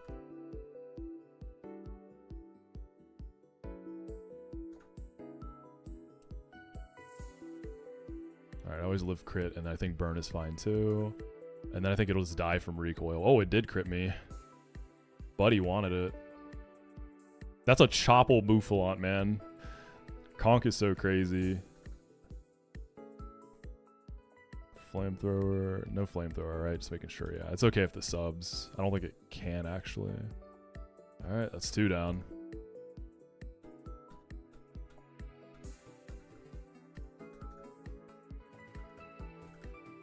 So we're going to lead with Dog. We're going Sticky Barb, Lichen Rock to make sure beta kill out of the stupid, Thievel. Yo, Grant, thank you for the 10 bomb, dude. Thank you so much, man. Damn, Santa coming early. Happy Delibird Eve. Dude, thank you so much, Grant. You never have to do that. I appreciate you, bro. Hope you're having a good one. Really hope you're having a good one, man. We're popping off today. We're mildly popping off. We're almost to Lava Ridge. We're making some moves. Alright, we want Sticky Barb on Dog. Conk is just Citrus, right? I don't think I can ever kill through the Grassy Seed boost here. John, thank you for the 10-pack, dude. What the heck? I don't have to do that, John. Jeez. Thank you, brother. And y'all are too kind. Y'all are way too kind. Yesterday, I threw $30 down the drain. So I was going to get like a haircut, right? And there's only parking decks where like you can't just street park. And I went to the one, so most of the decks are mostly free if you're there for less than 2 hours. I somehow goofed because I was in a rush and went to the one deck that isn't free and I had to pay $30 for parking. That's expensive for parking, dude. I was so tilted. I was irate, man. I was so mad. So mad. Yeah, Con can be Citrus. Chesto on Escav. And then everything else, I guess, is Citrus.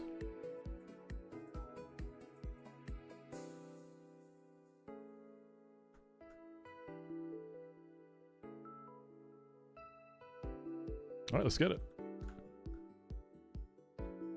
Overheat. Miss the range. Flamethrower. Arcanine comes out. We're not going to see Wild Charge here.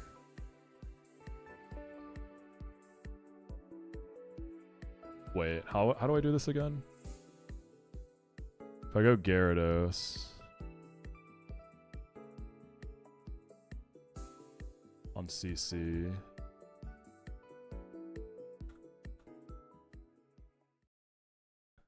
I don't think this is a guaranteed Wild Charge though, right? It's not guaranteed. But that's okay, right? We kind of need the chip. We might have to do several pivots. Actually, since he CC'd, do I show kill? I think I do. I think this is guaranteed here. And you're leftover, so we can never transfer the bard between us.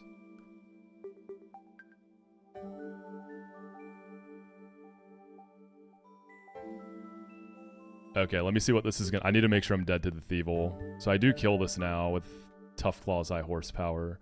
163 divided by 16. So 10. So after I kill it, I should be at 100 HP.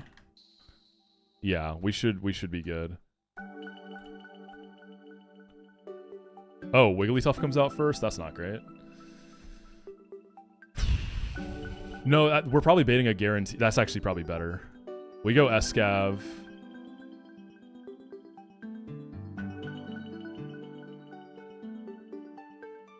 Right. Yeah. I don't care if this blows up. Ironhead kills. We should just be baiting Burning Jealousy now. I'm actually a little bit out of range, but I can kill this, right? Yeah, so this can't set up. So we just go into Conk.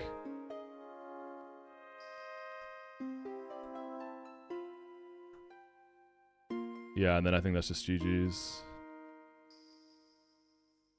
We hammer arm. Grass Knot crit is doing up to 129.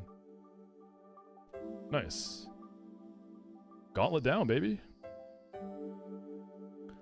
Went to the Christmas lights at the Botanical Gardens this past... 77 for 2 people to walk? What? Everything's so expensive. My rock slide guy for Flannery is Lycanroc. Is aight. Alright, Hoe and Egg time. Normally I'd say I really want Trico, especially because I've never had it. But I think for Flannery it might be better not to for baiting.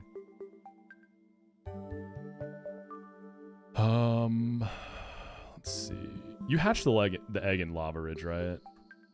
Let me get the charcoal and the candy. Who gives me the candy? Oh, the candy is in the charcoal. You buy it? Wait, did I spend all my money? Do I have to sell stuff?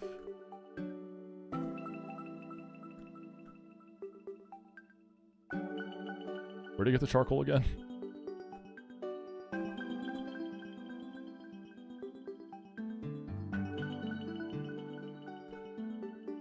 There we go. Alright, let's get the rare candy in the springs. Or we can bring the egg over there.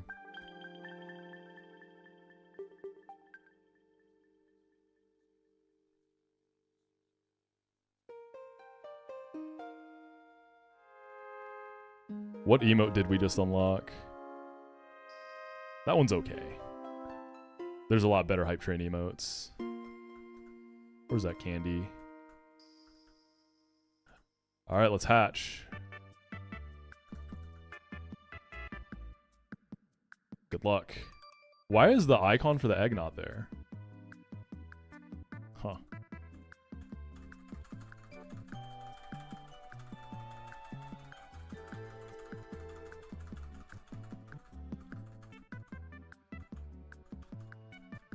Is it a bad egg? I shouldn't. I don't have any cheats turned on. I haven't used any. It's not a bad egg, but I feel like it shouldn't look like this, right? Whatever. As long as it hatches into a normal mon, it's fine. That's not right. Like, there should be an icon, right? I mean, I don't think I have any cheats turned on. I shouldn't. I don't even have any cheats saved in my cheat console.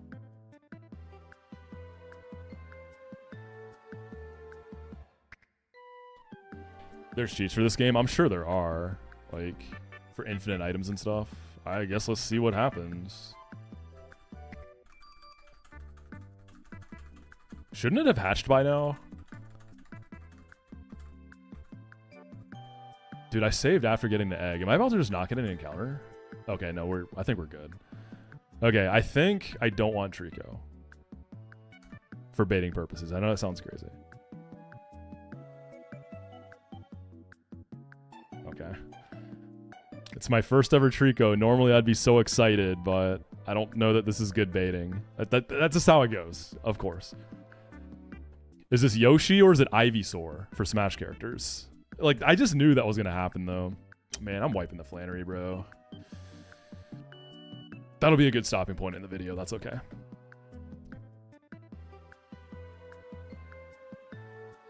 My idea is if I get Dragonite, that could be a cool Yoshi.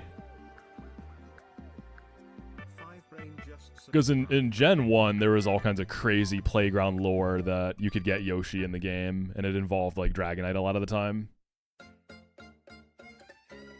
Okay, we'll do Yoshi. Fine. 5 Brain, thank you for the tier 1. I guess I don't want this to be minus Spadef.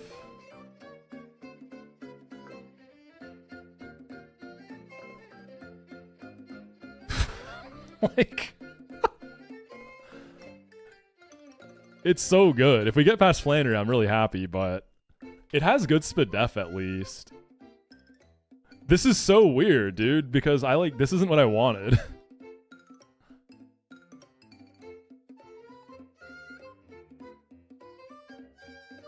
I just don't. This is gonna bait heat waves, brother. Okay. Let's see. Let's start calcing it. It's so good though. Like Hasty is crazy. 26 Spatic too. What the heck? Yeah, that was weird with the egg. The Trico seems fine. Okay. So before we do any evolving or anything, so this guy is oh, we're in box 2. I do have Caracosta, but I'm thinking about that turn 1 sequence, right? We're thinking about turn 1 here. Alright, scripting. Run and Bun. Sports.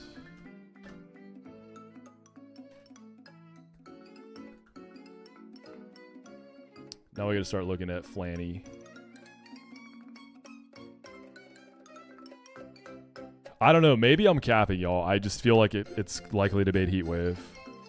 But maybe as a Sceptile it doesn't. But even like baiting Heat Wave turn 2 is pretty bad. Because I don't have a Hamilton.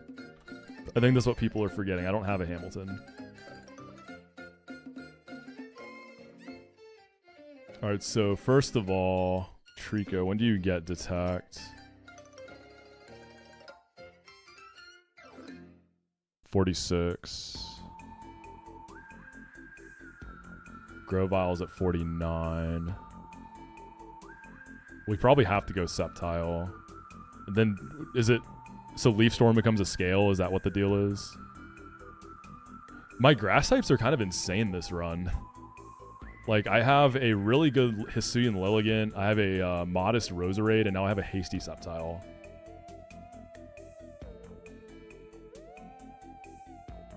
So if we do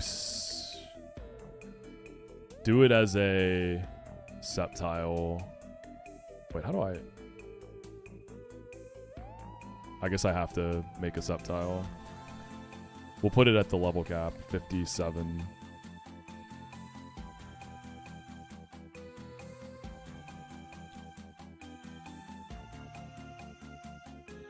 Okay, no Heat Wave from Charizard.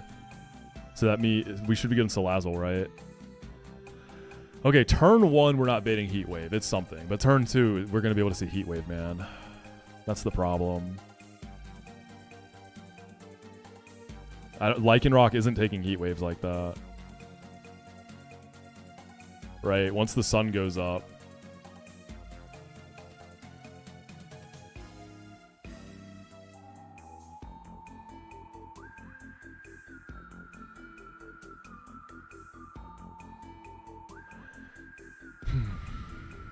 So can I Rock Slide turn 1? I guess I can.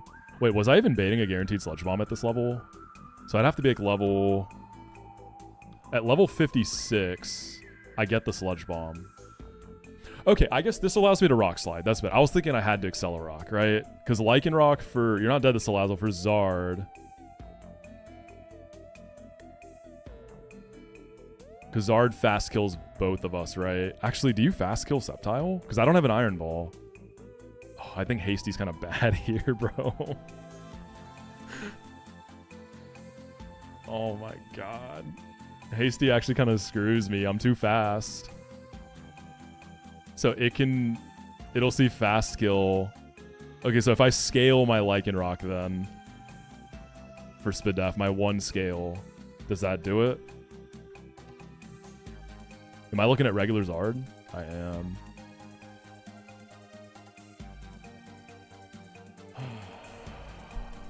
Dude.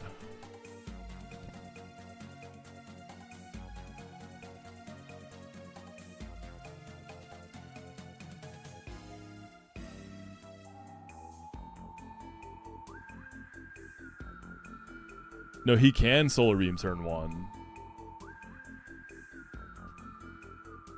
So here's what happens, right? If I do Lycanroc and Sceptile,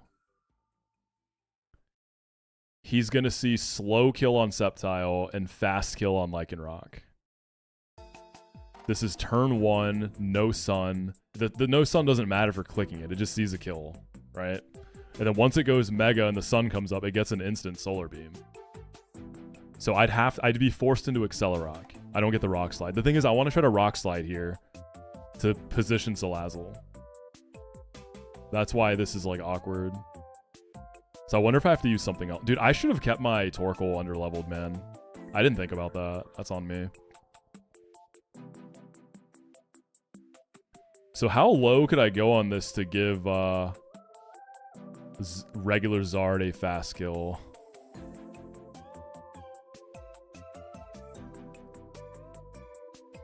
At 52. So at 52, Zard has fast kill, but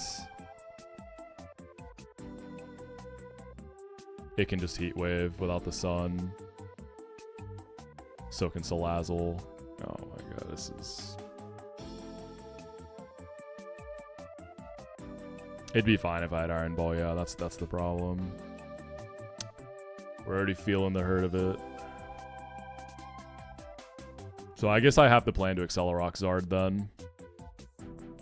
But then turn 2, like, how much is Heat Wave going to do to my Lycanroc from Salazzle? Jesus, 34 to 41. It's faster than the Zard Squirk, not the Salazzle. Wait, is it? Please say it's not. It's slower than the Salazzle, yeah. The Zard is the problem. I want a Rock Slide. I want to break the Sash.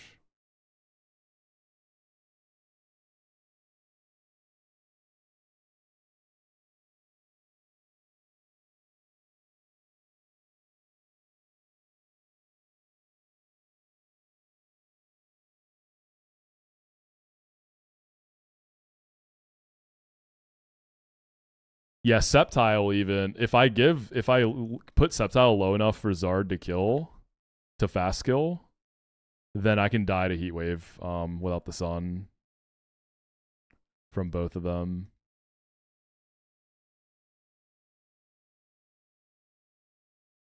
Yeah. So I probably have to do a different type of lead then.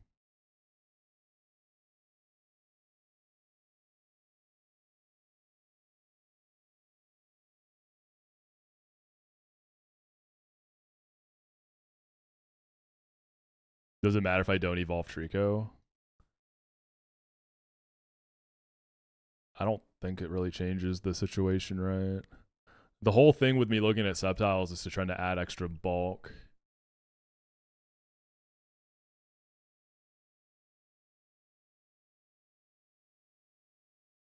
What if I give some candies to Lycanroc? Is that going to do anything? Scale Spadef. Give it 2 candies. Does that help with anything? Oh, I still die to Solar Beam.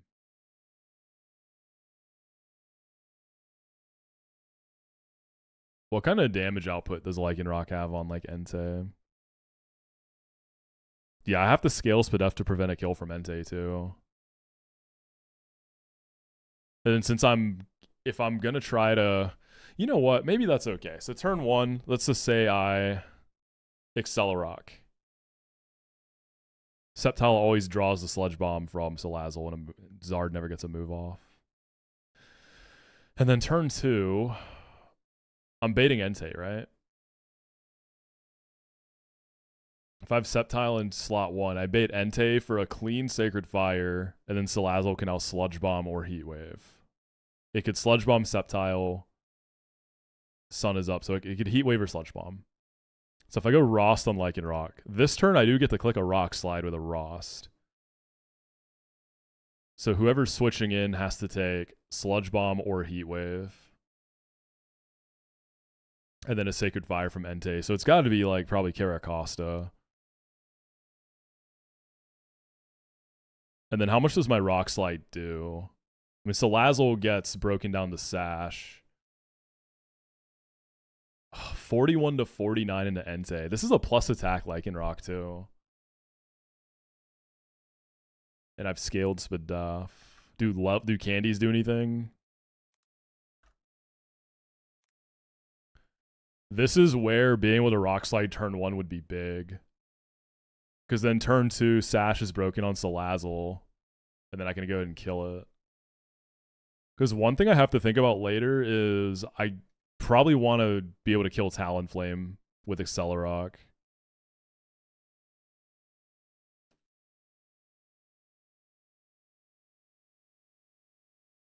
Yeah.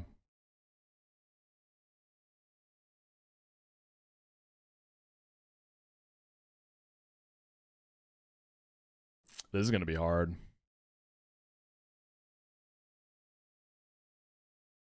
I already looked at Conk Slide. I dropped Slide on Conk because I looked and it was ass. It wasn't... I don't think it was going to be better than Lycanroc.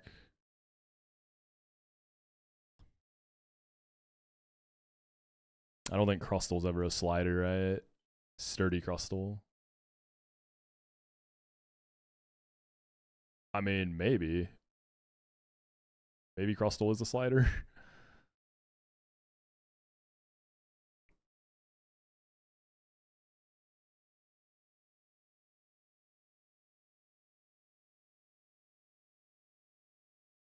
Is this fight harder than Vito? Usually this fight is like the easiest gym leader possibly, but it depends. It's highly box dependent on how easy or hard this fight. This fight is on average going to be an easier one. Sometimes you have those boxes where it just isn't working out. This box I think was fine if I had the Iron Ball. Yeah, I was gonna say Marowak and Incineroar look kind of brutal.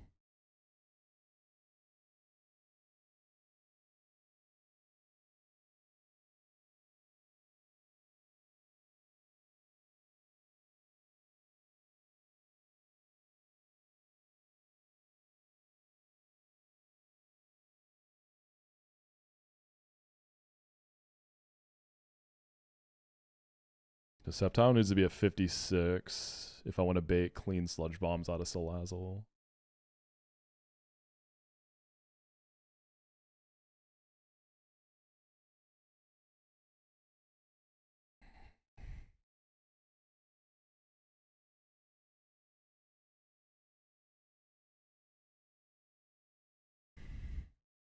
I'm thinking what other like leads I could look at. Like...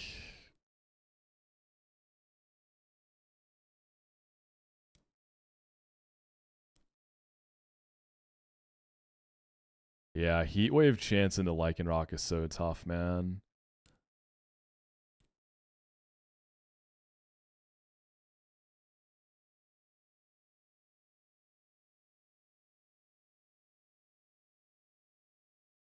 It feels so weird being bummed about a hasty Sceptile. It's a very strange thing happening in my head right now.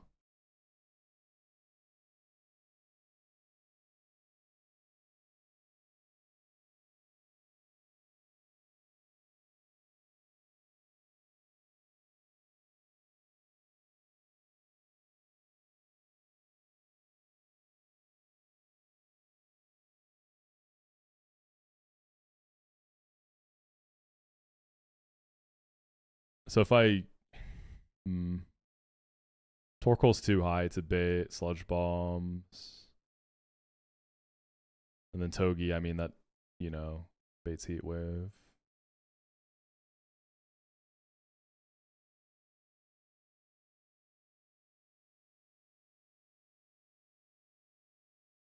Yeah, right. Like if I had kept Rock Slide on Conk, that was never working because Charizard just saw kill, right?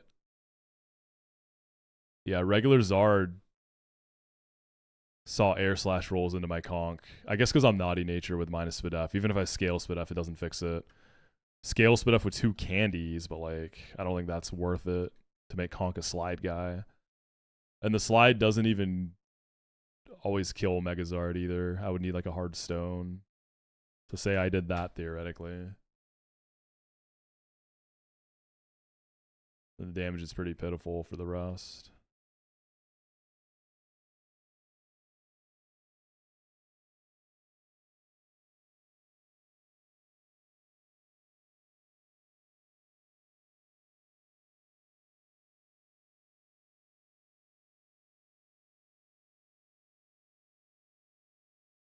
So if I just play into that, I mean, if I don't get crit by heat waves and double burnt, then like Lycanroc can still. Well, I don't know. After the first heat wave, Entei's probably just gonna see kill on me, right?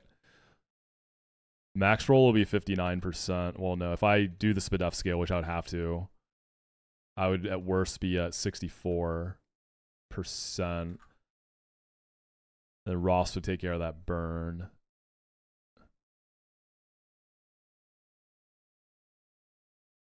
Yeah, Entei will just see fast skill the next turn.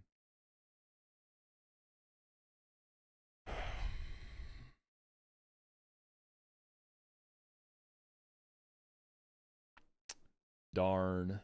I don't even know where to start then. Like, the only thing I can really guarantee at the moment is detect and Accelerock the Charizard turn 1.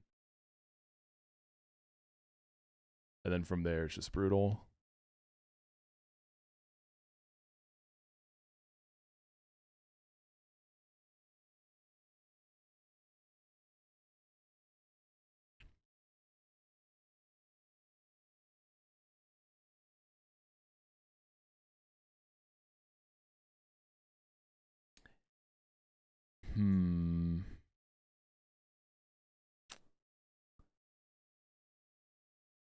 Yeah, we're gonna have to cook hard. I wonder if Crustle ever becomes that slider.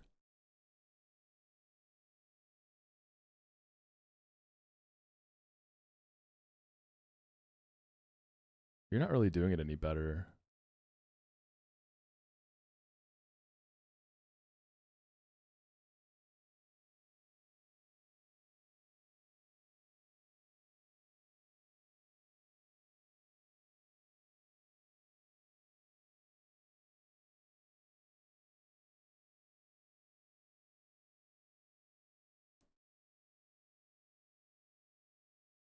No, Flannery, like, as long as you have a decent rock slider, she's usually pretty easy. She's pretty easy on average. Like, it doesn't even have to be Hamilton. There's other rock sliders who are quite nice. The bulky ones.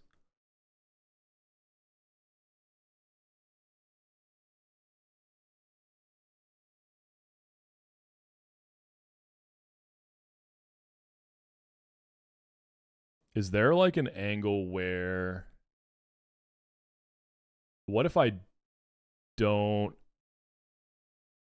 immediately kill the Zard? Well, I have to, right? Because it's faster than my Lycanroc. If I scale speed and give it 2 candies, it doesn't see fast skill on Lycanroc.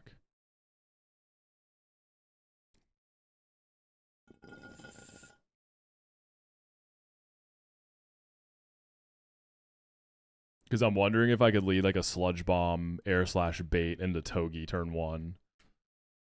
And then get a Rock Slide. I'm just trying to find a way I could Rock Slide.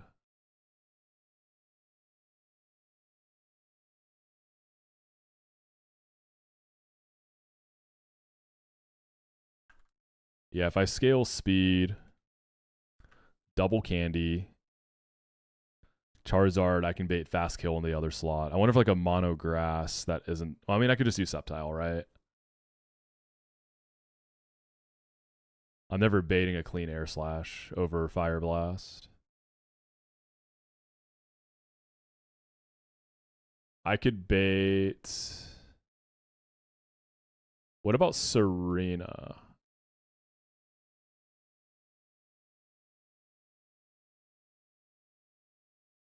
Serena baits Fire Blast and... Oh, you're so close to baiting. I should have left Serena underleveled by like 1. Or I would have needed to if I wanted. Then I could bait a Sludge Bomb and a Fire Blast into like Caracosta. But then like going speed scale on like Rock means when Entei comes in, I just can't stay. Okay. We gotta start the gym anyways, so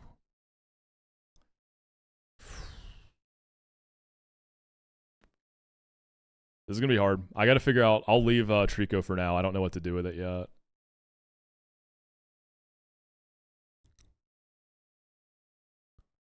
I cannot remember the last time a fight felt so hopeless.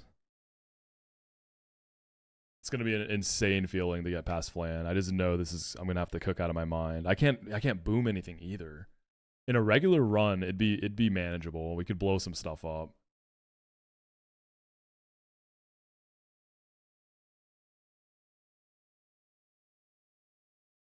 I can't even get Rock Slide flinches, bro. My Lycanroc is too slow.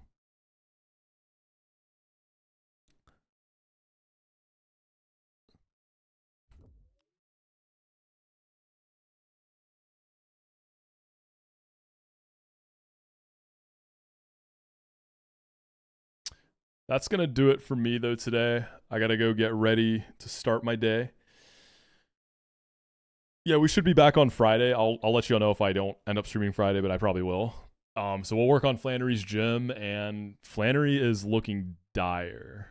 Looking super, super, super dire. So I don't know how that's going to go. Flannery's looking tough. I'm going to raid Kaya, though. She's doing a Rum and Bun.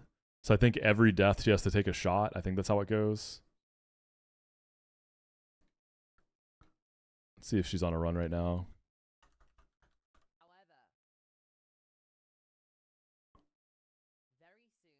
I see a Crustle and a Conch, so she's definitely going somewhere. Oh, she's even got her Santa hat on. My goat. Yeah, show some love to Kaya, though.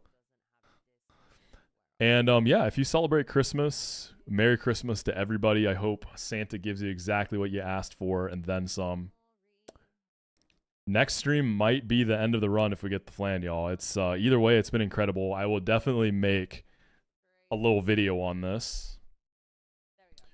That would actually be quite a clean ending point, but I'm going to try my best not to lose. I'm going to try to cook as hard as I can, and if it's a risky Flan but there's a chance to win, then that's what it is. But I appreciate y'all. As always, make sure you join the Discord, join the YouTube. And also check out my Cook Unity link if you want 50% off your first order.